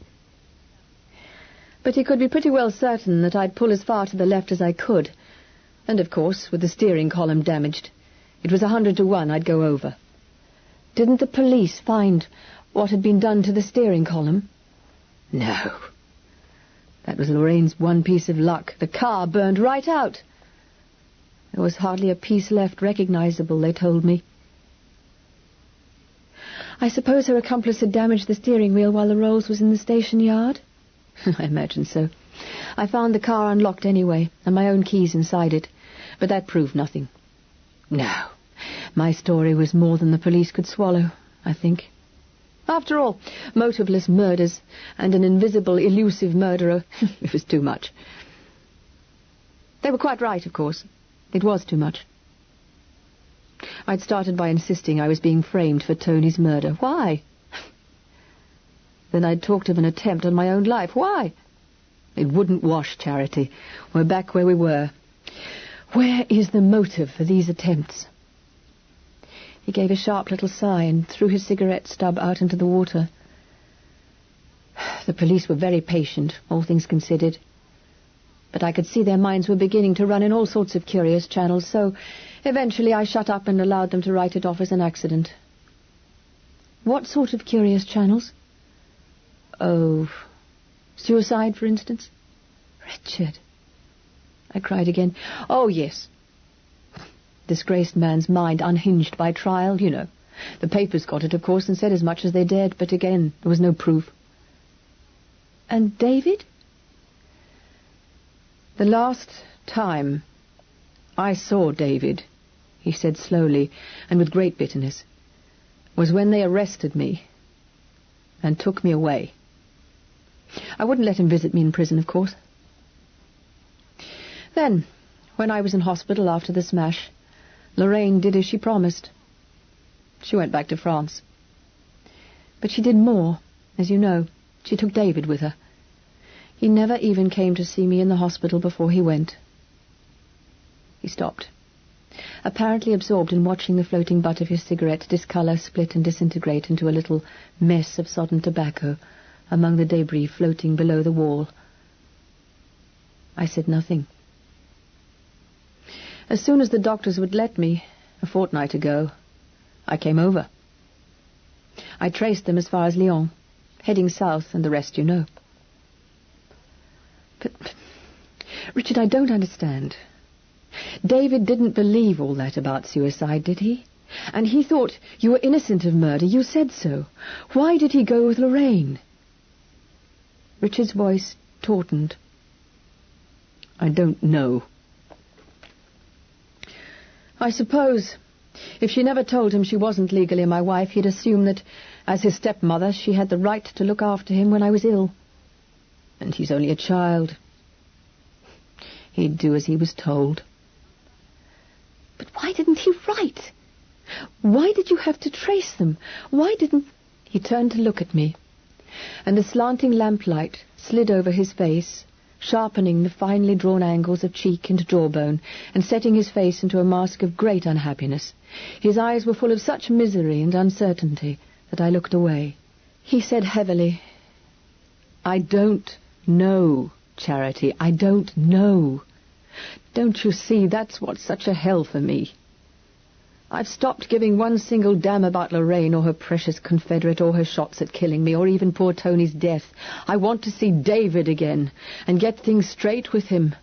I want to find out what lies they've told him to make him go off like that without a word. Perhaps in the end they got him to believe it all. That I was a murderer, I mean. And he didn't dare wait and see me. He broke off. His voice when he spoke again was very quiet. He said, his head bent low, watching the water. But you know that side of it, don't you, Charity? You said he was afraid of me, didn't you? I saw the sudden gleam and shift of his knuckles as he clenched them, and a wave of compassion went over me, so real, I mean so physical, that it left me shaking. I could not speak. He looked at me sharply. Well? Oh, Richard, I said miserably. I don't want to hurt you any more. It's all such a muddle, and I don't know what anything means, or what to believe at all. His face softened a little, and he touched my hand again, a feather-light touch. We can't work the muddle out until we get all the facts, my dear. Tell me your end of it. Tell me everything he said, what both he and Lorraine have been doing and saying. Don't worry about my feelings. They should be pretty tough by now. Just tell me what you know, from the first moment you met him. I saw, as if a brush had suddenly sketched it in across the moonlight, the slight, delicate branches and paper-thin leaves of the tree Yggdrasil, that shook and swayed as the cat clawed up the stem, then dissolved again into moonlight. I said suddenly, "Do you know a man called Marsden?" He frowned, thinking. "Marsden? No, I don't think so. What's he like? Why?" "I remembered something," I said abruptly. "I think David was perfectly right about there being a man in the house that night."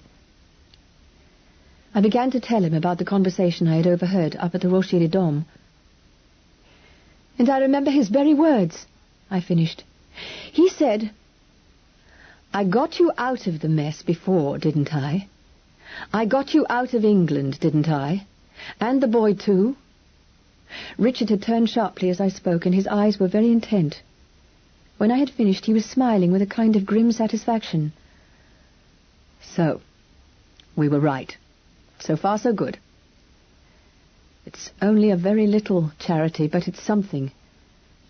I wonder just where this man Marsden could tie in with Lorraine's missing husband, Jean something or other, who appeared so providentially. If he did appear. If, as you say, he did appear." He straightened up suddenly. "We'll soon know if that part of the story's true. I've got someone investigating it in Paris. It's beginning to matter, rather, too." He grinned. "Well, who knows what else you've seen and heard. We'll have it cleared up before dawn at this rate. Long before dawn, my dear, because you look tired, and no wonder. Come and get a drink, and we'll find somewhere to sit while you tell me your story." Chapter 17. Madam, will you walk and talk with me? Old song. "I shall probably get it very muddled," I said, "because a lot happened before I began to notice things particularly, and I doubt if I have the gift of narrative, but I'll do my best." So I began to tell him what I could remember. David and the dog, Mrs. Palmer and her account of the Byron trial, the trip to Nîmes, and David's reactions to his father's presence, the drive home and David's half-confidence and strange, childish insistence that I should tell Lorraine Byron nothing at all. The snatch of conversation heard in Lorraine's bedroom that night, and everywhere the presence of the man Marsden, lighting Lorraine's cigarette, loitering in the dark at the foot of the Rocher des Dames, driving to Nîmes in the bus, going up to the gardens with David next morning. Richard Byron listened in silence, tracing little patterns in the spilt wine on the tabletop, his head bent, his brows frowning. "So, you see," I said finally, "why I behaved in the silly way I did. I didn't even tumble to the fact that David hated her when he insisted that his name wasn't the same as hers. I just thought I had to keep you away from him. I rather fell for David," I finished lamely. He shot me a look that brought the blood to my cheeks, then returned to his drawing on the tabletop. "Yes, David," he said slowly. "We always come back to David. And the old questions. Why he went away like that without a word, what he believes now about that horrible night, why he's afraid to meet me. Why, do you know, I even thought they might have done away with him too, until I got the anonymous letter from Paris." "Anonymous letter?" "I got dozens," said Richard briefly. "The usual filth that always starts flowing when a murder trial opens the sewer. This one was posted in Paris, and whoever wrote it apparently knew me and knew David and had seen him there. It included, of course, a lot of abuse about, well, that doesn't matter, does it? Richard, how beastly. But it gave me a clue, you see. My housekeeper had told me that David went off with Lorraine, and Lorraine had told me she was going to France. This gave me a start, so I raised heaven and earth and the RAC and shipped the car across on the next boat. And at my apartment in Paris, I have a room over my office, there was another letter waiting. But who on earth? Lorraine, he said grimly. Dear Lorraine. This time it was signed, and it was written, not typed. But there was something about the style that made it just a continuation of the first one. Was it still about David? It was. She and I, it said, must have a long talk, sometime, about his future. But as David didn't want to see me, and she herself didn't feel like facing me yet, she was taking him away from Paris, and would get in touch with me later. That wasn't all, but that was the gist of it. What did you do? The letter was postmarked Lyon, so of course I went down there. I hunted about for a couple of days, cafe haunting and asking questions, until I picked up what looked like a clue. Lorraine's pretty conspicuous, as you know, and the barman at one of the hotels remembered seeing her, and remembered, too, that she'd spoken of going south. I won't bore you with the rest of it, but I traced them fairly easily as far as Bolène. And then I went wrong. They had been seen on the road to Pont-Saint-Esprit, and that, as you know, is across the Rhone from Bolène, and on the way to Nîmes. Well, I followed my nose, and landed in Nîmes on a chance. It was a wrong chance, as it happened, but it turned out to be near enough. I said, "No wonder you wanted to kill me when you got so near to David and I got in the way." He said remorsefully, "I thought you must be in it with them. You see, I didn't believe for a moment that David himself didn't want to see me. I thought they must be keeping him under some sort of duress, so that he couldn't write. I thought you were part of it, and I wanted to kill you." He smiled. "Poor little Charity. Did I scare hell out of you?" "You did." "Is that why you told me you'd done the murder?" "Of course. I didn't know how much they'd told you of the truth, and I wanted to frighten you. And I did. I made you faint." "I want whipping for that." "It's done with," I said. "I was really scared because I thought you were—" I stopped abruptly. "You thought I was what?" "Nothing." "Come on, all the facts. You promised." "I thought you were mad," I said, not looking at him. He did not speak, but I saw his hand arrested in the middle of drawing a circle on the table. "I only knew what Mrs. Palmer had told me," I said quickly. "And then when you were so violent, and David was so frightened, I thought you must be mad. I thought you'd have to be mad to hit David that night. After I'd met you in Nîmes," I finished miserably. "I thought you'd done it, you see." There was a little pause. "Charity." "Oh, Richard. Charity, tell me something." "What?" I asked. Here it comes, I thought, here it comes. "Did David say anything that led you to believe that I was mad?" I don't know," I floundered. "You're lying, Charity. You ought to know by now that you can't lie to me. Did David tell you I was mad?" "Yes," I said. When I looked at him at last, he was smiling. "You silly little owl," he said. "Don't worry so. It makes it reasonably simple." "Simple?" I echoed stupidly. "But I thought you'd—" "I mean, it's something definite," he said. "Something we can fight." He did say it himself. "Yes." "In so many words?" "Yes." "I see. Well, that means simply this. They've persuaded him to believe that it was I who bashed him on the head and/or tried to commit suicide with the rolls.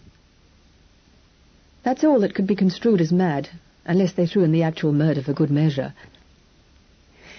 And since I'm morally certain that they couldn't get him to believe either that I killed Tony or attacked David himself, then it's probably the attempted suicide. So? Well, as I see it, we're now in a fairly strong position to fight this belief. He trusts you, doesn't he?" "I think so. Yes, I'm sure he does, after the way I helped him at Nîmes to get away from you." "Don't look so rueful. You'll have to go back and talk to him, convince him somehow that I'm as sane as you are, and get him to meet me somewhere and talk to me. Then we'll get this thing straight and have done with it once and for all." "You mean take him straight away?" "Of course." "Do you think I'd let him go back to her? She and her lover, husband, what you like, can go their way, and David and I will go ours." His glance met mine. "And yours." "It sounds easy when you put it like that," I said, "but, Richard, if they are determined somehow to kill you, well, will Deeping's be any safer now than it was before?" He put a hand to his head in a gesture at once indescribably weary and very youthful. "It's the same old answer, Charity," he said. I don't know. My own home, and for some strange reason it's no longer safe for me or for my son. For some strange reason. That's the centre of the matter. This whole crazy story, it's like a tale told by an idiot, held together by some lunatic logic that we can't follow till we've delved back through his mad past and found Freud in the woodshed. He grinned a little at that and finished his drink at a gulp. If you put it that way, yes. By now the cafe was almost empty, and the steady flow of people on the broad pavement had dwindled perceptibly. A few Negro sailors went by, arm in arm with brightly dressed girls. An Arab boy, slim and golden brown, who might have sat to Polykleites as Hylas, slipped between the tables begging. People flung him lumps of sugar, which he caught with quick, greedy, graceful fingers, while his monotonous, degraded voice mumbled for more. "Sometimes lately I thought I really would go mad," said Richard suddenly. "The murder and the trial, then the car smash and the weeks in hospital, and the appalling headaches I still get, and David. A sudden and complete disruption of my whole life and David's life out of the blue. And that's the basic unreason of the business. It's getting me down. Certain facts are there, but they can't be facts. There's no sane pattern to which they fit. That's what I meant before, Charity. That's what made me behave like a devil. I find my values slipping till my brain... How does it go? Suffers then the nature of an insurrection. Nothing makes sense. Things have turned upside down." "And nothing is," I quoted softly. "But what is not?" He said quickly, half eagerly, "Yes, that's it. That's what Macbeth's about, isn't it? Nothing keeping to the rules any more." I said, "But you forget, Macbeth broke the rules first and upset the balance. There was logic in it, after all. And, Richard, there still is. There must be an explanation, a reason for your idiot's tale, only we just haven't hunted deep enough in the woodshed." He did not speak, but his eyes lifted to mine for a moment, and something in them made me speak urgently. "Richard, I know I'm right. Don't you remember, only an hour ago on the quay, when you said the same thing about me? You said that the rules did hold good, no matter what the evidence to the contrary seemed to be. It's true, my dear. You'll find there is a pattern that'll fit the facts. There always is. But if it's an idiot's tale, if you're dealing with the borderland of sanity—" "You're not," I said flatly. "And even if you were, why, in Looking Glass Land itself they kept to the rules of chess. The rules don't break themselves, Richard. In fact, I repeated, there is no such thing as basic unreason." His eyes were on me, and they were suddenly very bright. He said softly, "Charity never faileth." "Yes, you're right. You're right. How very right you are." He laughed, and then straightened in his chair. "Forgive me, my darling. I've been living so long on the edge of nothing that it's addled my wits. Let's have some coffee, shall we? What will you take with it this time?" "The same, please." "Garçon, 2 cafés cassis." "No." The vigour was back in his voice as he spoke to me. "Nothing really matters, except David. And that part of it'll soon be straightened out, once I've seen him. How tired are you, Charity?"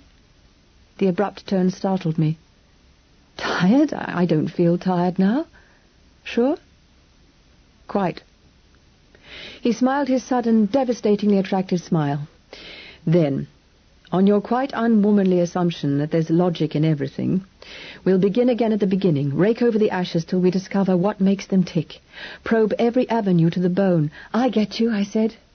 "Leave no hole and corner unturned. All right? I'm on." Chapter 18. The Murdering in the Bed. Chaucer. Half an hour and 2 coffees later, our minds were almost as mixed as our metaphors had been. We had taken out every fact we knew, aired it, shaken it, and set it in its place, and while certain things had become clearer, the centre of the mystery remained dark. "The motive," said Richard for the 20th time. "Tony murdered, and 2 attempts to murder me, and no motive." "Murder needs a pretty strong motive," I said stoutly. There's one somewhere, if we knew where to look. What do they say are the recognized motives? Gain, passion, and fear? It's not murder for money or for love, apparently, but the third motive's the strongest of the lot. Fear? But who's afraid of me, that they've got to kill me? Obviously someone is, because they've tried. Is that logic, Richard? He smiled, though the smile was a little strained. All right, go on from there. You're not going to tell me that Lorraine's sufficiently afraid of me to want to murder me? No. I thought we'd decided she was working for somebody else. Our old friend X, the man in the car, yes? X tries to kill you, I said, not for gain, not for jealousy, but because of something you can do to him. You alive constitute a threat to him, to his liberty or livelihood or life. The glint of amusement in his eyes was genuine enough. In fact, we've arrived at another hoary old friend. There's something I know that I don't know I know. Well, it happens, I said stubbornly. Don't try to muddle me. There's something else that struck me, too, about your chase after Lorraine and David. He shot me a quick look, yes? It was too easy, Richard. If they had really wanted to hide... He gave a little nod as if of satisfaction. Exactly. That's one of the things that puzzled me. It was too easy by half. She told me she was going to France, sent me the letters, clearly postmarked, as she knew they must be.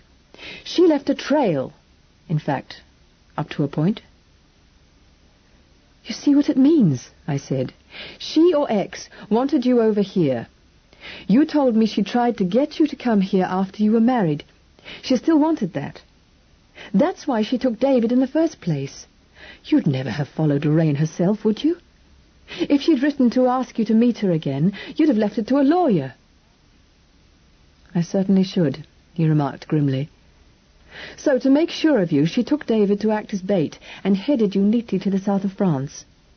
Towards X, I suppose. You're implying, are you, that, having failed to kill me in England, X is ready to have another shot over here, laying a trap? Granted they brought you over here deliberately, I said uneasily, and it looks as if they did, then I don't see why else they should have done it. All right, we'll grant that. They lead me to the south of France, but lose me at Pont-Saint-Esprit, either by accident or design. Which do you think it was? He said slowly, I rather think it was an accident. The wrong trail that I followed to Nîmes was genuine enough. Another couple had been setting out for Nîmes. A couple that might have been Lorraine and David from the description I got. I must have gone tearing off after them before Lorraine's clue, whatever it was, had a chance to reach me. He laughed shortly. So, there they were, marking time in Avignon while I lost myself chasing red herrings. No wonder she began to lose her nerve, I said. She sounded really frightened that night at the Rocher des Dames. And no wonder they were quite pleased to let you take David about, returned Richard. With me loose in the vicinity looking for him, there was quite a chance I'd see him and pick up the trail again. I objected to this. What was to stop you talking to David, putting things straight with him and just taking him away? Mr. X, said Richard simply. I looked at him startled. He nodded. Lorraine, who had lost her nerve, was better out of the way in Avignon. But where David went, you may be sure Mr. X went too. I drew a long breath. On the Tarascon bus, I said. Richard nodded again, and his eyes gleamed. Do you know, I believe we're getting somewhere. If you're right, it must have been a bitter moment for Mr. X when you so neatly scooped David out of my reach again, sweet charity, and incidentally led me right away from X and all his works. It seems I may owe you quite a lot. But what could he possibly hope to do in Nîmes? I protested. He shrugged. He sounded almost indifferent. God knows. It's a half-wild, deserted country. Anything could happen. A body could lie in that scrub for months, and the kites would... Don't! Well, there it is. It's a good part of the world for a quiet murder, and that, no doubt, is why I'm being decoyed here. He smiled without mirth. I wonder where the trap was to be sprung originally. Avignon? It seems unlikely. Lorraine said they were going south in a day or so, I said quickly. Nice and Monte Carlo. Did she indeed? If that was true, it could mean anything. There's some lovely, lonely country down there, with nice, dangerous cliffs, and a nice, dangerous city, I put in. He lifted an eyebrow. Marseille. Well, why not? X fails twice in the law-abiding Surrey, so he gets you onto his own ground, I said. You're jumping at this thing, aren't you? Said Richard, amused. So Mr. X lives in Marseille now. He may call himself Marsden, I said doggedly, and read T.S. Eliot, which incidentally I saw him doing upside down, but I'll bet he's French. And I'll bet he's Lorraine's first husband, Jean something or other, and I bet he has some definite reason for wanting you down in this part of the country. The amusement in his eyes deepened. So, it's all solved, is it? If only I could remember what I know that I don't know I know. Well, try, Richard, I said hopelessly. No, don't laugh at me. I thought this was serious. Think. My dear child, certainly, but what about? I hesitated. Tony's murder? Murder's the only thing serious enough to make X go to such lengths, isn't it? I mean, if you knew something that would hang him. But Richard shook his head. That horse won't run, Charity dear. There's nothing there, I'm certain of it. The police went into everything, and God knows I've had long enough to turn it all over in my mind, every grain, every particle, every atom of facts in my possession. You get a lot of time to think in prison, you know. Yes, I suppose so. I'm sorry I reminded you. Don't worry. It doesn't matter nearly so much as it did half an hour ago. He gave me a brief smile. But we're forgetting one thing, you know. Tony was murdered too, and also without apparent motive.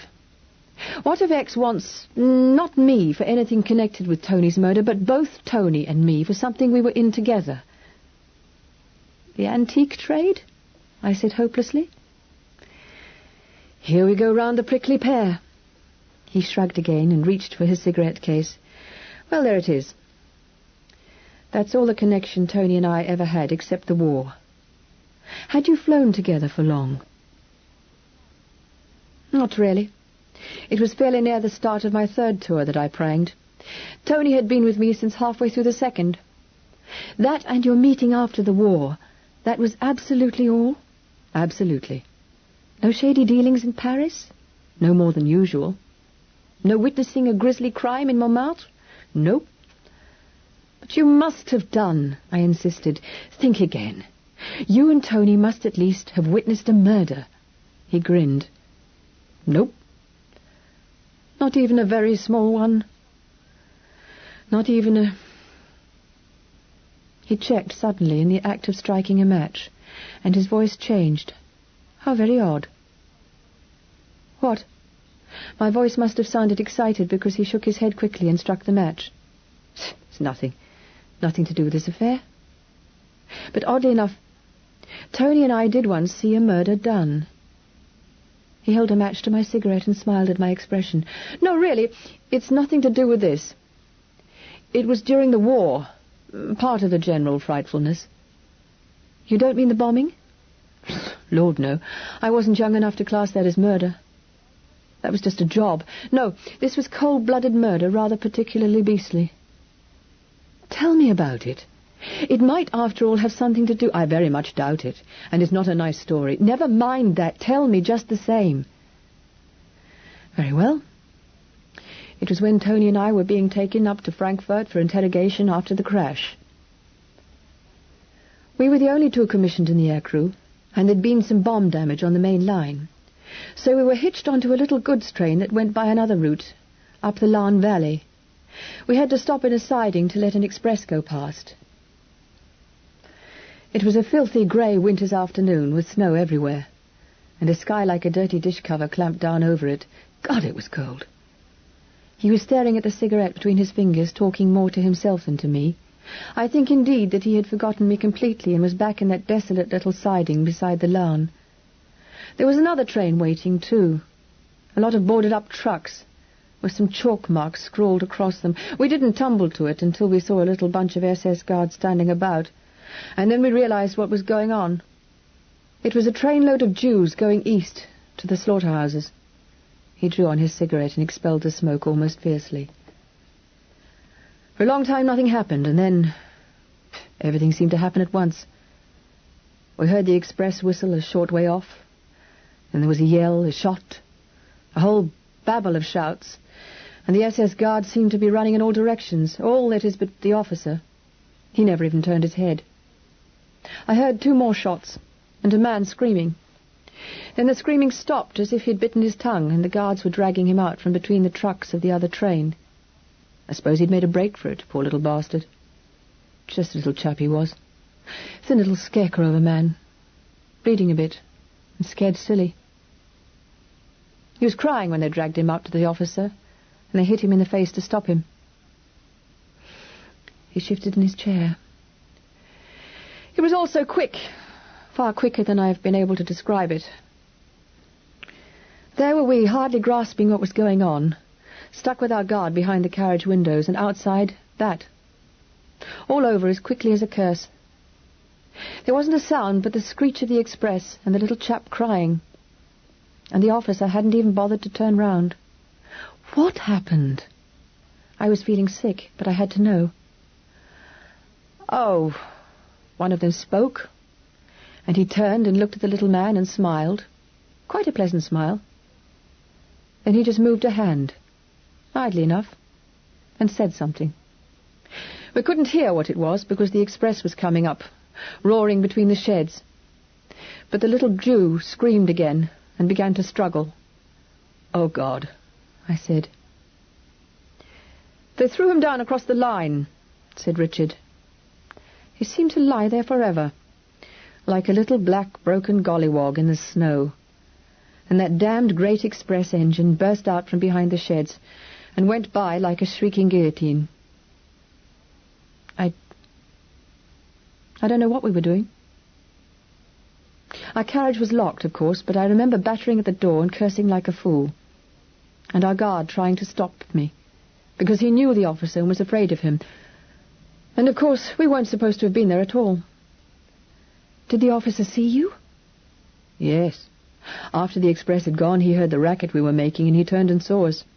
We were hauled up in front of him then and there, and I think we'd have been shot out of hand if we hadn't been on our way to being interrogated by General von Lindt, who was a bit more important even than Herr Oberfuhrer Kramer. That was the officer's name? Yes, Max Kramer. A great big blonde handsome brute with eyes like slate. He stood there staring at Tony and me, and I think it was the worst couple of minutes I ever had in my life. He wanted to shoot us. My God, how he wanted it. His mouth went wet, his gun hand was shaking a little. He shook his head sharply as if to dodge a memory. I can see it at this minute. That gun pointing at us like a wicked little eye. And that hideous hand curled round the butt. There was an ugly scar running right down the forefinger, and the nail was twisted and deformed. I remember how the scar showed white, and the whole thing, hand and gun, shook with a kind of lust. I broke across it. But he had to let you go. Oh, yes. We went. I never saw him again. Our train moved off straight away, and we ended up conventionally enough in O-Flag 14. But Charity, what is it? The shadow was deep in his eyes. I wanted to tell him to forget it all, to stop talking about it. But I knew that the time had not yet come when he would be able to forget. What is it? I said. The little Jew. I recognized him. I stared back in a kind of horror. You mean you knew him? Oh, no. Not like that. I'd met him once, that's all, in a Bond Street gallery. He was a painter, a good painter, too. His name was Emanuel Bernstein. I see. Yes, that does make it worse. Richard's mouth twisted as he stabbed out his cigarette viciously in the ashtray. One of the best things he'd done, he said, was called Landscape Under Snow.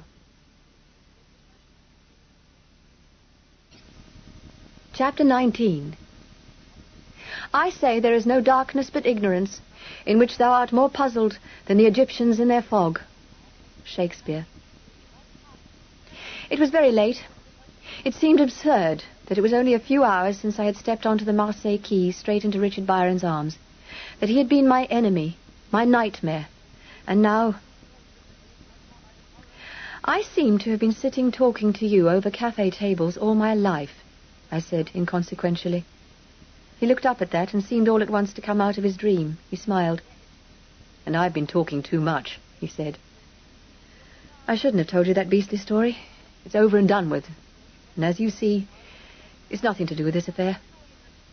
It certainly doesn't seem to, I agreed. And there's one thing certain. That Mr. X is not Kramer. At least, Marsden isn't Kramer. He was never a big blonde in his life. So, that's that. Richard looked at his watch. 10 to 9. More coffee? I couldn't drink another drop. I'm with you there. Now we're going to decide what's the next thing to do, and then I shall see you back to your hotel. His plan was very simple. I was to return next day to Avignon, tell Louise what had happened, and get David to go sightseeing with me once more. I was to deliver him into his father's hands, and then Louise and I were to remove ourselves quietly from Avignon to a hotel Richard knew in Aix. Here we were to lie low for a day or so. Richard would take David to some friends of his, the Dexters, who were spending the summer at Hyères, further along the coast, and then would get in touch with me again. Now that I am forewarned to some extent, he said, I should be able to deal with Mr. X or whoever is following David about, providing he's on the job alone. And then, when I put things straight with David and got him tucked safely away with Bill Dexter, I'll be able to work out what to do. With David still in the open, my hands are tied. It's all nice and clear and simple when you put it like that, I said. If only it works. Where shall I take David sightseeing to meet you? He gave me a grin of pure malice. What about the cathedral at Tarascon? Beast, I said with feeling. I wish I was a good liar. Don't remind me of it. Well, what about Arles? The arena above the main gate? I'll be there by 10:30, and I'll wait all day if necessary. Of course, if you could lose Mr. X on the way, but don't take any risks. If anything should go wrong, you can ring up the Legionnaire at Nîmes and leave a message for Richard Coleridge, remember? Right? Right. We stood up and he paid the waiter. Then we moved out into the bustling throng of the Canebière.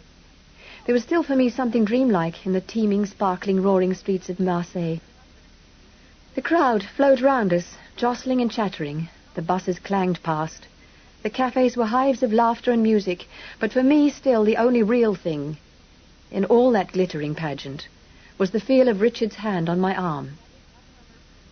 This way, he said, and we were suddenly out of the throng and walking up a dark, half-empty street. Where did you leave your car? I fished in my bag for the little pasteboard slip and read it aloud. Berger Frère, 69 Rue des Pêcheurs. But I haven't the foggiest idea where it is, I'm afraid. I know it. I'll call at your hotel in the morning, say 8:30. We'll have breakfast somewhere, and I'll take you to get your car. Then we'll go in procession again up the road to Avignon. He grinned. And don't try running away again, my girl. I won't. You nearly foxed me at Cavaillon, you know. Who on earth taught you to drive, by the way? You're pretty good. Johnny? Oh, of course it would be. It was his hobby, I said. It had been his job before he joined the RAF. He'd raced cars practically ever since he'd had a license. He was wonderfully good. He certainly taught you a thing or two. Did you pay my bill at Les Baux? I asked suddenly. Because I ought to ring up. I had to, he said with grim amusement. I'd asked for it after all, hadn't I? After spending the night in your room. I managed to avert arrest by some story about your being ill recently and a bit unstable. Dash it! Don't worry, you're getting better rapidly. But you're still prone to sudden impulses. It was quite a good story anyway, and she believed it, mainly because it was less trouble to believe than otherwise. And I was paying anyway. The French are realists, so don't you bother about les beaux. I'll never dare go back again. One of the things that really began to puzzle me about you, said Richard, was why the devil should you go up there at all? And why should you go armed with a book of medieval French poetry in any case? I somehow couldn't see an accomplice of Lorraine's sitting alone up there reading the Chanson d'Étoile. And there you were, admiring the dawn like any tourist. You're a woman of parts, aren't you, Charity? Did Johnny teach you to read Middle French as well? I taught French before I was married, I said. And there are translations in the book anyway. Well, I thought. Then his voice broke off, and I heard his breath drawn sharply between his teeth. His hand gripped my arm, and I felt him stiffen. He stopped. What on earth? I said, startled. There was no one to be seen. We were halfway down a narrow, badly lit street which curled its seedy way to join two wider thoroughfares. It was a street of tallish, faintly furtive-looking houses, which had seen better days, and now masqueraded as offices, garages, warehouses, and even shops. It was at one of the latter that Richard was staring now. I followed his gaze. The shop window we had been passing was the only lighted one in the street. But apart from that, I could at first see nothing remarkable about it. It was long and low, and was crammed with an artful and rather attractive confusion of chairs and tables, fall stools, jugs, and ivory chessmen. I read the legend above the window. Werfel et Scie, Paris et Marseille, objet d'art. Antique dealers? I said reproachfully. Richard, you shop hound. And then I saw it too. It was lying, beautifully placed on the sweep of a velvet drape, glittering in the light of the single lamp. It was a silver bracelet, where the arms of a noble house were wrought about with lilies and griffins and the wings of birds, and I had seen it before. Richard's arm had relaxed under mine, and he gave a little sigh. How odd to see it there, he remarked. I gave that bracelet to Lorraine before we were married. She must have sold it in Paris, and it's found its way here. It startled me to see it. I don't know why. He turned away. Let it lie, he said. I said, if she sold it, then she sold it today in Marseille. He swung round at that. What do you mean? I mean I've seen it before, too, or one very like it. It's unique, he said shortly. 15th century Italian. It was made for Lucrezia di Valozzi, and there isn't another like it. Then Lorraine was wearing it yesterday morning, I said. There was a pause. I was angry to find myself beginning to shake. Richard's hand, hard and excited, gripped my arm. His voice was apprehensive, but I knew the fear in it was not for himself. David, he said. We've got to find out what's happened to David. This means Lorraine's in Marseille already. The trap, I said shakily. The trap. Trap be damned, said Richard curtly. They'd take a shorter chance to catch me than this. They've none of them seen me since Nîmes, I'll be bound, and Marsden wasn't on the road today. Now listen. He had drawn me back from the lighted window, and his voice was low and urgent. I'm going in to see who hocked that bracelet, and when.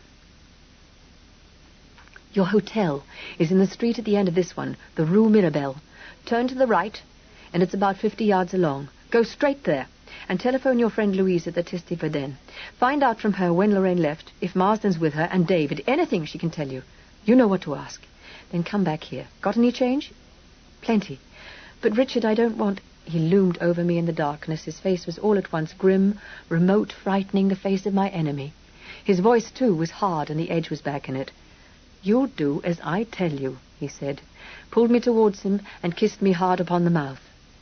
Then I was half walking, half running up the dark street, and as I went, I heard the shop door open and shut behind him. Louise's voice across 95 kilometers of crackling French telephone wire sounded surprisingly clear and blessedly unruffled. Why, Charity, I'd been wondering if you'd meant to come back today. How's the ghastly village with the ghosts? Not too bad, I said. Louise, can anyone hear you? Only the concierge, and he's as deaf as a post, said Louise very sensibly. Well, listen, I'm speaking from Marseille. From where? Don't repeat it aloud, for goodness sake. Marseille. Listen, Louise, I haven't time to explain now, but I just want you to answer me a few questions. It's terribly important. I'm in a bit of a jam, and Louise's calm voice spoke in my ear. Is David with you? So it was true. She had taken David away. The damned woman had taken David away. Charity? Are you there? Yes. Are you all right? You sound a bit odd. I'm all right. Are you trying to tell me that the Bristols have left the hotel? Yes, indeed. Such a flap, said Louise placidly. As you ever saw. Mrs. Bristol screaming and throwing hysterics and swearing you'd abducted him, and Mr. Palmer and the Germans and that handsome Paul Very out searching. Louise, do you mean that David's run away? This morning. He left a polite note for his mamma and moved out, complete with the dog. They found out at lunchtime, so he's not with you. Of course he's not. Well, I just wondered, said Louise reasonably. You've been so thick with him, and then you suddenly announced that you wanted to go to Les Bousses or whatever it is, which seemed an odd thing to do. However, I'm glad you're not a kidnapper. I was thinking furiously. Louise, I suppose it's all genuine. I mean, he really has run away. My Lord, yes. There was nothing phony about the way Mrs. B went for me today and demanded to know where you'd gone. She was white as a sheet. And did you tell her?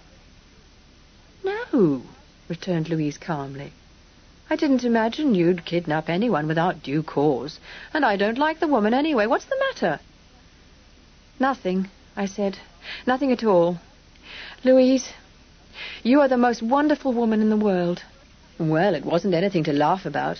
In fact, the hotel was so awful that I just went away for the rest of the day. Naturally.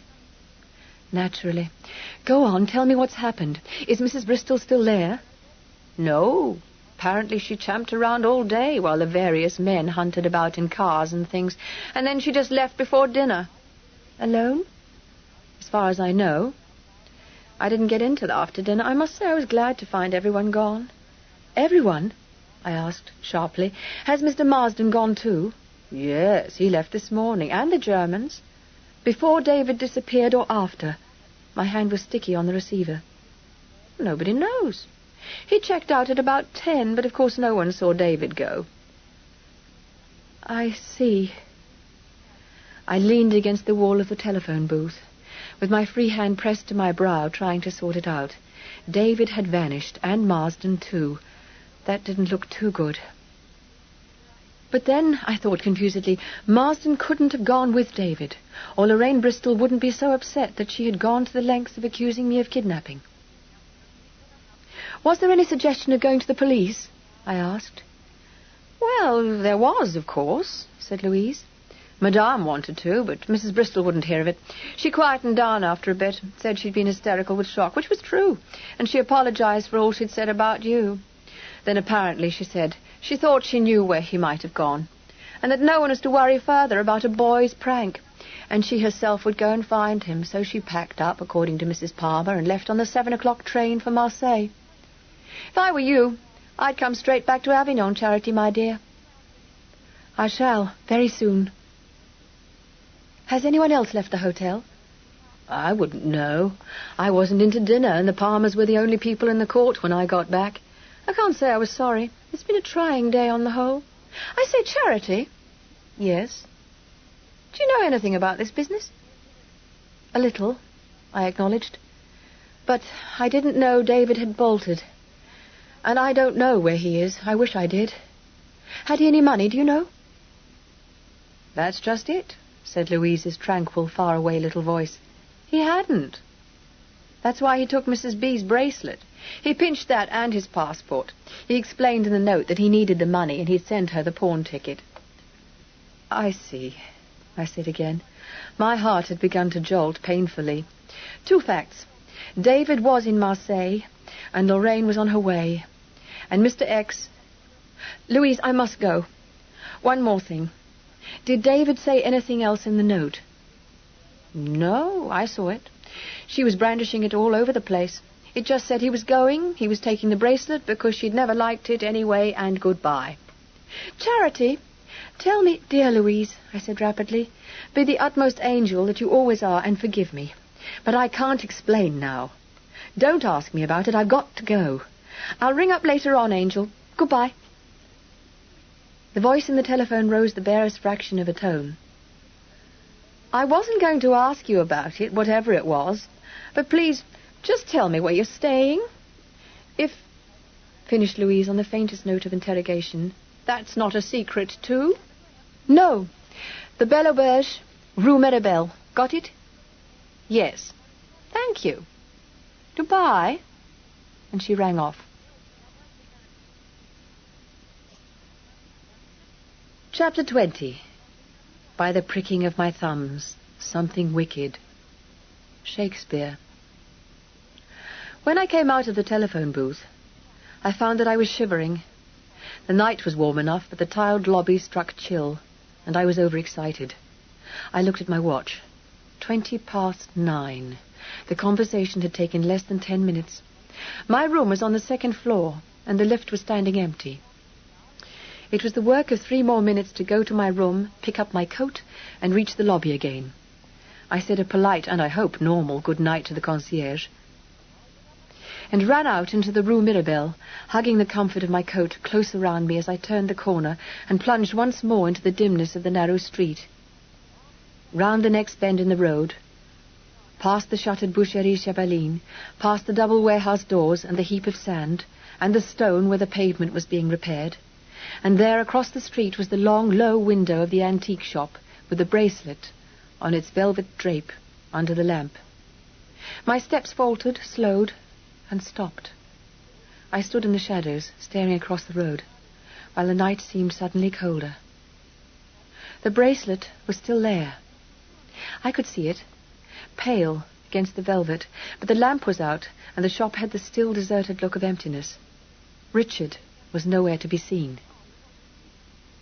I don't know how long I stood there, stupidly gazing at the shop, gazing up the street and down the street alternately, as if somehow I could conjure his presence out of empty air.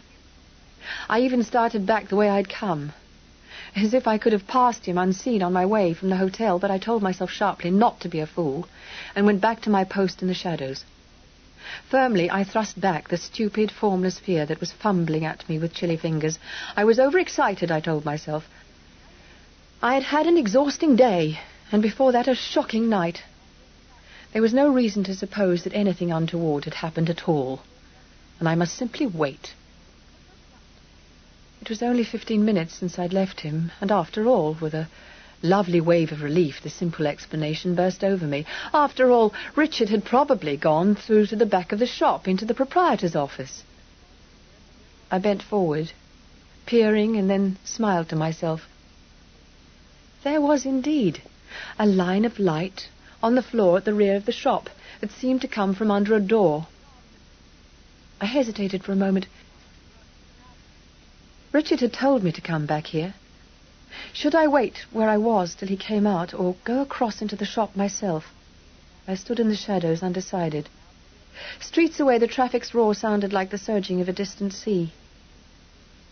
20 yards off, on business or pleasure bent, a scrawny cat slunk purposefully across the pavement. Somewhere near at hand, an engine coughed, and a car moved away with a roar and a shocking gear change. I realized that I was shivering again, whether from apprehension or nerves or cold, I did not know. But I was not, I decided, going to stand in the street any longer. Sometimes, even now, I dream of that moment, of what would have happened if I had walked across the street, and of what it would have meant.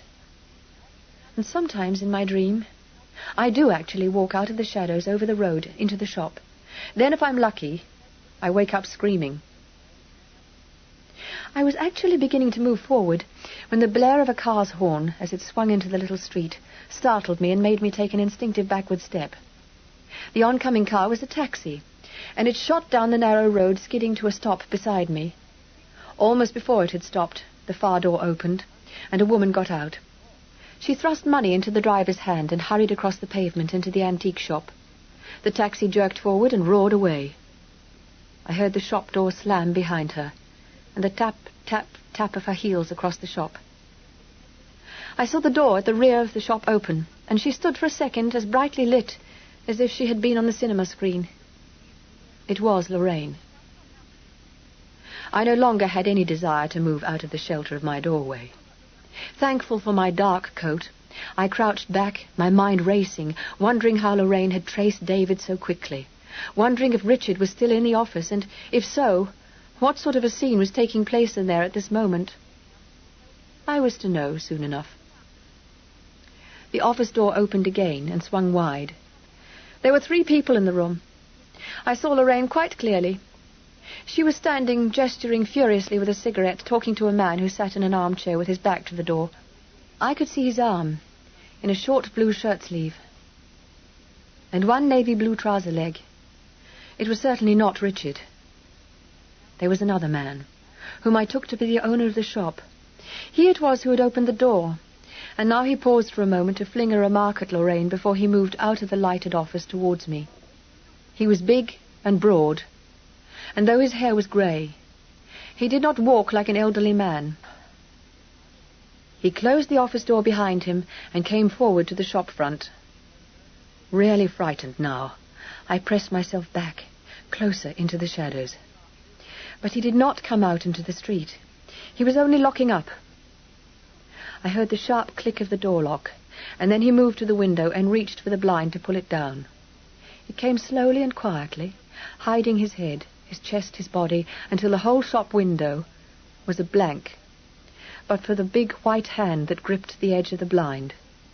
In that uncertain light, the hand, disembodied, looked like some monstrous white sea beast, a squid or an octopus, floating in the nebulous murk behind the glass, a monstrous deformed creature of the dark.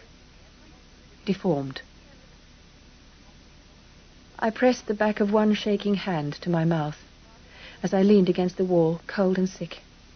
Even at that distance and in that light, it showed quite clearly.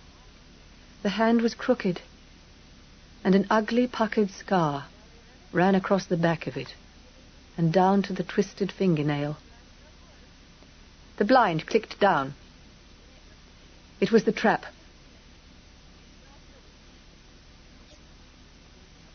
Chapter 21. Will you walk into my parlour? Nursery rhyme. I don't believe I thought at all. There was certainly no plan in my head. I just stood there in the dark doorway looking at the shop. It did not occur to me that I had exactly no chance at all against them, that I was a woman, alone, unarmed, that even if I had had a weapon, I could not have known what to do with it.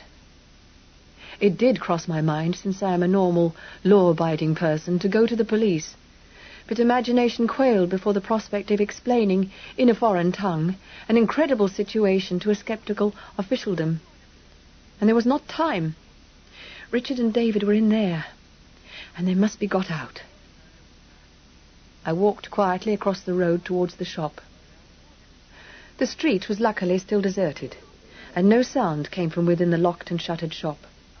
I had noticed 2 doors from it along the street, a broken door, which seemed to give on to a narrow tunnel running through the block of buildings to the back. I pushed this open. It creaked slightly, and I slipped through, groping my way down the tunnel into what seemed to be a warehouse yard. The dark shapes of buildings loomed up to right and left. There were piles of old boxes and an orderly stack of crates. Ahead of me, I could make out a pair of solid double gates, and beside them, the darker cavern of an open garage.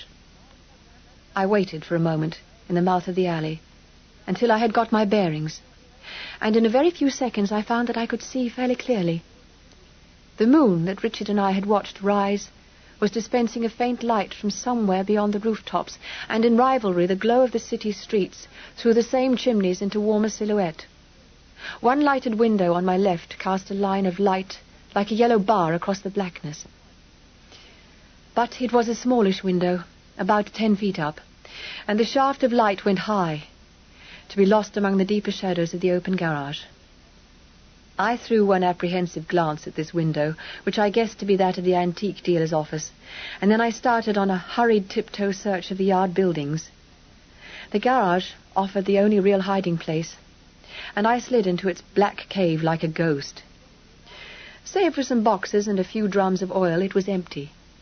But a smell of stale exhaust still hung in the air. And with a flash, like the springing open of a door, I remembered the car I had heard drive off only a few minutes ago. I bit my lip in an agony of indecision and frustration. Perhaps Richard was no longer on the shop premises. Perhaps his body...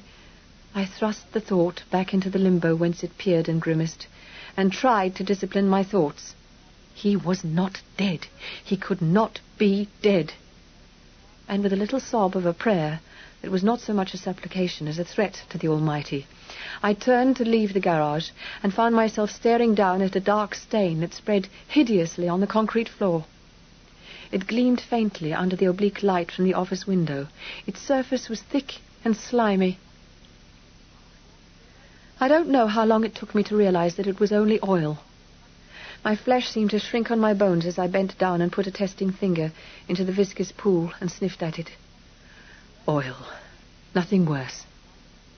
I was straightening up when, out of the corner of my eye, I saw something on the floor of the garage. It had fallen behind an oil drum.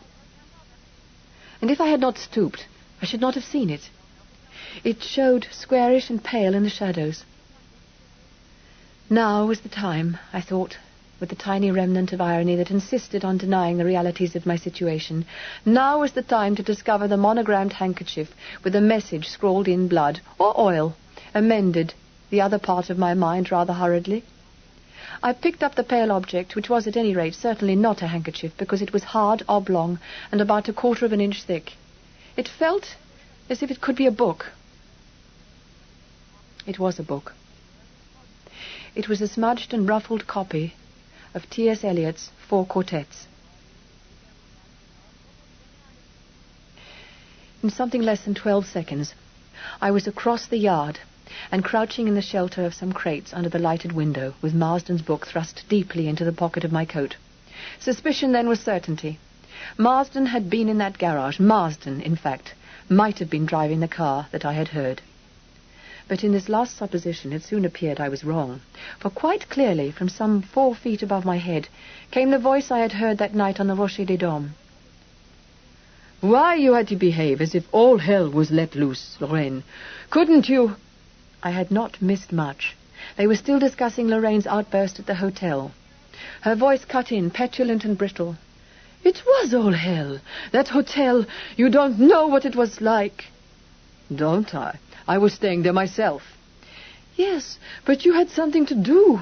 Following that damned kid around, I hadn't. I tell you—" "You still needn't have lost your nerve to quite that extent, my dear."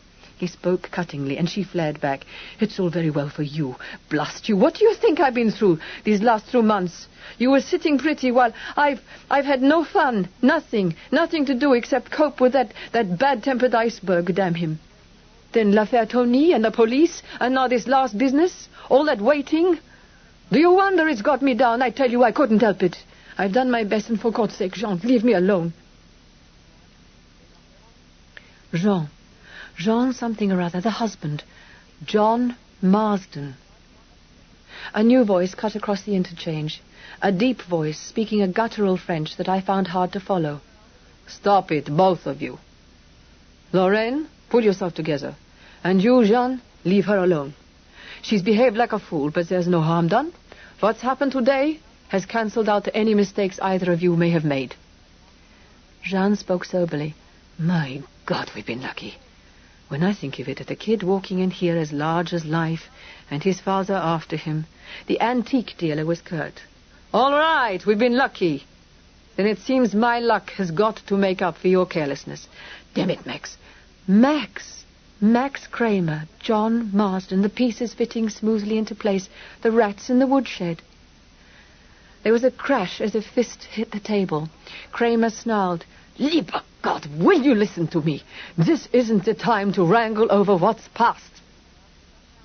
We've got those 2 to dispose of, and it isn't until I see them officially reported as accidental deaths that this thing's over. When that happens, and not before, you'll get your money." "And the papers," put in Lorraine sullenly. "And the papers. And we'll cry quits. And you 2 can go to perdition in your own way, and leave me to go to mine. Is that understood? All right, what do we do? This from Jean. Lorraine said, still sullen, I don't even know what's happened yet. Are they dead? No, said Kramer, and I felt a muscle jump and tighten in my throat. The boy's asleep. He should stay that way for quite a time. I gave him enough to keep him quiet till it's over. He laughed. I've always had a kind heart. His father's had something to keep him quiet too. Perhaps it wasn't administered quite so gently, but then Jean and I were hardly prepared. He'll be out for a bit, quite long enough, unless we waste any more time. His voice dropped, and I strained closer. Now listen. I've been thinking hard since this happened, and I've seen how we can use things the way they've played themselves. It works out pretty well, what with what we planned before. The boy and his father will be found dead at the foot of the cliffs, at our arranged spot. They'll be together in the wreck of Byron's car. Have you got it? I've got his keys. They were in his pocket, and I know where it is. And the story, said Jean, with triumph lighting his voice, will be that the boy bolted to meet his father. The two of them set off for Italy, perhaps, and an accident in the darkness. Exactly, said Kramer with satisfaction. The child really played into our hands by running away. He even stole his passport to take with him. There'll be no reason why anyone should think about murder. No one will look in that boy's body for drugs. And any signs of violence on the man will be accounted for. Exactly, said Kramer again. Then the purr of satisfaction faded, and his voice went hard and precise. Andre's taken the two of them, tied up in the van. He's been gone about 15 minutes. We should be there almost as soon as he is. He's a bit of a fool, as you know, and he's afraid of trouble. I told him we'd have to wait for you, Lorraine, but that one of us would go after him as soon as possible. Jean, what? My car's in the garage on the other side of the street. Here are the keys. I heard the jingle as he threw them. You get straight after Andre. See that he parks well out of sight. Right. And you? I've got to get Byron's car. It won't take me long. If either of them wakes up and makes trouble, I'll know what to do. So, said the German. Lorraine said, What about me? Can't I come? I want to watch. Jean sounded amused. Chief mourner? What on earth did the poor sod do to you, ma belle?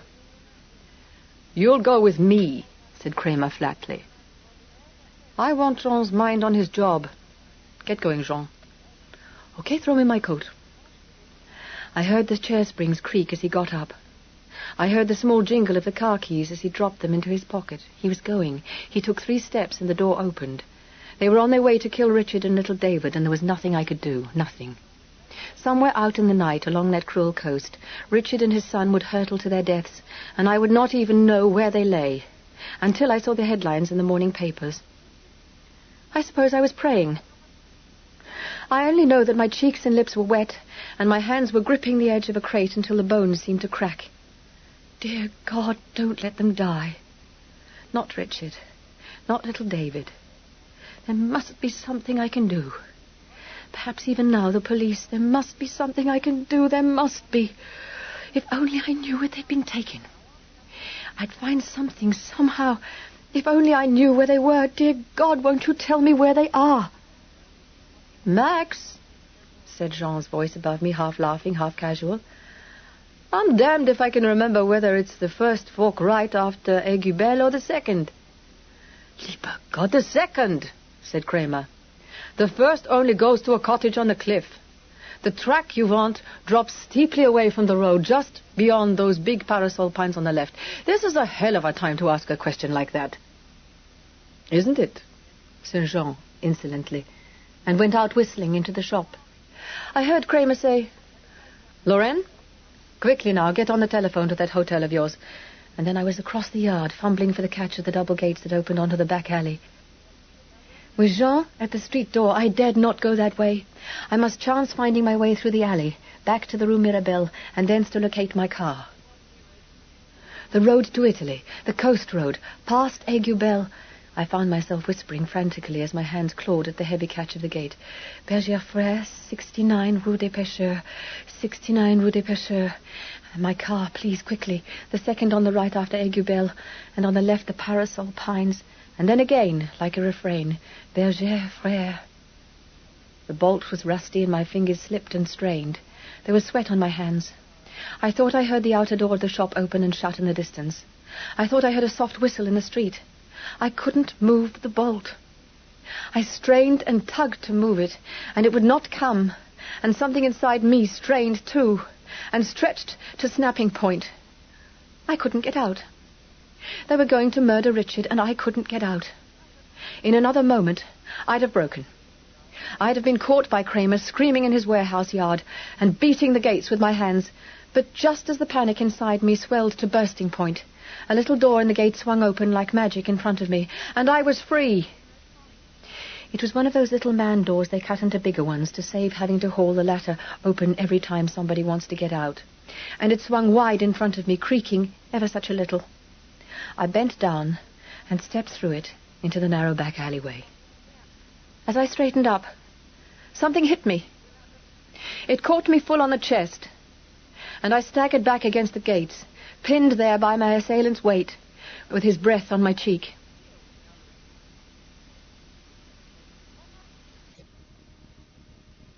Chapter 22.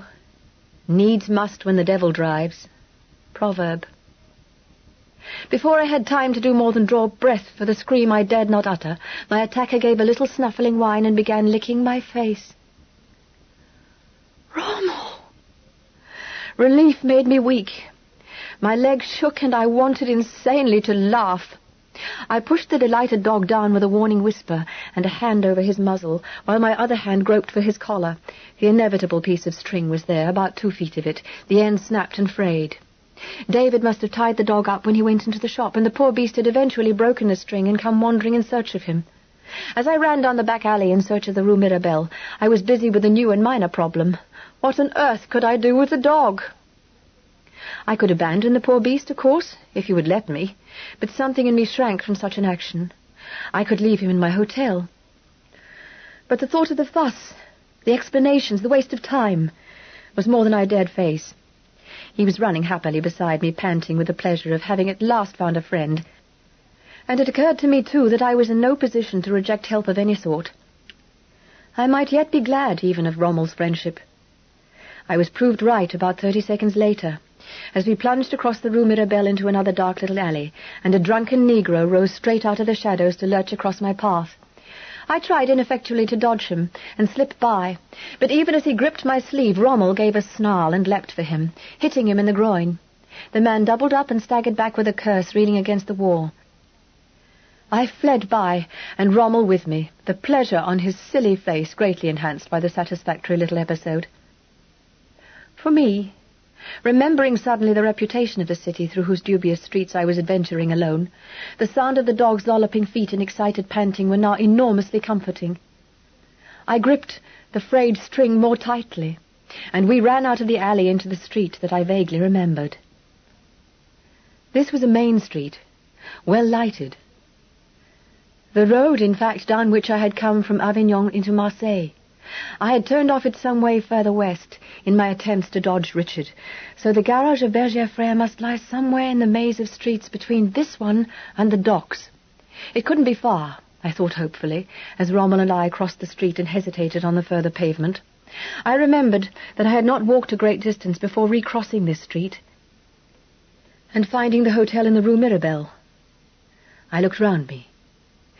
It was not a street of cafes, and there were surprisingly few people about. The newspaper kiosk at my elbow was shut. So was the boulangerie in front of me. But 30 yards away was an open garage, the lights of its petrol pumps glowing like beacons. Someone there would certainly know the way to the garage in the Rue des Pêcheurs. I tugged Rommel in that direction. One garage hand was busy at the pumps, attending to a car. But as I hurried forward, another emerged from the garage door carrying a bucket. He put this down, and at my breathless query, pushed the beret back on his head and scratched his hair. "Rue des Pêcheurs, mademoiselle?" "Why, yes, but—" He eyed me dubiously. It's no sort of place for you to be going this time of night. But I must. My insistence was such that his stare became curious. It's most urgent. Which is the way? He rubbed his ear, still staring. I'll point the way out to you, sure enough, but I tell you, I must, I cried again. He meant kindly, no doubt, but my heart was hammering in my throat, and the engine of every car that passed was like the whining hum of a minute gong. I took a step towards him. Please, monsieur. His stare was all over me now, taking in my smudged hands, my dusty sandals, the plaster marks on my coat, the desperation in my face. There was a glint in his eyes now that was more than just curiosity. I'll tell you what I'll do. He passed his tongue over his upper lip and smiled quite pleasantly. I wondered if he were thinking of telephoning the police. I'm off in 10 minutes, he said. If you like to wait, I'll take you there myself. I grabbed at the edges of my patience and politeness. Monsieur, you are kindness itself, but I repeat, this is urgent. I cannot wait. I have to leave Marseille immediately, and I must have my car, so... Car? Yes, at Berger's garage. It's in the rue, I know that, but it's shut. He spoke curtly. He was losing interest. He half turned away and picked up his bucket. Shut. The world stood still, then began to spin. Are you sure? He shrugged slightly. Mais certainement. It's a repair garage. It shuts at 8. Perhaps someone... It's so very important. Where do they live? I found myself beginning to stammer. I was groping for words, my French slipping from me as my brain panicked again. I could go to the house. He spoke more gently. I don't know where they live. You could perhaps ask at the houses near the garage. A tram bucketed down the street behind me, the noise of its speed mocking me. A car turned in beside the petrol pumps, and the swish of its tires on the gravel made the hairs prickle along the nape of my neck. I dropped Rommel's string on the ground, set my foot on it, and began to grope in my handbag with shaking hands. No, that's no use. I've no time. I must go now. I must hire a car. Please get one out immediately and fill it up. How much? There is no car. Interest, curiosity, perhaps, even compassion, these were still in his eyes, but deepening there, too, was suspicion. Heaven knows I didn't blame him. If he could read my face as I read his, he must be able to see something sufficiently out of the ordinary. My whole bearing must speak my fear. I dragged at a handful of notes and held them out. A car, monsieur, for God's sake. He eyed the notes, but made no move to take them. It is the truth. We have no car for hire. I am sorry. His shrug of regret was genuine and final. He turned away. I just stood there numbly, clutching the notes, and in me the hope that had never been a hope at all drooped and died. It was no use. Richard was dead. I could go to the Rue des Pêcheurs. I could knock from door to door, breathless, hurrying, desperately fumbling for words. I could find Monsieur Berger. I could explain to him. I could persuade him to open his garage. I could get my car out and drive along the coast road to Aiguebelle and the Parasol Pines, I and this silly, fluffy dog of David's. And when I got there would be nothing to see except the moonlight on some car tracks in the dust, and nothing to hear except the grating roar of the sea on the shingle at the foot of the cliff. I was too late. Rommel turned his head and wagged his ridiculous tail. Someone spoke behind me. Mrs. Selborne. I turned as in a dream. A tall man in a dark suit was standing by the petrol pumps looking at me. He spoke again in English and took a step towards me. It is Mrs. Selborne, isn't it? I knew him now.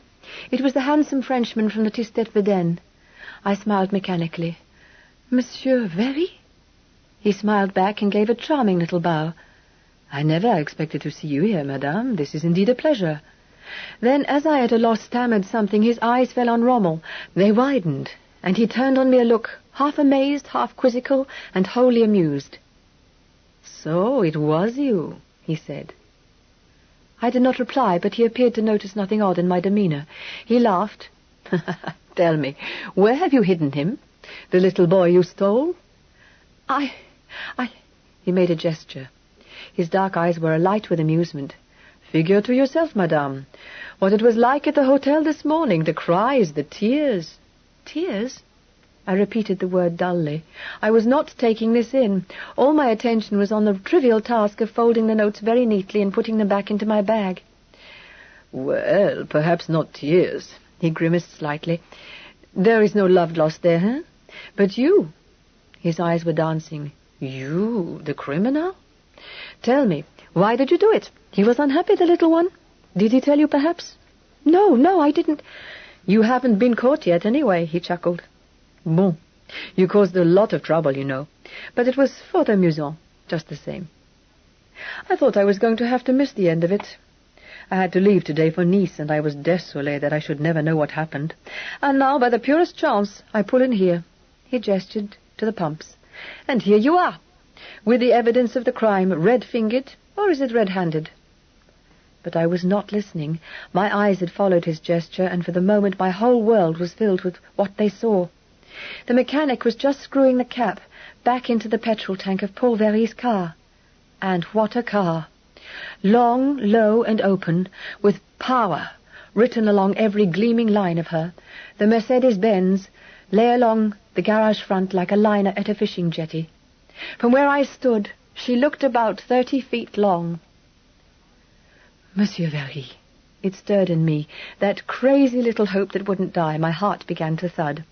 At something in my face his expression changed. The amusement dropped like a peeled-off mask. His eyes scanned me. I am sorry, I should not have jested about it. You are in trouble? Yes, great trouble.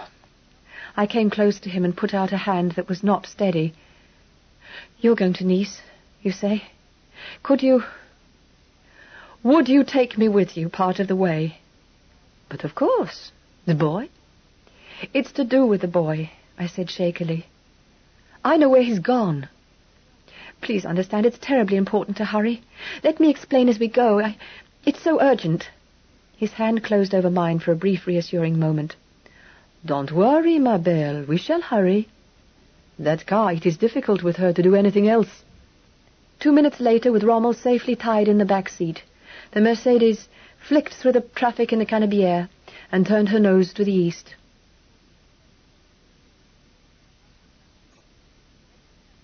Chapter 23. Tiger, Tiger. Blake. Almost at once, it seemed, the glare and rattle of the Marseille streets thinned around us, and we were threading the tree-lined suburbs, whose ever-sparser street lamps and high-shuttered houses flickered past in gathering darkness. If there was a speed limit here, Paul Very ignored it. He drove fast, cutting dangerously through the remaining knots of traffic, in a manner that made me in one moment feel glad of the speed we were making, and in another wonder if he reckoned the risks he took. If we should be stopped by the police? The Mercedes made no secret of her speed. It did not need the klaxon blaring at the crossing to advertise her coming. On a rising snarl, she swept through the last of the thinning streets, and roared down the tunnel of her own undimmed lights, racing like a homing tiger for the forests of the night. The gleaming tram lines of Marseille vanished from under our wheels. The lights of the last house flickered through its cypresses and were gone. And we were in the open country. A wind had risen. The wind of our own speed beat against us, whining along the great bonnet and clawing at the windscreen.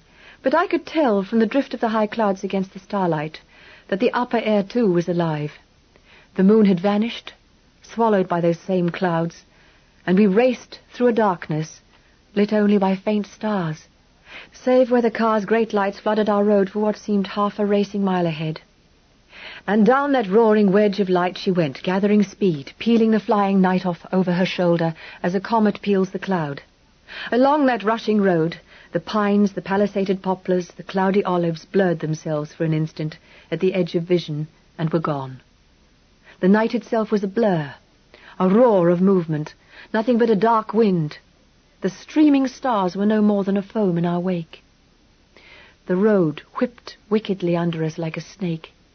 The world swung in a sickening lurch as the tires screamed at a bend. Then we were straight again, tearing hell-bent down our long tunnel of light. Paul Very glanced at me with a little smile. "Is this fast enough for you?" "No," I said. In the glow of the dashboard, I saw him look momentarily disconcerted, and I realized that in taking so literally my demand for speed, he had expected me to be scared. Even at that moment, I could feel a wry twinge of amusement at the idea that anyone who had lived with Johnny could ever be afraid of speed again. This bat-out-of-hell flight through the roaring darkness had been Johnny's normal way of driving home. But then Johnny had been Johnny. I admitted to myself, on a second thought, that I had had several qualms tonight already as we bullied our way out of Marseille. I had been in this kind of car too often now, not to know just what she could do with half a second off the chain. "Nevertheless," said Paul Very, decelerating, "it is as fast as safe." He too, then, had felt that moment at the bend when the tiger had nearly got away from him. "I'm sorry," I said. "I was worrying. I'm watching all the time for their tail light. And I spoke without thinking. I'm most terribly grateful to you for taking me at all." "It's a pleasure." He accompanied the formal words with a smile so delightful that, in spite of my heart-aching fear and apprehension, I smiled back. I found myself watching him as he leaned back in his seat and settled the car down to a steady 65. His eyes narrowed on the extreme arrow tip of light ahead. In its reflected glow, his face was a handsome mask of concentration. The road tore towards us.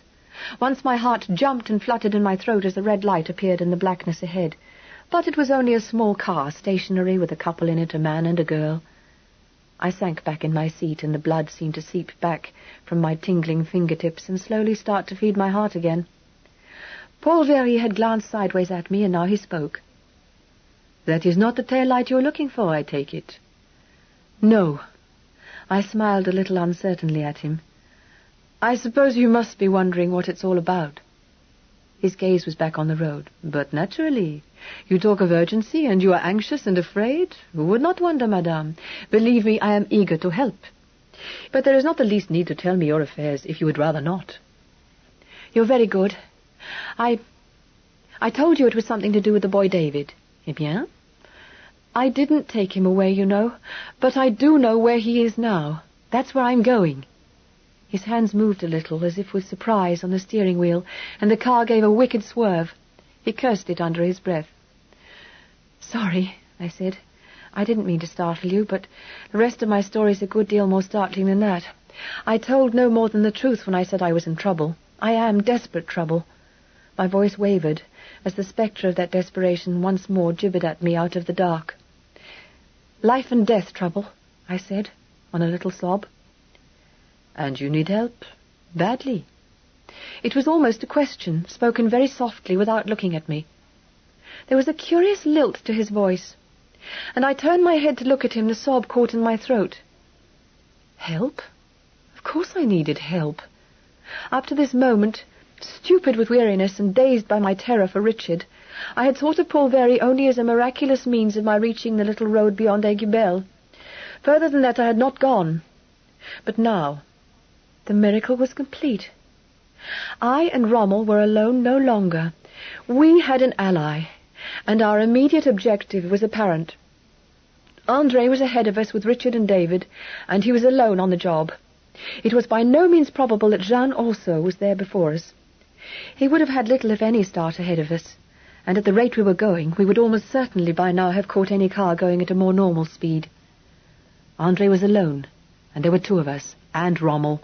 My heart lifted, and I turned gratefully to my companion. He was smiling. He looked extremely handsome, and also, I realized, entirely formidable. "And where are they taking this little boy, huh?" "And who are they?" The strange note was back in his voice, and all at once I knew it for what it was. It was enjoyment. He sounded amused, excited, and not at all apprehensive. He had, of course, no idea yet of the real danger of the situation. It was the unusualness of it, the lady in distress touch, the mad speed through the dark. All this must be appealing to some sense of adventure in him. But I knew, too, as I looked at him, as it were, with new eyes, that no threat of danger to come would damp that enjoyment. I found myself heartened by his demeanour, the lift of excitement, almost gaiety in his voice and look.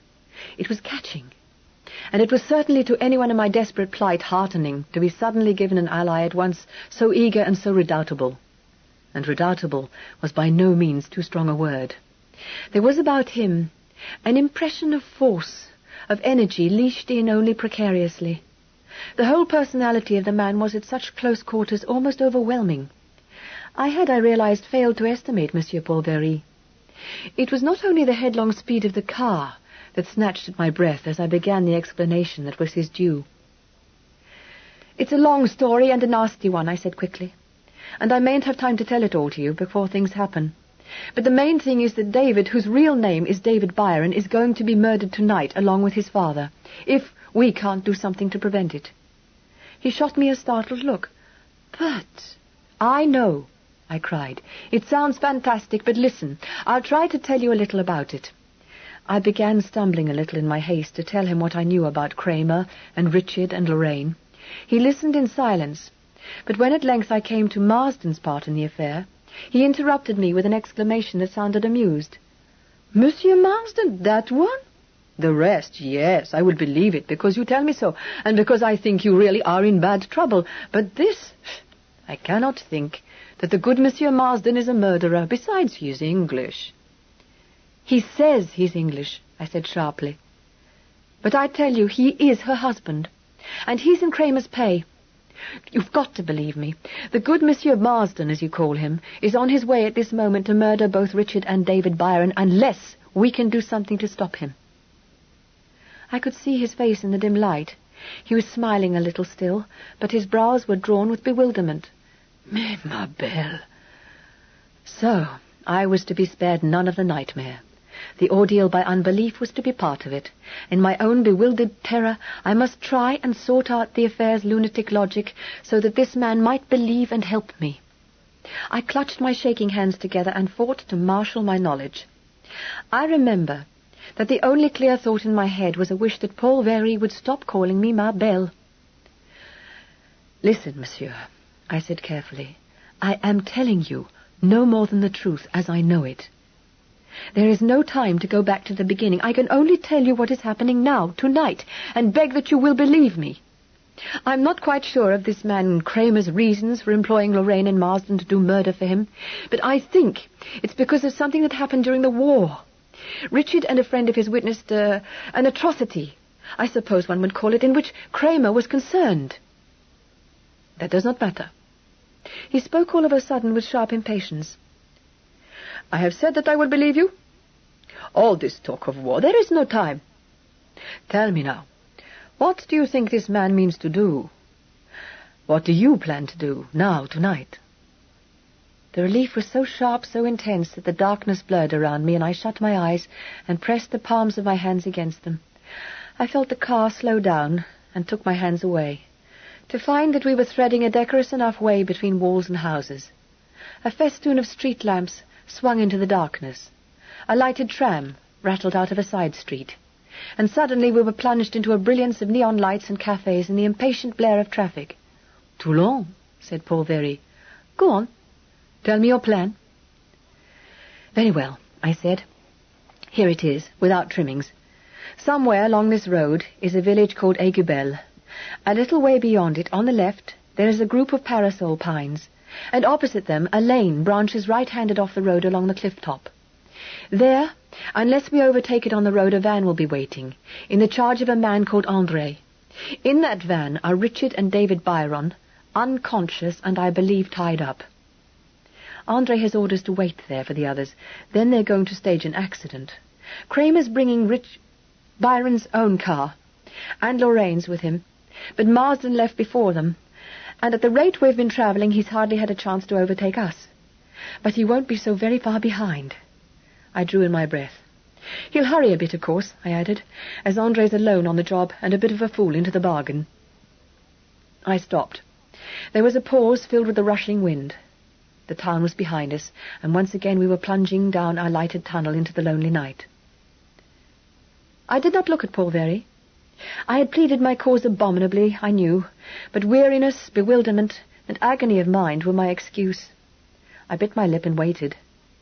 His reaction when it came was unexpected. I heard him give a long, drawn-out whistle of stupefaction. Then he swore softly and laughed. And even as I opened my mouth to speak, he moved one hand off the wheel to drop it lightly over mine. Forgive me, I did not mean to laugh. But you seem to be so deep in the confidence of this murderer. How do you know all this? I slid my hand from under his and began to fumble in my bag for a cigarette. At least he was not alarmed, I reflected. I said, "Does that matter now? You said we'd got to think of what to do." Yes, indeed. He removed his hand at that and reached in a pocket to produce a flat silver case. He handed it to me without looking at me. He seemed all at once to withdraw into his own thoughts. It was as if he had forgotten me, forgotten all but the immediate problem of action. When he spoke, his voice was abstracted, and he used his own language for the first time. "Why did you not... Light me one too, will you, ma belle?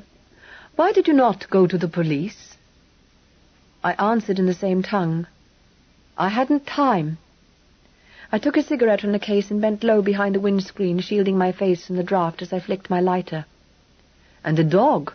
How did you come by the dog?" The lighter went out, and I had to flick it 2 or 3 times to relight it. I huddled lower in the car, making a little draft-proof cave, and tried again. I did not reply, but he hardly appeared to notice. He was talking almost to himself, still in that preoccupied, almost absent voice. "And the man Marsden? Why should you be so certain that the man Marsden is the husband of Lorraine?" The lighter flared and burned steadily. I lit the cigarette and handed it up to him out of my cave. I fumbled in the open case on my knee for another. "Does it matter?" I said again. "Have you by any chance got a gun?" "As it happens, I have," said Paul Very, and I could tell by his voice that he was smiling again. "But, tell me, how do you come to be in Marseille, anyway? And what is your connection with this Byron?" I held the lighter to my cigarette and drew at the flame. Then I froze, crouched there under the dashboard of the car, while the flame of the lighter, illuminating my tiny cave of blackness, flickered over the open lid of Paul Very's cigarette case. There was an inscription there, beautifully tooled in silver. It was only his name and a date.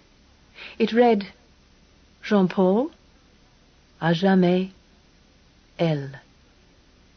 17/8/42." The lighter went out. Above me in the darkness his voice said ever so slightly mockingly, "Don't worry about it any more, ma belle. It'll be all right, I'll see to that. And you trust me, don't you?" That phrase, spoken softly in French in the darkness. The voice of the Rocher de Dôme. The voice I had heard less than an hour ago in Kramer's office. And like another echo behind it, too late, whispered the ghost voice of Louise. "Paul Very. Something to do with antiques." "You do trust me, don't you?" repeated Jean, smiling into the darkness above me. Chapter 24. Who rides the tiger cannot dismount. Chinese proverb. It was cold. The Mediterranean night wind, pine-scented, sea-scented, sang past my cheek in a warm, dark tide, but I was shivering as I hugged myself deep into my coat and fought down the rising hysteria of hopelessness. Fool that I was! I had heard Lorraine's husband, I still thought of him as Paul Very, go for his car. In the time it had taken me to escape from Kramer's yard and run as far as the garage, he could just have got his car out and driven across to fill her up. In spite of his connection with the Tistet Veden, in spite, I told myself savagely, of his now obvious eligibility for the role of Lorraine's husband, I had not tumbled to it. I had run to him in thankfulness like a fool, putting our last pitiful little chance straight into his hands, murderous hands. The lights of Hyères swam up in front of us. They swooped by and were engulfed in our dark wake. I huddled deeper into my seat and stole a glance at him. Now that I knew, oh yes, now that I knew, it was plain to see the glint of amusement below the insolent lids, the arrogant tilt of the chin, the whole formidable confidence of the man. And I was aware again sharply of the impression of excitement that I had received before. Somehow it was there, banked and blazing under the smoothly handsome exterior, the faint gleam of sweat over his cheekbones betrayed it, the nostrils that flared to a quicker breathing above a rigid upper lip, the hands too tight upon the wheel. Murderous hands. The dim road hurtled towards us. A village, a huddle of houses, flickered by like ghosts. Ahead 2 eyes gleamed. They stared and then darted like fireflies as the rabbit turned to run. Paul Very gave a little laugh and deliberately thrust down his foot. I heard the rabbit squeal as we hit it. Behind me, Rommel whined sharply. Paul Very laughed once more. "Frightened?" The question came again. He must have heard me make some sound. This time I could honestly give him the satisfaction he wanted. "Yes." "Do we have to go as fast as this?" He smiled at the tremor in my voice, but to my surprise slackened the car's headlong speed. "And did you have to do that?" I said. "Do what?" "Kill that wretched rabbit?" He laughed again, a charming, gay little laugh. He looked extraordinarily handsome. "You don't like killing?" "Of course not." I hope there was nothing in my voice but an austere disapproval, nothing of the cold, creeping terror that was shaking me. The car slowed still further. The speedometer, under its masked light, showed a decorous 50, as Paul Very took a hand off the wheel and dropped it over mine. The contact, warm, vital, and wholly mocking, sent a new shock through me.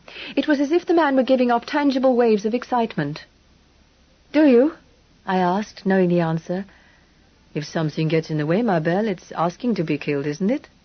Warm and strong, his hand tightened over mine. The car's speed dropped further, and he turned his head to smile down at me. "Not afraid any more?"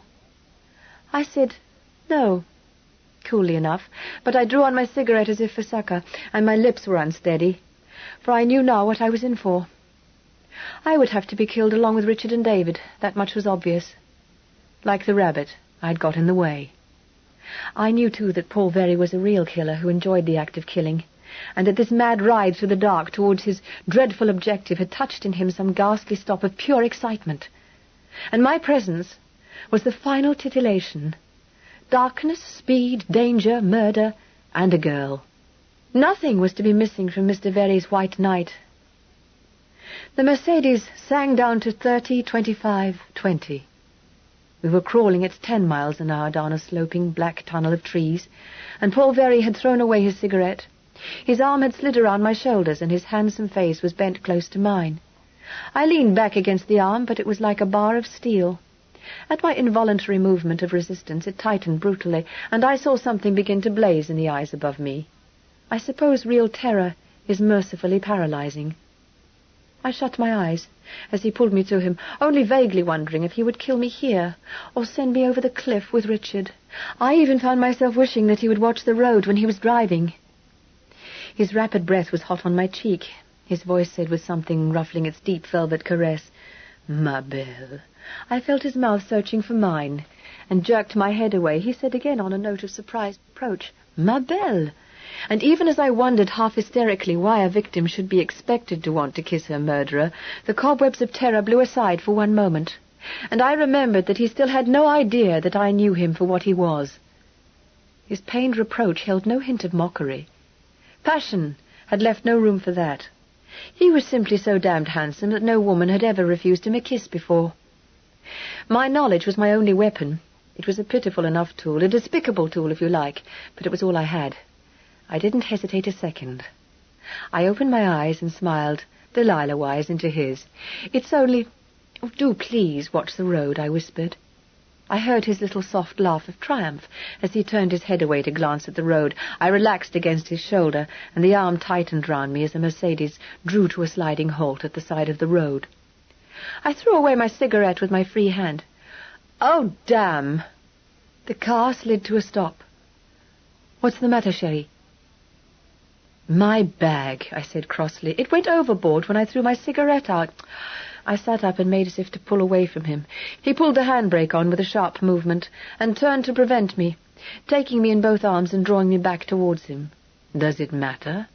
It was the brown velvet voice, irresistibly caressing, flatteringly urgent. He had forgotten to switch the engine off. I hung back, pouting like a chorus starlet. "Silly. Of course it matters. Get it for me, there's a dear." "Later," he said, his voice roughening. His mouth came down on mine, and I sighed tremulously and slid my arms round his neck. I began to wonder how soon we might expect Kramer in the Bentley. It seemed an age, a ghastly crawling age, before he relaxed his embrace a little and spoke again. "Trembling, ma belle?"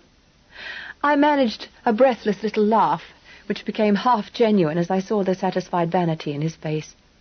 It never occurred to him to doubt my surrender. I hastened to make him even surer of me. "Paul?" "Chérie? You like me?" "A silly question, ma belle." "You're telling me," I thought. I said, "Even looking the way I do now?" He laughed complacently. "Anyway, madame, tell me, what is Richard Byron to you?" He must have felt me jump in his arms, but he put it down to startled recollection. "Oh," I cried, "how dreadful of me! I'd actually forgotten." I tried to push him away. "Monsieur Very, hadn't we better go on? I can't imagine what I was thinking about." "Can't you?" He was laughing again, and I had to control a sharp impulse to strike him across his beautiful, complacent mouth. "Answer me, ma belle, this Richard Byron—" "I don't know Richard Byron," I said quickly. "It's the little boy I care about, little David. Oh, let's go on, Monsieur Very." "You called me Paul a minute ago." "Paul, then, if we're not in time—" "There is plenty of time." He pulled me close again, and I went as if in spite of myself. I knew he had no intention of going on yet. I was afraid of pushing my hand and making him suspicious. I relaxed against him for another long, agonizing minute while I strained my ears for the sound of Kramer's car, and the darkness pressed in round us. The silence seemed thick and heavy under the trees. Only by the faintest quivering of her body did the Mercedes betray that her engine still ran. Paul Very either did not care, or he was too preoccupied to notice. I wondered just how long it would be before things got beyond me, and I guessed it would not be very long now. Would I be strangled, like Tony, or... I gave another long sigh and drew away. "We must go," I said huskily. "The little boy, Paul. Chérie, we mustn't forget him. I'd never forgive myself if anything happened to him, because we'd—" I stopped and put up a hand to his cheek. "Let's go on, Paul." He was as taut as a wire, breathing fast. There was a queer look in his eyes and a kind of cold blaze that was uncanny, a blank look that I knew suddenly was the look of the killer. His hands moved blindly. Things would be beyond me at any moment now. I pushed his hands away gently. "Please," I said, "get me my bag and then we'll go." He didn't move, but sat there still with his eyes on me. I smiled at him. "All right, handsome," I said. "We don't go, but get it for me anyway. I feel a fright, and I want my mirror." I leaned forward quickly and kissed him, as earnest of good intentions, then reached across him and opened the door. He hesitated, then, with a little shrug, he got out of the car. "Humour the victim. She'll come quietly." I had dropped the bag before the car had stopped, and I judged it to be about 20 yards back. He walked back up the road, peering at the dark verge. I counted his steps, and put my hand on the handbrake, releasing the ratchet. I held it there, waiting. 5, 6, 7. He paused, and I thought he glanced back. "Can't you find it?" I called. "Shall I come?" "It's all right." He moved on slowly. 8, 9. I reached a foot over to the left and threw out the clutch. We were on a slope. I eased the gear lever into second. 10, 11. "Here it is," he said, and stooped to pick it up. In a flash I was in the driver's seat. I shoved the brake off, opened the throttle with a roar, and let in the clutch. Behind me I heard a shout and a curse. The Mercedes jerked forward sharply, too sharply. For a moment I feared I would stall her, and threw out the clutch again. Then she caught hold as a racehorse takes the bit, and we were away. But my moment of fumbling with the unfamiliar controls had cost me dear enough. As I swung her out to the crown of the road and changed up, I heard his hoarse breathing and the thud of feet, and felt the lurch as he flung himself onto the running board of the car. "Rommel!" I screamed above the rising snarl of the engine. "Get him, Rommel!" I heard the dog give an excited bark, but there was no movement of attack. After all, the dog had seen me kissing the man only a few seconds before. Then I remembered that Paul Very had a gun, and called for the dog's sake even more urgently, "Down, Rommel!" and heard Pulveri's ugly little breathless laugh. The Mercedes gathered speed with a roar. The man was cursing behind me as he clung to the rear door. We plunged out of the tunnel of trees and went up a hill with the sickening swoop of a swing. Ahead of us once more, our great headlights made a funnel into the dark, and we hurtled down their narrowing glare. In control now, my hands on the wheel, I felt suddenly beautifully icily cool. The needle began to creep over to the right of the dial. We slashed through a tiny village. The name, Uzay, swam up for a second into the light and vanished, while I knitted my brows and tried to remember the map. The Mercedes roared on, and out of the corner of my eye I saw Pulveri, clinging like a remora, give a heave of his muscles and lift a leg to climb inboard. I waited till the leg was just about to slide over the door. Then I gave the wheel a jerk that sent the car across the road in a sickening, screeching swerve. I heard him scream, saw him lurch outwards, but somehow he managed to retain his grip. He clung there, huddled together, yelling God knew what blasphemies at me. I gave him a moment or so, and then I did it again. The tires tore at the road, and I listened indifferently enough. If I had a burst, it would be just too bad, unless I could get rid of Pulveri and his gun. Then I might just as well die this way as any other. I drove my foot down and dragged at the wheel again. The rear wheels skidded savagely, and the car bucked like a mad stallion. The lights careened dizzily across the night, and the darkness swung in a great arc around us. For a moment I thought I had done it too violently and had lost control. Pulveri was yelling again, and I heard the frightened dog give a sharp howl as he was flung down. The car, rocking madly, lunged forward again at the same wicked pace. The beam swung ahead, swung and steadied like a searchlight. 2 fir trees flickered by like ghosts, and then the lights met nothing. The road ahead had switched sharp left.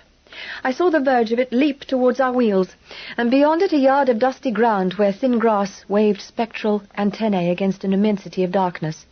Stars and wind, and a strange shifting luminous abyss of darkness. The edge of the sea.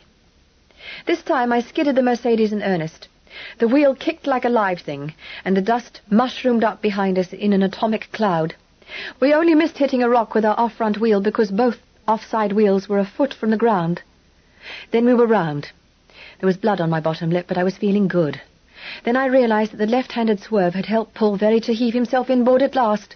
Cursing, half sobbing, he flung himself into the car, and almost before I knew what had happened, he had scrambled into the front seat and was crouching beside me, thrusting a shaking hand into the pocket of his coat.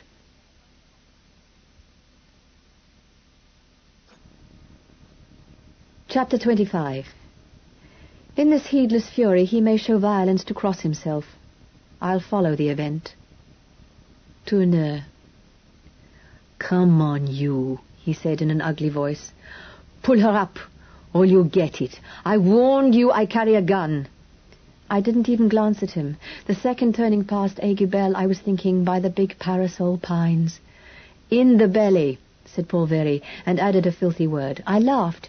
I was as cool as lake water, and for the moment no more ruffled. The feel of that lovely car under my hands in all her power and splendor was to me like the feel of a sword in the hand of a man who had just been fighting unarmed. The Mercedes was my weapon now, and by God I would use her. I knew just how frightened Pulveri was. I'd watched it all, the gradual stretching of his nerves, the savage excitement of his murderous assignment, the acute pleasure of baiting me, the speed, the anticipation of the final thrill, and then this. The man's nerves were rasped, naked. I had realized, watching him driving, that he was more than half afraid of his own speed. The delicious excitement of frightening himself, of terrifying me, had been half the thrill. No first-rate driver, I could hear Johnny telling me again, no first-rate driver is ever excited at speed.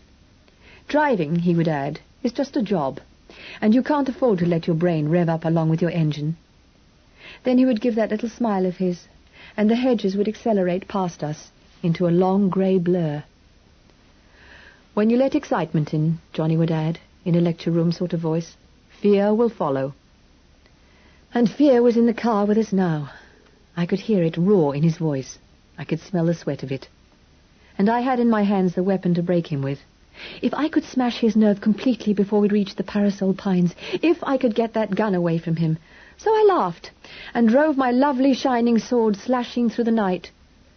"Put the thing away," I said contemptuously. "If you shoot me, what do you suppose will happen to the car? And you?" I heard his breath hiss, and thought for a moment that he was far enough gone to shoot without thinking. But he didn't. He merely cursed again and moved up to me until I could feel something hard pressing against my body through my coat. It was shaking a little. "I mean it," he said hoarsely. "I'll do you. Pull in, I tell you, or I'll blow a hole in your guts and take the chance of stopping the car myself." We were on a long, straight stretch of road. I drove my right foot hard down, and the Mercedes tore up the straight with a rising scream. The needle swung hard to the right and held there. "Some chance," I said derisively, "but go ahead. It's Kramer's car, after all, and he's a fool to lend it to you when he must know you're a lousy driver." The gun wavered. I heard him let out a quivering breath. "If you tickle me with that thing at this speed," I added, "I can't answer for the consequences." The gun withdrew. Ahead the road curved, and I let my foot up a bit. Above the roar of the overdrive, I heard him begin to curse again. "If I'd guessed you knew. If I'd guessed," he said between his teeth, and told me what he would have liked to do to me. He was speaking in French, and gutter French at that, so I missed a good deal of it, but I had to stop it somehow before it took my mind off the road. I cut across the stream of filth, but it was obvious that I knew, monsieur. That shook him. "How?" My voice dripped contempt like an icicle. "Do you really imagine that I'd have let you maul me about like that because I liked it? My dear Monsieur Very, as a lover, you'd hardly even pass the first test." Then he lurched at me. In lashing his precious vanity, I had gone too far. I thought he was going to shoot me and damn the consequences, but instead he lunged savagely at the wheel. I thought he had it, and that we would all go over the cliff, but he missed his grab and fell against me, clawing at my legs. I jerked the wheel, stamped on the brake, and sent the rear of the car round in a left-handed skid. He was flung away from me against the side of the car. "Keep your hands off me, please," I told him rather breathlessly, and straightened the Mercedes up. He did not answer. He stayed slumped against the right-hand door of the car, breathing noisily through his throat. Poor Rommel behind us was whining with fear. I began to wonder just how much more assault and battery the tires would stand. And at that moment we roared by a fork in the road. The first fork to the right, not far to go. For the first time I glanced briefly at Paul Very, and experienced a sense of shock at what I saw. He at least had had as much assault and battery as his nerves could take. Gone was the immaculate Frenchman of the Tistet Veden. Gone the velvet-voiced Don Juan of the Mediterranean night. In their place huddled a man with twitching hands and a face shining with sweat. Nothing, not even fear, could strip Paul Very of his extraordinary good looks, but somehow they had cheapened in front of my eyes. The man who sat there, staring in fascinated horror at the hurtling road, might have been brought up in any Paris gutter. Formidable? No longer. The power and competence that had seemed the very essence of the man had vanished. Defeat by a woman had knocked the props from under him, but he was still dangerous. The menace had not disappeared. It had only changed in quality. I was facing, instead of a powerful and relentless executioner, a mean and unpredictable thug. What was more, I thought, a stupid thug. Only a stupid man, knowing how much I knew, would have talked to me as he had, taken the risks that he had taken, all for a moment's self-gratification. The significance of his final exchange with Kramer suddenly struck me. Only a conceited fool would have forgotten, or pretended to forget, such information at such a moment. Paul Very was a tool, and up to a point a good tool. But shake him out of his master's grip, and he was lost. These speculations flashed through my mind in the brief moment before I turned back to watch the road, effectively silenced any further attempts on my part to bait Paul Very. In deliberately trying to crack his nerve, I had been running a far graver risk than I had known. He was actually quite stupid enough, in a moment of blind rage, to have shot me as I drove. The last incident had proved it. When, maddened by my mockery, he had flung himself at the wheel. If at that moment he had had his gun in his hand... My heart gave a jerk in my breast, then seemed to tip over sickeningly, and spill chilled blood down all my veins, so that even my fingers tingled. If he had had his gun... Clearly in imagination I heard his voice again, as I had heard it in Kramer's office. "Throw me my coat." Would he have spoken so carelessly if there'd been a gun in the pocket? I remembered him standing dark and handsome in his well-fitting suit by the petrol pumps in Marseille. No bulging pocket had spoiled the fit of that coat. I flashed a look at him as I lifted my foot a little. His eyes were fixed on the road. I drew my left hand softly off the wheel, and with a breath that was a prayer, felt down beside me. There was a pocket on the car door. I slipped my hand into it. Cold, deadly, and infinitely comforting, the gun slid into my grasp. And at that moment, like great grey clouds billowing in the furthermost tip of our beam of light, I saw the parasol pines. Chapter 26. We will die, all three. Shakespeare. Like a flash, I cut out the headlights, but Paul Very had seen them. I saw him stiffen and shoot his neck out like a bird of prey. There was only one thing to do. I must drive straight on past the turning, ditch my companion some way beyond, and then return to deal with André alone. It seems odd that it never occurred to me to shoot Paul Very, although perhaps not. I had never handled a gun in my life. "Listen to me," I said rapidly. We were nearly there. The pine stood back from the road, making a great grove like a tent. "I've got—" But I was too late. Even as I spoke, the first of the great trees loomed over the car, shutting out the stars, and our dimmed lights had picked out the shape of a van, parked on the beaten dust a little way ahead. And beside the van, the figure of a man. André, who was a bit of a fool, had not parked out of sight. Paul Very let out a yell. "André! Ici Jean! Au secours!" I switched the headlamps full on and trod on the accelerator. The beam of light shot out, catching the man who ran forward under the cover of the pines. It was Marsden. He had a gun in his hand. "À moi, André!" yelled Paul Very. He was standing, leaning forward half out of the car. Marsden had reached the edge of the road. Was in the road. I put a fist down on the klaxon, and my foot hard down on the boards, and with a little sob of pure terror, I drove that ton or so of murderous, screaming metal straight at him. I saw him jump. At least I think I did. But the next few seconds were just a terrifying blur. I remember Marsden's face, white in the roaring light. His mouth was a gaping hole. He was yelling. There was a scarlet stab of flame, another.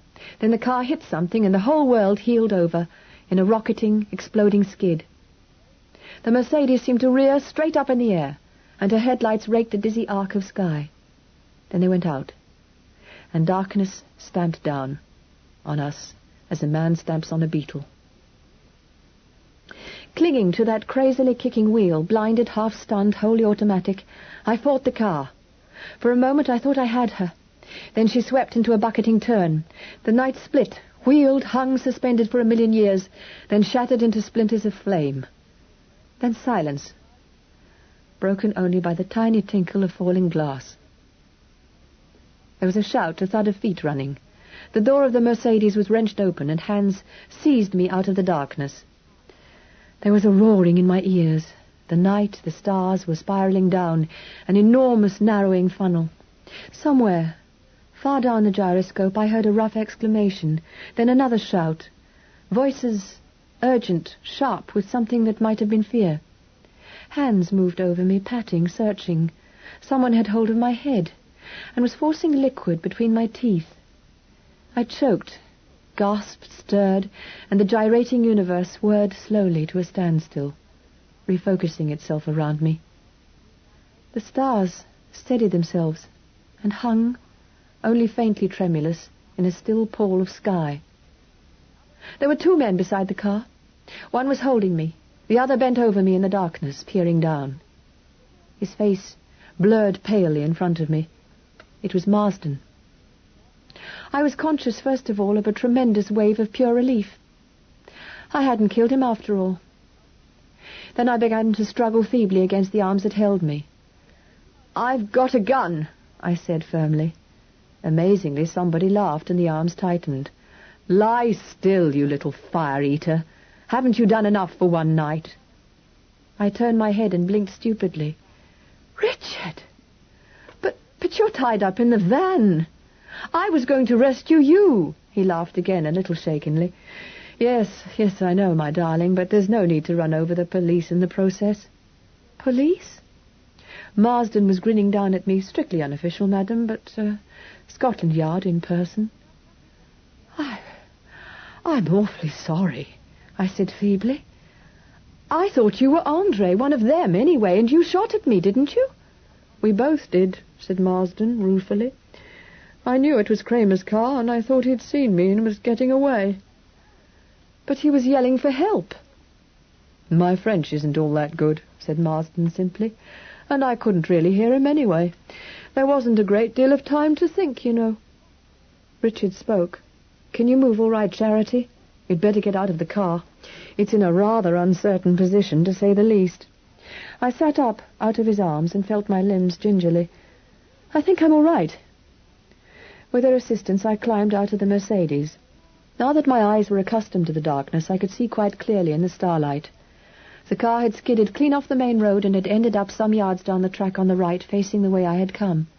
She was standing, decorously enough, on the seaward verge of the track, and for a moment I could not see what Richard meant. Then I saw. The night swayed perilously, and I was glad of the support of Richard's arm. The edge of the little road was the edge of the cliffs. A yard beyond the near wheels of the car, the ground dropped sheer to the sea, 300 feet below. I had some luck, didn't I? I said shakily. What did we hit? Nothing. Marsden got one of your front tires. You turned round twice and skated backwards down here. The car's not even dented, except for a headlamp. I did that. I pushed my hair back from my forehead and took a deep breath of sweet night air. Things had steadied round me, and I felt a good deal more normal. Richard and Marsden were gently urging me across the road and under cover of the trees. "Sounds like some very pretty shooting," I said, when memory flooded back. "David," I cried. "Where's David?" "He's all right. He's still asleep. He's safe in a ditch 100 yards or so away. We moved him from the danger zone." And Paul Very?" "Alive," said Marsden grimly. "He's unconscious, and of course, I don't know how badly he may be hurt. I haven't looked yet. He didn't look too good. Byron got him out of the car. He's lying behind it. I'll go back and have a look at him in a minute." "Right," said Richard. "We'd better let Charity put us in the picture quickly in case things start to move again. What were you doing in Kramer's car with that man? And where's Kramer?" "Marsden said Kramer was going to follow the van out." "Kramer's coming," I said. "He and Lorraine are following in your car. It was to be sent over the cliff with you and David in it, Richard." "My car, eh?" The voice was hard. "We might have thought of that, Marsden. And I suppose that thug I laid out just now is Lorraine's real husband. Yes, the man who murdered Tony and hit David." His expression was ugly, but it changed as we reached the shelter of the trees, and he spoke to me again. "Are you sure you're all right?" He made me sit down behind an enormous double-trunked tree, with the van between me and the road. "Yes, perfectly. Don't worry about me. Go and... Oh!" My hand flew to my mouth. "Rommel!" I said aghast. "What?" Richard's voice was blank. "Rommel! The dog, he was in the back of the car. I'll never forgive myself if he's hurt." "There wasn't any dog in the back of the car." "But there must have been." "I assure you there wasn't." I was on my feet, steadying myself by the trunk of one of the trees. "He must have been thrown out. He'll be lying around somewhere. Perhaps he's hurt." His hand steadied me. "We'll look presently. Now sit down again. Have some more brandy." "No, thank you. Come on, do as you're told." I obeyed him. "You seem to spend a lot of time forcing spirits down my throat, Richard." He corked the flask and put it down beside me. "You seem a lot more worried about this dog than you do about friend Paul." "It's David's dog. Besides, Paul Very ran over a rabbit," I added, as if that explained everything. "What—" began Richard, then checked himself and spoke rapidly. "Now listen. Only Kramer and Lorraine are coming in my car, as far as I know. How far behind you?" "I don't know. He had to go to your garage first to get the car." "I see. Well, that wasn't very far. You came fast, I take it?" "Pretty fast, yes." "We did stop once on the road. That wasted about 5 minutes, I'd say." "Did you indeed? What for?" "A spot of love-making," I said levelly. "I see." He was silent for a moment. "Of course. That was when you changed places, I suppose." "Yes. But, Richard, tell me what's happened. This man, Marsden..." "Later. Listen. As things have turned out, we've every chance of winning. They'll stop when they see the van and the Mercedes, and we're 2 men armed with surprise on our side. It'll be all right in a very short time, you'll see. What are you going to do? He gave a little laugh. I've no idea. No doubt inspiration will come in the moment of crisis. Where's Marsden? Gone to take a look at our friend Paul. Listen. Is that a car? We froze, straining our ears through the myriad noises of the night silence. I became conscious of the whispering of the sea, not the breathing, bell-tolling, ebbing and flowing sorrow of the northern tides I knew, but the long, murmuring hush, hush of the land-bound waters, and above us sang the pines. No, I said presently in a low voice. I can't hear a car. He stayed for a while with his head cocked to listen, then he relaxed and I saw the faint gleam of a gun as he turned it over in his hand. There was a gun in the car, I said quickly. I had it on my knee when we skidded. If we can find it, that makes 3 of us. No. His voice was flat. Indeed it doesn't. You'll stay behind the lines, lady, in the trenches, in fact. I saw his arm lift and point inland. About 40 yards back of those trees, there's a rocky bank, with a dry gully beyond it. David's there. You'll wait with him, please. I opened my mouth to protest, but at that moment Marsden interrupted us, looming suddenly out of the darkness. He's still unconscious, he said in a rapid undertone, but nothing seems to be broken. We'll bring him over here to be on the safe side and tie him up in the van. We don't want to take the risk that they'll see him lying there and be warned before they stop that there's something wrong. Is there any rope left? I doubt it. Richard was on his feet, and the 2 of them were moving about the van. I think we used all there was. I felt an absurd desire to laugh. On Andre? Marsden's voice was muffled. He seemed to be investigating a toolbox. Andre? Who's he? The driver of the van. Oh, yes. He's tied up in there. He's all right. Richard spoke softly from inside the van. Nothing here, Charity. Is there a belt on your coat? No. Oh, hell. He landed beside me, soft-footed on the pine needles. This is beginning to have all the elements of farce, isn't it? Too many villains and nothing to tie them up with, and for the life of me I daren't give you my trouser belt. I doubt if he'll give much trouble, said Marsden, but I'd rather be sure. There may be a rope in the boot of the car. Coming, Byron? We'll go and get him. Okay, said Richard. Charity, if you hear a car, get back to that gully and stay with David till we come for you. Yes, Richard, I said meekly. But Marsden was made of sterner stuff. I found a gun in the Mercedes. Perhaps she... No, said Richard, once more finally.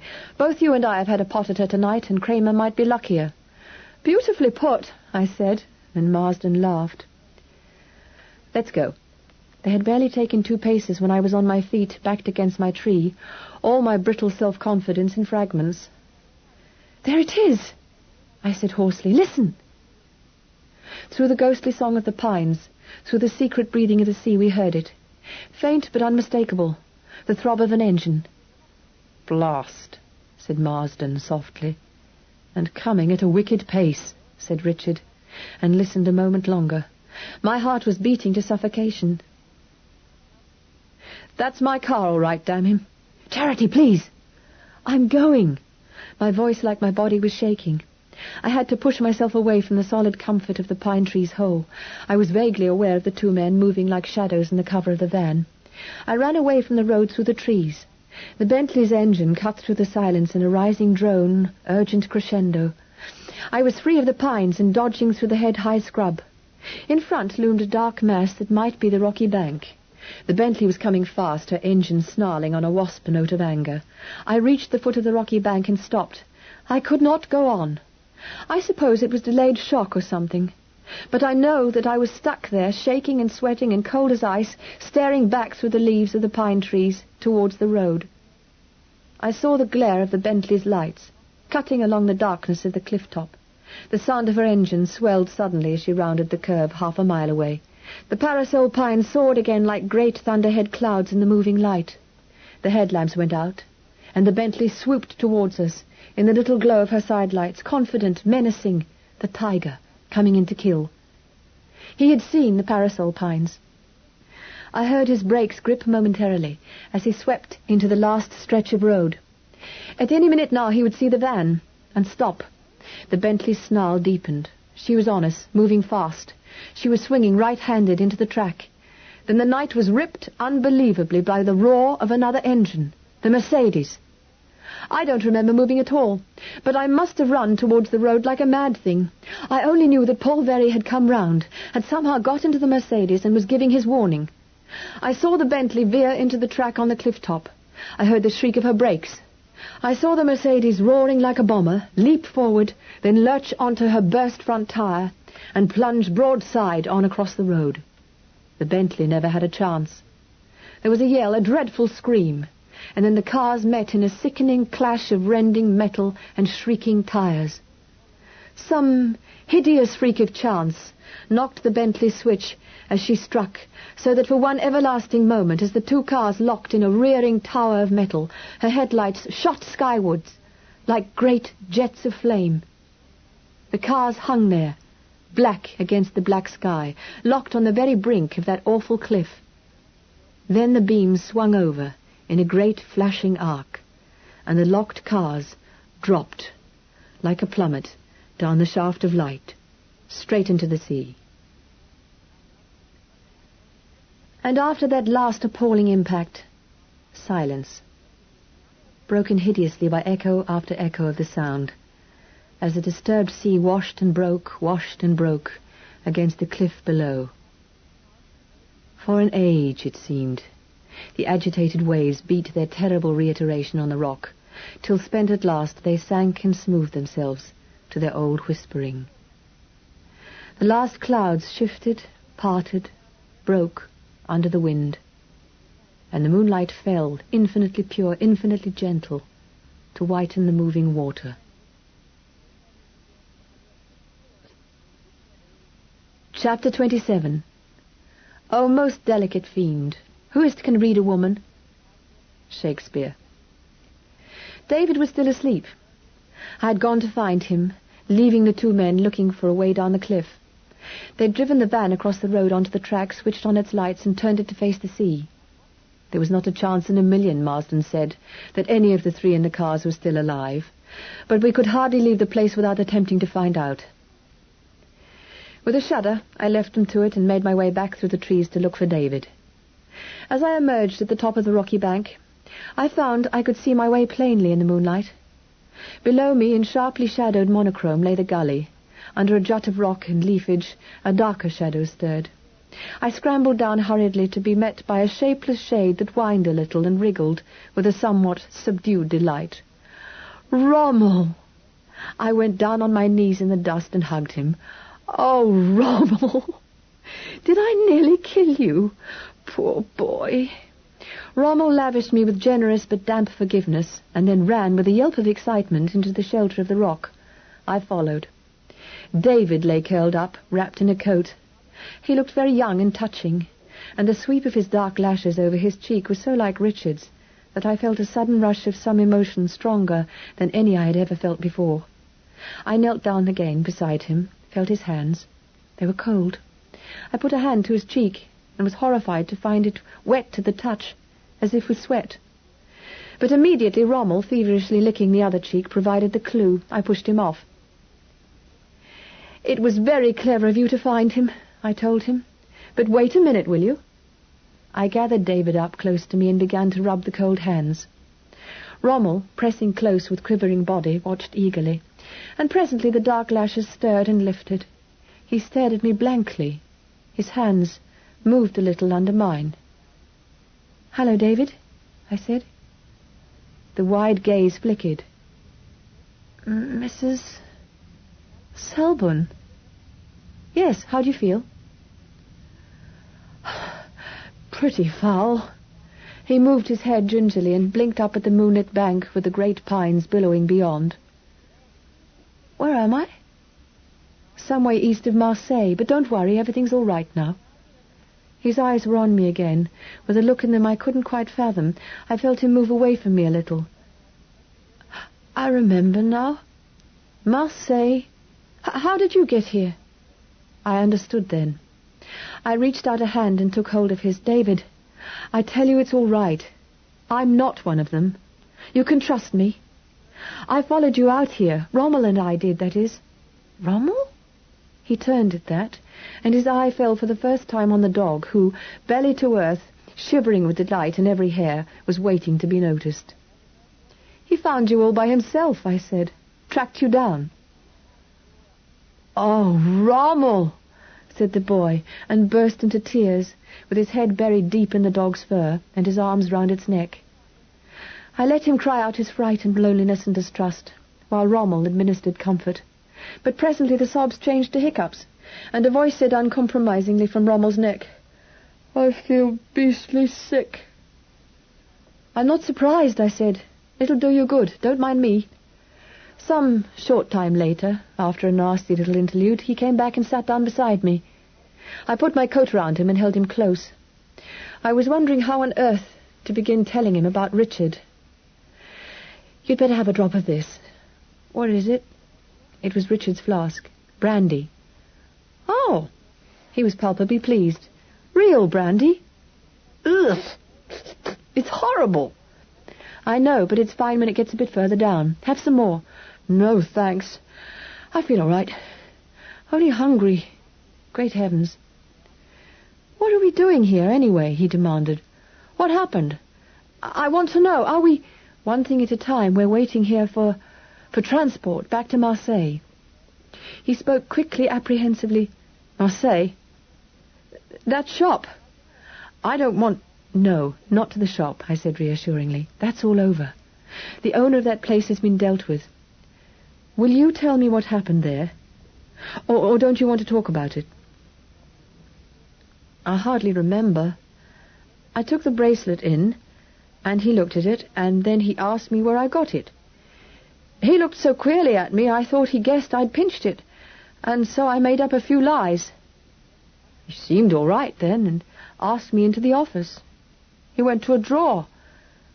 I thought he was getting the money, but he turned round with a towel or something in his hand. I don't really remember what happened then. Chloroform, I think. The smell was still there, very faintly, sweet and horrible. Kramer must have recognized him at once, I thought. Probably Lorraine had rung up as soon as he was missing and told her employer about the bracelet. My arm tightened around him. What on earth made you choose that shop, of all the shops in France? Well, I had no money, said David, and that beastly bracelet was all I could find. I thought Marseille was the only place hereabouts where I could sell a thing like that, and no questions asked, so I hitchhiked there. It took ages. I took the bracelet in 2 or 3 places, but they wouldn't buy it. In the end, one chap told me to go to that shop. He said the man was a dealer in silver, and he'd probably take it. He gave a little shudder and burrowed his head against my shoulder. What were you planning to do after you got the money? Eat. The answer was prompt and emphatic. I looked down at him. You poor wretch. Do you mean to tell me you've had nothing all day? I had lunch with some lorry drivers, but nothing since then. Oh, dear. And I had some chocolate in my bag, but I lost it. The only consolation is that you'd have been a lot sicker if you'd been chloroformed on top of a good meal. I dare say it won't be very long before you'll get something. I lifted my head to listen, but there was no sound except the sighing of the pines. And after you'd eaten, David, what were you going to do then? I was going back to Nîmes to look for Daddy. I was startled and showed it. To look for your father. He gave me a slightly shamefaced look. Yes, it was really because you went away from the hotel that I decided to go. I don't get it. That day in Nîmes, you remember? When we ran away from my father and I told you I was afraid of him. Well, it wasn't true. I began to sort out my ideas all over again. You never really thought he was mad. You weren't ever really afraid of him at all.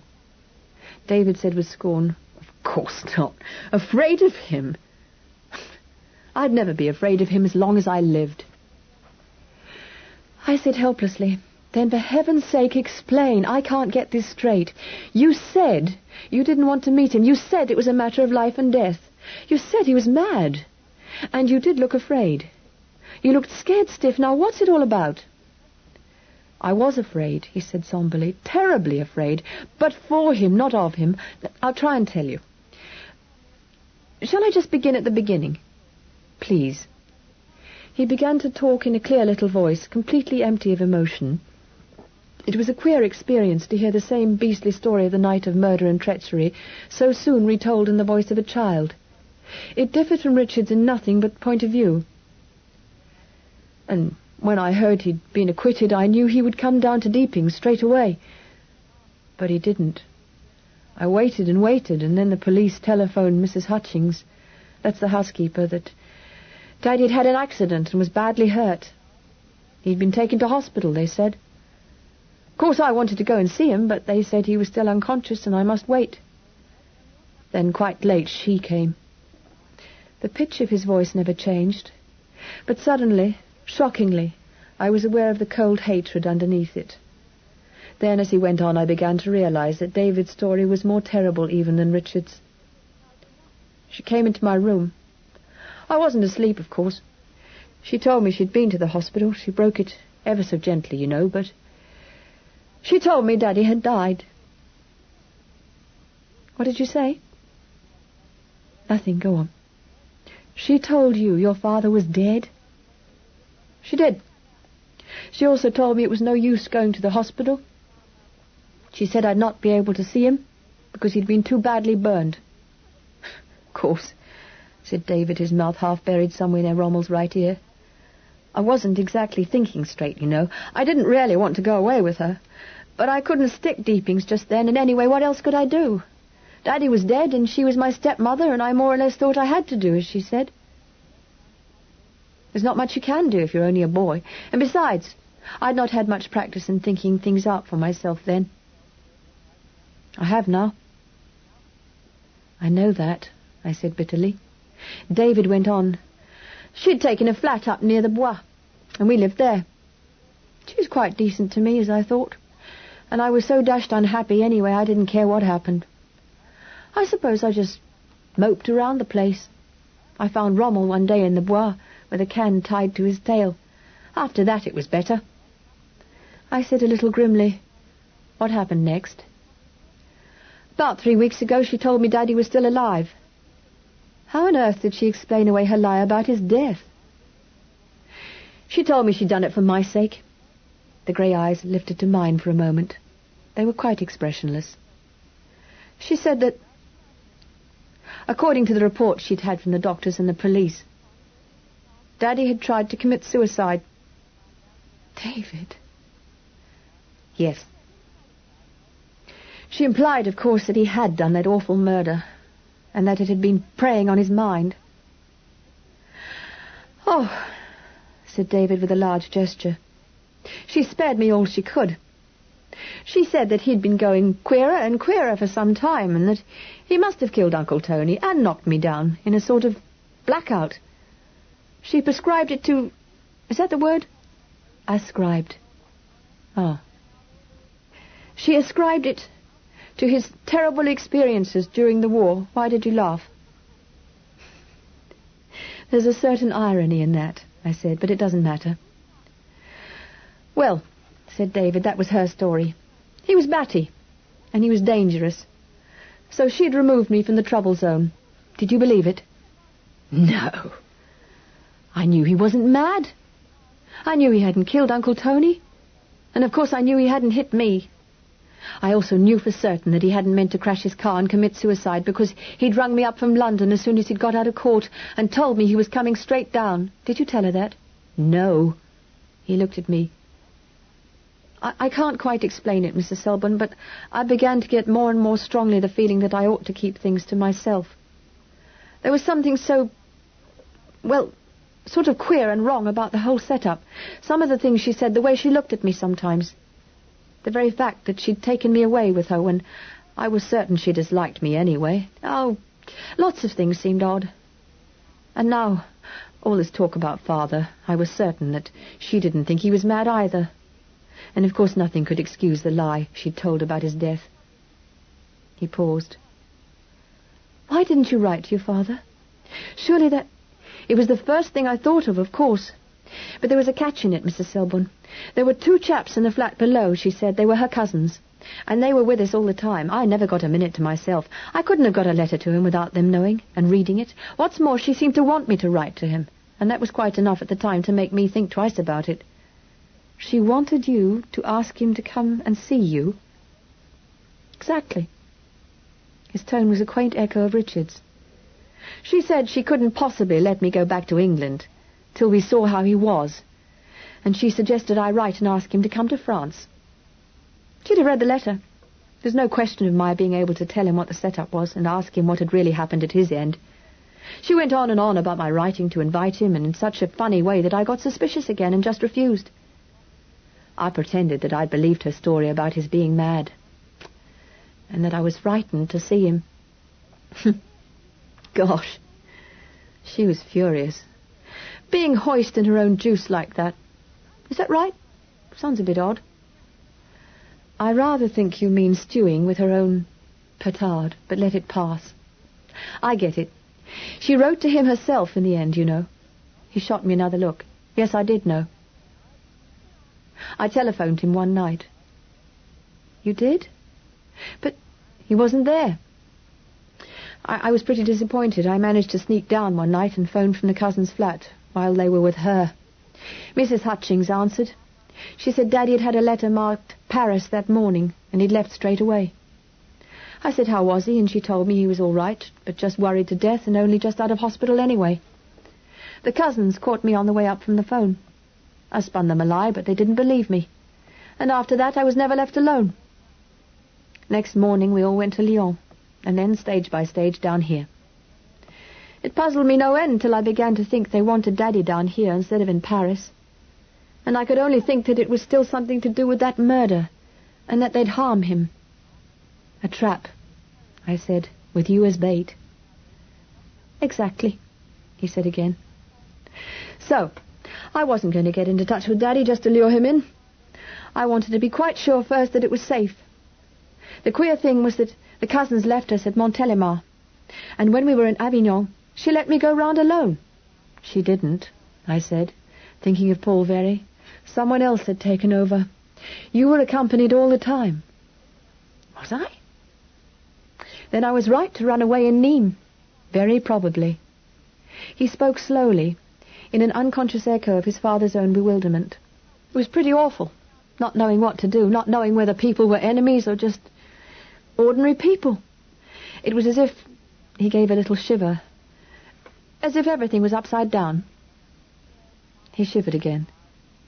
It's over now, I said firmly. If you're cold, come under my coat again. No, not really. I want to know what's happened and how you know all this. I say, do we have to stay here, Mrs. Selborne? This transport you mentioned is here now, I said, and got to my feet. I could hear footsteps scrambling on the other side of the bank. David jumped up, looking a little scared, and Rommel bristled. Who? Richard swung himself down the slope and stood there in the moonlight looking at his son. He hesitated a little, then put out a hand. There was a rush of feet past me, and David hurtled into the moonlight like an arrow going into the gold. I saw his father's arms close round him, and the dark heads closed together. I went quickly past them, and Marsden's hand reached down to help me up the bank. I looked a query at him. He shook his head. Not a sign, he said quietly. We walked through the trees towards the road where the van stood waiting, her nose towards Marseille.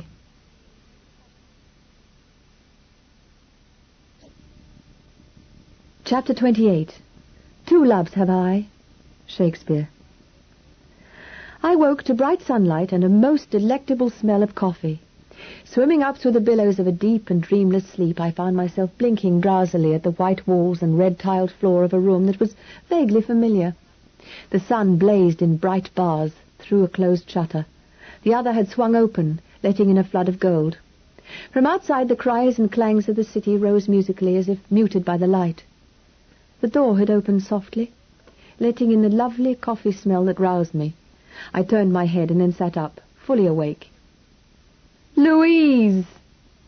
Immaculate as ever, she was standing just inside the door, looking speculatively at me across a loaded tray. So, you are awake. Or did I disturb you? I thought it was high time. She set the tray on my knees and went to open the shutter. High noon, my child. Good Lord, is it really? I poured the coffee. When did you get here?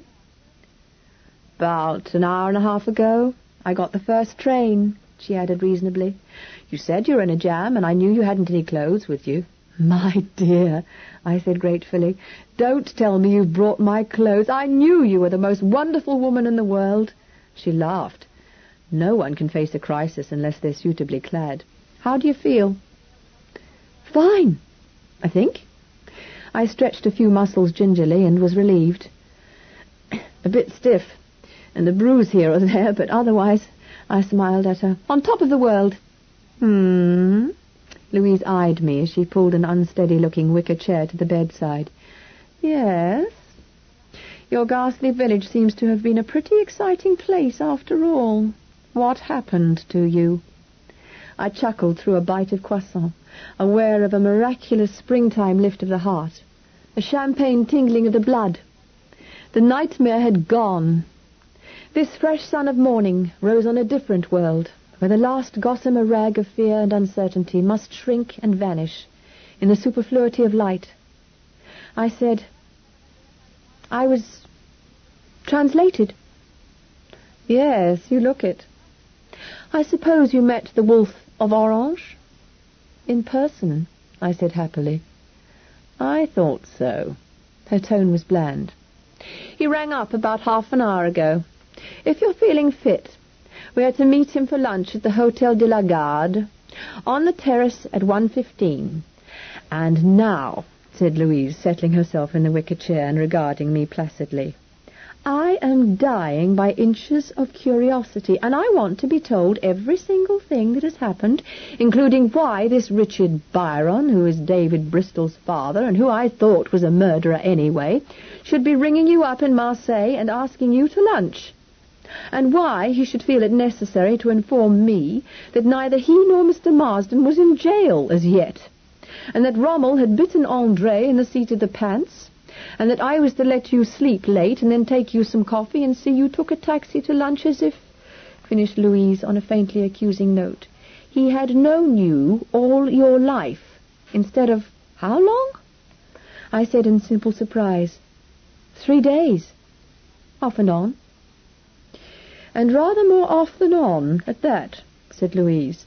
A dictatorial gentleman, I'd have said, at a guess. He is a bit. I stirred my coffee absorbedly. And you like it, she accused me. Well, I got used to it, you know, Johnny. I know. No wonder you keep getting married and I don't, said Louise without rancour. I coloured and laughed a little. He hasn't asked me, as it happens. She merely raised a beautifully groomed eyebrow and handed me a cigarette. Well, come along, my girl. Tell me all about it. It's a long story. We've got an hour before we meet the wolf. Go on. Begin at the beginning, go on to the end, and then stop. And an utterly fantastic one. I'm all ears, said Louise contentedly, and leaned back in her chair.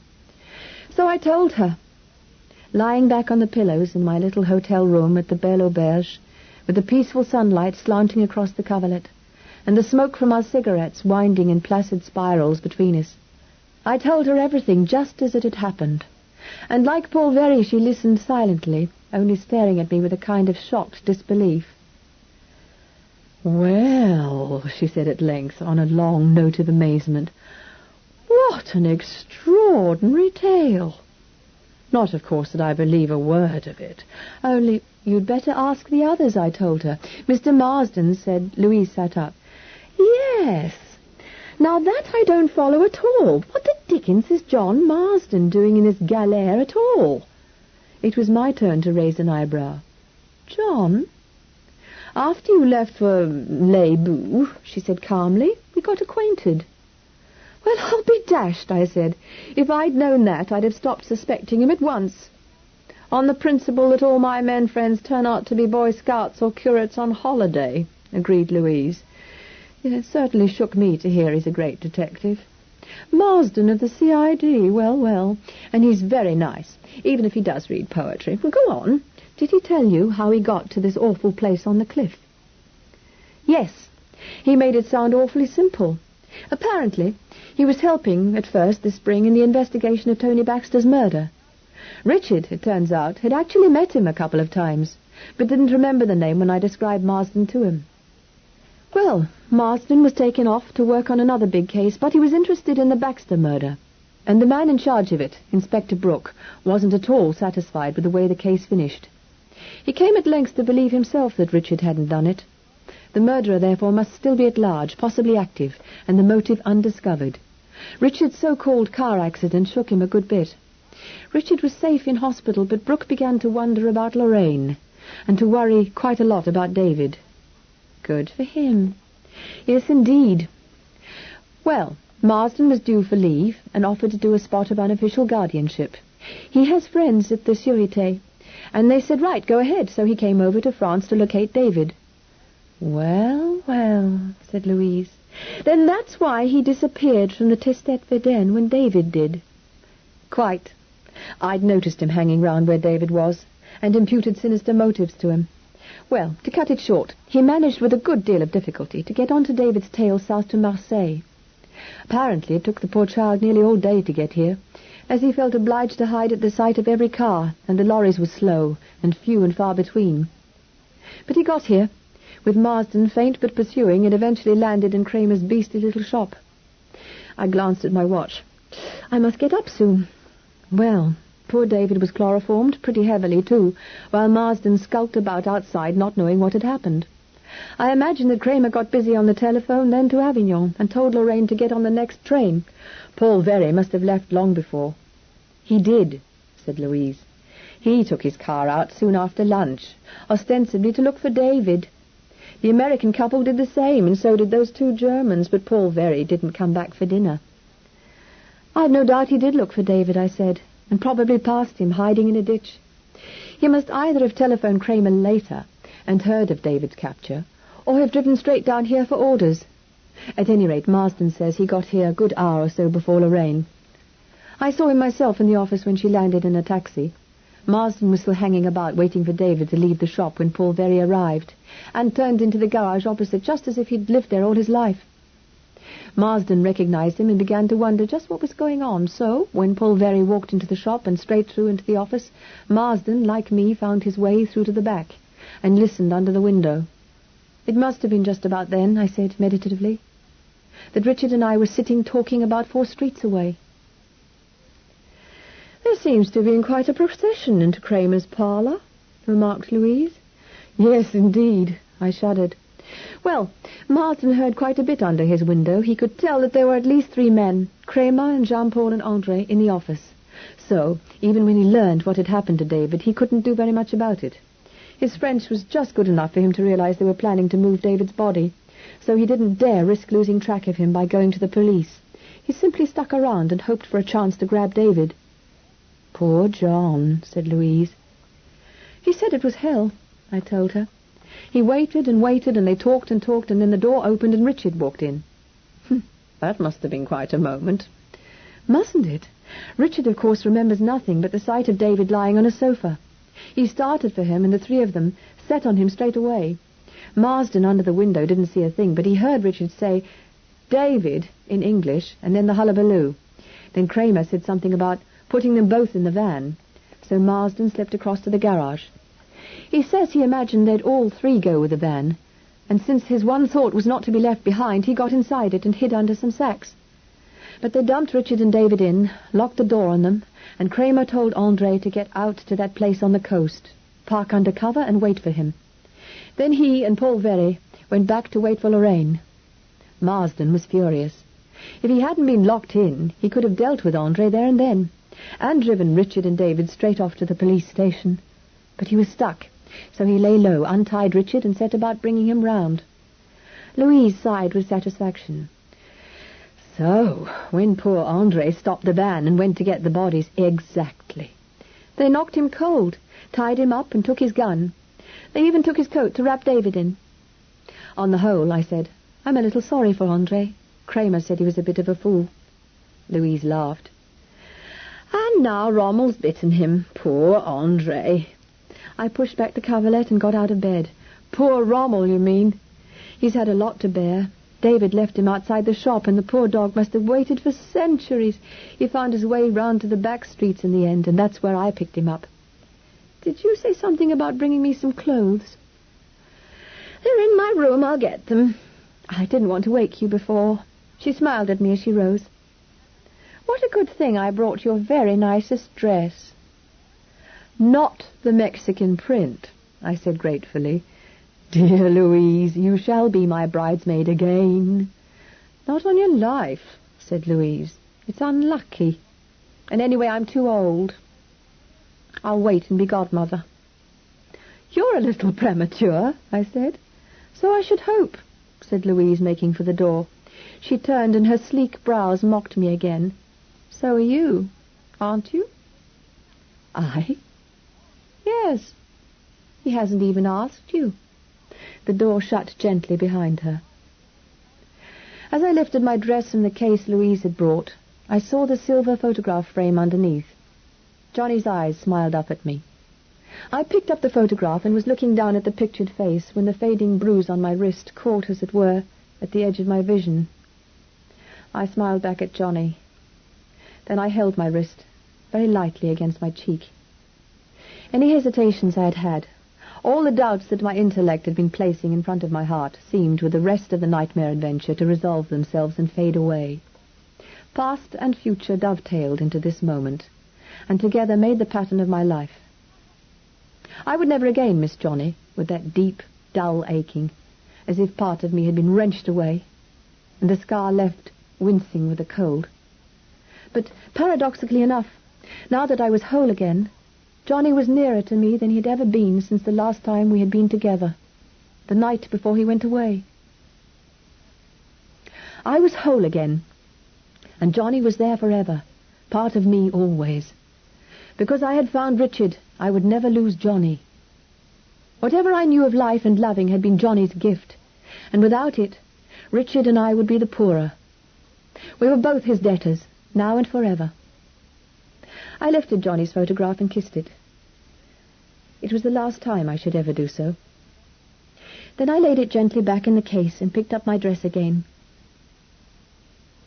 A short time later, I opened my door and called Louise, and went out into the sunshine to meet Richard. Chapter 29. Oh, frabjous day. Carol. The terrace of the Hotel de la Garde almost overhangs the edge of the sea. It is wide and flagged with white stone, with beautifully formal little orange trees in pots to give it shade, and a breeze straight off the Mediterranean to cool it. The bright little boats bob scarlet and green and white just below your table, and the bouillabaisse is wonderful. We were a gay enough party. Richard and Marsden had spent the greater part of the night and morning with the police, and both looked tired. But about the former, I noticed something that I had not seen in him before. He was relaxed. The last of the strain had been lifted, and though his eyes were weary, they were clear, and his mouth had lost its hardness. As for David, he was in tearing spirits, and kept us all laughing until coffee and cigarettes came round. Marsden got out his pipe and settled back in his chair with a long sigh of satisfaction. He, too, looked as if some strain were lifted. But with him it was rather a slackening of concentration, a putting, so to speak, of his intelligence into carpet slippers for a while. He had come off duty. His blue eyes studied me over the match flame as he held it to his pipe.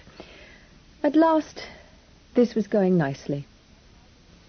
"If I may say so, Mrs. Selborne," he said, "you've come out of this affair looking remarkably fit. How do you feel today?"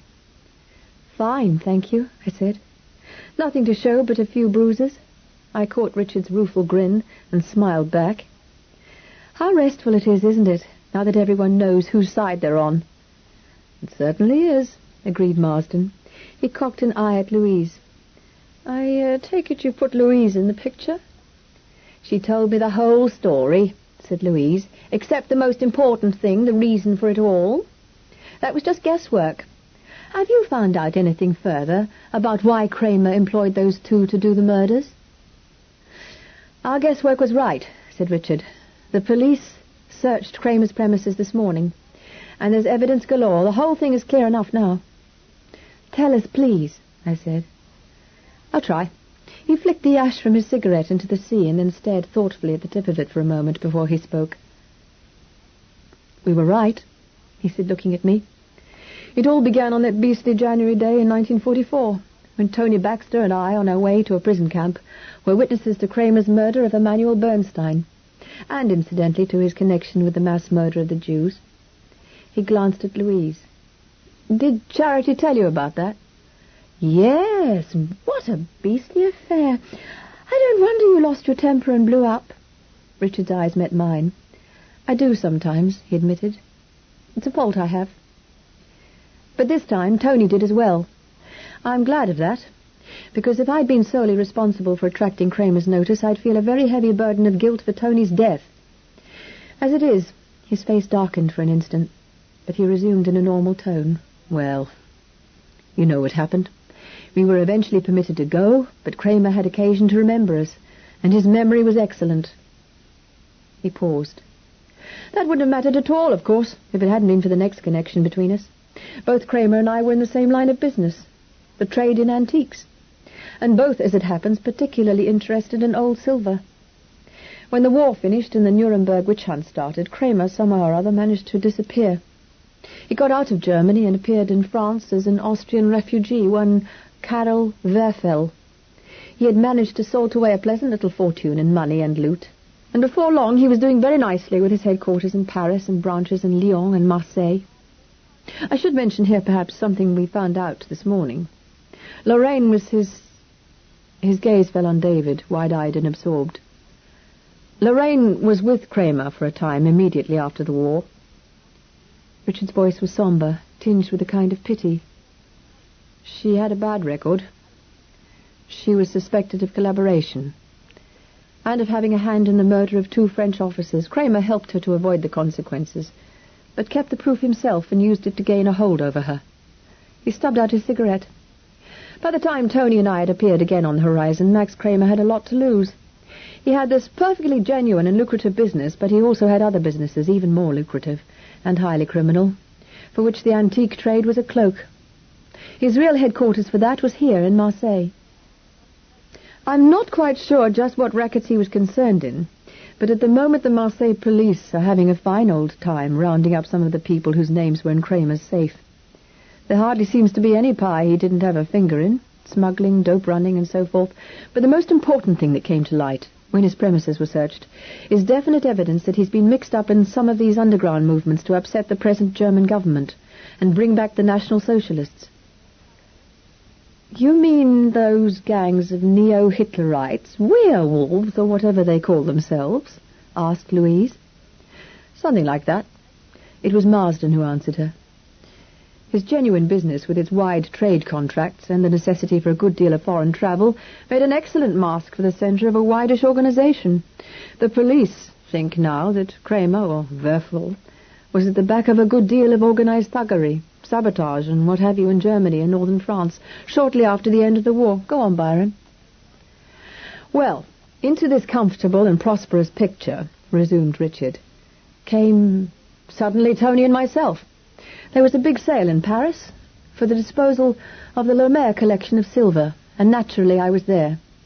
Kramer, apparently, was there too, and must have seen us, though neither of us noticed him. But he made inquiries and discovered that I was in the same line of country as himself, and had, in fact, opened an office in Paris. We were bound to meet. And if Tony or I recognized him, well, his gesture was eloquent. Even if he escaped a war crimes tribunal, there would be inquiries, and he couldn't afford the least investigation. It would be the end of Karl Werfel. It was a pretty frightful coincidence, wasn't it? Said Louise. That David should have gone to Kramer's shop to sell the bracelet. Frightful, agreed Richard, but not so much of a coincidence if you think it over. The thread that runs through the whole story, after all, is the antique business. If Kramer and I hadn't happened to be in the same line of country, we would probably never have met after the war, and certainly the danger of our meeting more than once would have been slight. But we were both interested in the same thing, and would in all likelihood be thrown together again and again, and that Kramer dared not risk. Yes, the whole raison d'etre of the affair, as you might say, was old silver, and the bracelet would almost inevitably act as a link. I bought it for Lorraine. Lorraine brought it, and David and me, down into Kramer's country. Once David tried to sell such a thing hereabouts, it was almost certain to come to Kramer's notice pretty soon. And that's what happened. David was advised to take it to him to get an opinion on its value. No, the coincidence lies in the fact that I saw the thing in the shop window when I did. But that was just Kramer's luck. I was supposed to be got into his den sooner or later. It just happened to be sooner. Paul Very, I said as he stopped. Where did he come in? He had a criminal record as long as your arm, said Marsden cheerfully, and half a dozen aliases. Kramer had enough tucked away in his safe to send Paul Very to Devil's Island for several lifers. He must have promised to hand the papers over to Lorraine and Paul after Richard was safely out of the way, I said. I heard him tell them they'd be free of him once the job was over. Was she really Paul Very's wife? Asked Louise. Indubitably. They were married in 1942. Then he was posted missing the following year. She picked up with Kramer in the autumn of 1945. When Paul Very turned up again, he appears to have accepted the situation, to some extent, I imagine, under pressure, and stayed on to work for Kramer. He seems to have taken a pretty, what shall I say, liberal view of his wife's activities. When Kramer saw Byron and Baxter at the La Mer sale and decided they would have to be eliminated, he picked Paul Very for the job. Greatly helped, said Richard bitterly, by the fool Byron, who, seeing Lorraine at the sale, began to show signs of interest that made it easy for the precious trio to commit the first murder. If you hadn't married her and taken her to Deepings, said Marsden, they'd have managed some other way. I dare say, said Richard, but you can't say I didn't help. At least it's a comfort of a sort to know she was never legally my wife. It was Paul Very, of course, who killed Tony and knocked David out. It was Paul Very who tried to ram my car, and when the attempted double murder failed, they took David to France. I doubt if they had a plan worked out at all, but David was an obvious trump card. I don't see why, you know, said David. Don't you? Said his father. Lorraine knew very well that I'd never willingly see her again. Kramer wanted me over here, but if she tried to get me to see her, I'd either have ignored her or put my lawyers onto it. But you... He flicked David's cheek with a casual finger. I can't afford to let you go. You're a rebate on my income tax. Talking of income tax, I said, your insurance company... Oh, God, yes, said Richard. 2 cars in 4 months, I know. I'm going to have a gay time explaining when I get back. Anyway, that's the story. You know the rest. They planned to get me down here where there were better facilities for disposing of me, and heaven knows their plan might have worked if they hadn't left 2 important things out of their reckoning. What 2 things? Demanded David. Richard said soberly, looking at Marsden. The integrity and human kindness of the English police, for one. I shan't forget it, Marsden, and neither will David. I'll write to Brooke tonight. We're deeply in your debt. Marsden looked acutely uncomfortable and murmured something, then turned and began to tap out his pipe on the balustrade between the table and the sea. And the second thing? Asked David. Richard smiled at me suddenly so that my heart turned a silly somersault in my breast. Spanner in the works, he said, and laughed. The what, Daddy? Chance, my dear David, in the shape of charity. David looked from him to me and back again. Charity? I said, it's my name, David, and blushed like a fool. Oh. I see. His bright gaze rested on me for a speculative moment, then returned to his father.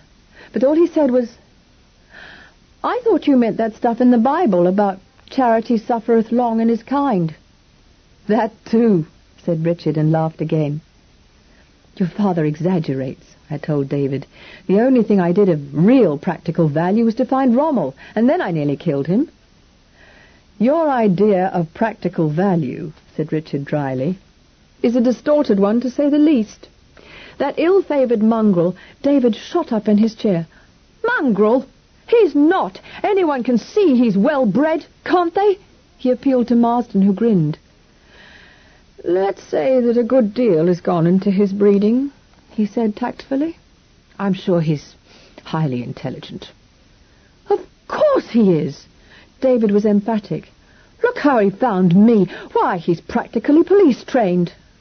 Richard said dampingly, I suppose that means you've trained him to sleep on your bed. The police, began Marsden, don't, as a rule, but David hadn't heard him.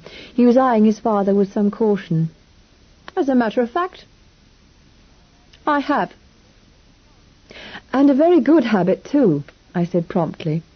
He can keep the mice away. Across David's look of gratification, Richard's eyes met mine. I see, he said. Collusion. Conspiracy against me in my own home. I seem to be letting myself in for... Daddy! David's eyes were round. He looked at me. Mrs. Selborne, are you going to marry Daddy?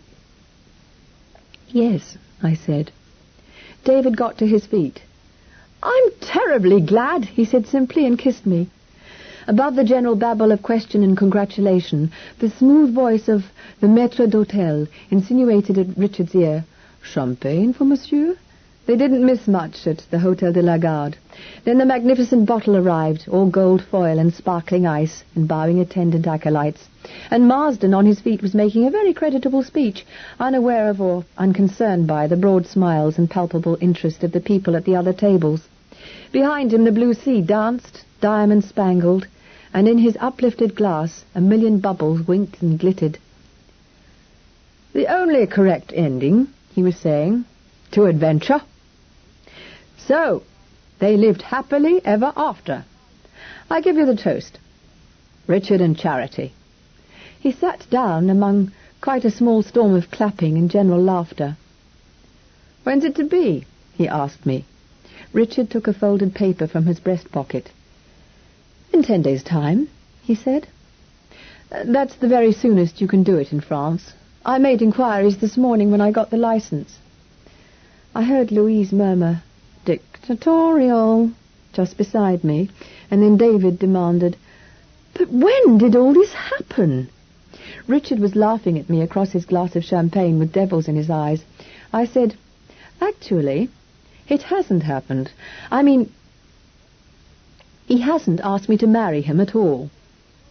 Hasn't asked you? Richard said, Will you marry me? Yes, I said. David grabbed his glass again. Well, then, he said in briskly practical tones, that's settled, isn't it? All in front of witnesses, too. He'll not find that easy to wriggle out of, Mrs. Selborne. I'll see he gets held to it. And now, may I have some more champagne? It seems to me, I said austerely, that you've had quite enough. He grinned at me. It was a very nice proposal, he admitted. No words wasted, no beating about the bush. He reached for the champagne bottle. No, said Richard firmly, as I moved the bottle beyond David's reach. Collusion, said David bitterly. Conspiracy. I can see I've had a lot of practice, I told him, and I'm a very managing woman. Richard was grinning. Did Johnny always do as he was told? Always, I said composedly. Louise laughed. Some day, she told him, I'll tell you the truth about that. She got to her feet and smiled at the others who had risen too. Well, thank you for my lunch and champagne. Don't let me keep you from the police and the other joys in store. Will they want David? No? Then perhaps he could spend the afternoon with me. Thanks very much, said Richard. If the dog will be in the way... On the contrary, said Louise. I wouldn't dream of leaving the dog behind. What do you suggest I do with the pair of them? Richard's hand slipped under my arm as we all turned to make our way out of the restaurant. Most people, he said gravely, begin their sightseeing in Marseille with a trip to the Château d'If. Chapter 30. Epilogue. Upon the islands fortunate we fall, not faint canaries, but ambrosial. Done. It was late the following afternoon, and the sun slanted a deepening gold through the boughs that arched the avenue where Richard and I were walking. The columns of the plains were warm in their delicate arabesques of silver and isabelle and soft russet red. Over our heads, the leaves, deepening already towards the sear time, danced a little to the straying wind and then hung still. "At least," said Richard, "we have 9 days to get to know each other before it's too late. Are you sure you don't mind being rushed into it like this?" "Quite sure." "The least I can do is leave it to you to choose a place for a honeymoon." I said, "The Isles of Gold." "Where's that? Ultima Thule?" "Not quite. It's another name for Porquerolles. You sail from here." "Wonderful. We'll have a fortnight there, and perhaps Corsica too. The Dexters say David can stay as long as he likes, and we can pick him up." "Oh, Richard, look!" I cried. We were passing a shop window, and backed against a neutral screen of porridge grey, a single picture on a little easel was standing. Richard turned and glimpsed it. He stopped. "Oh," was all he said, but it was said on a long note of discovery. The picture was small, but against the flat background of the screen, the colours in it glowed like jewels, so placed that they vibrated one against the other, until you could have sworn the boy in the picture smiled. He was standing against a shadowed ground of leaves and rock, very straight, with his dark head high, and a gallant look to him. "It's David," I said. "It is David," said Richard. "See the sling in his hand? He's just setting off to face Goliath and the Philistines." "It's the first time I saw him," I said, and gazed down at the pictured face, so young, and with that look I remembered so well of the brave acceptance of a burden too heavy for his shoulders. David, alone among his enemies, had faced them with just this same gaiety and temper that was written in the bearing of the young champion of Israel. "May I have it for a wedding present?" I asked. "You certainly may." What a glorious bit of painting! And the man who painted that meant it with every stroke of the brush. Young Israel up against the enemy. I wonder... He broke off suddenly as he leaned forward to peer at the narrow strip of brass along the base of the frame. At the look in his face, I cried out, "Richard, what is it?" "Look for yourself," he said. I peered through the plate glass. In tiny letters on the brass, I made out the legend, "Le Jeune David," and below this the name of the artist, Emmanuel Bernstein. And so it ended where it had begun, with a little Jewish painter whose death had been so late, but so amply avenged. And 10 days later, with the boy David carefully boxed in the back of the Riley, my husband and I set our faces to the south and the Isles of Gold. That was Nari Dawn Porter reading Madam Will You Talk by Mary Stewart. We do hope that you've enjoyed listening to this audiobook, and if you'd like to listen to further titles, please contact your local library.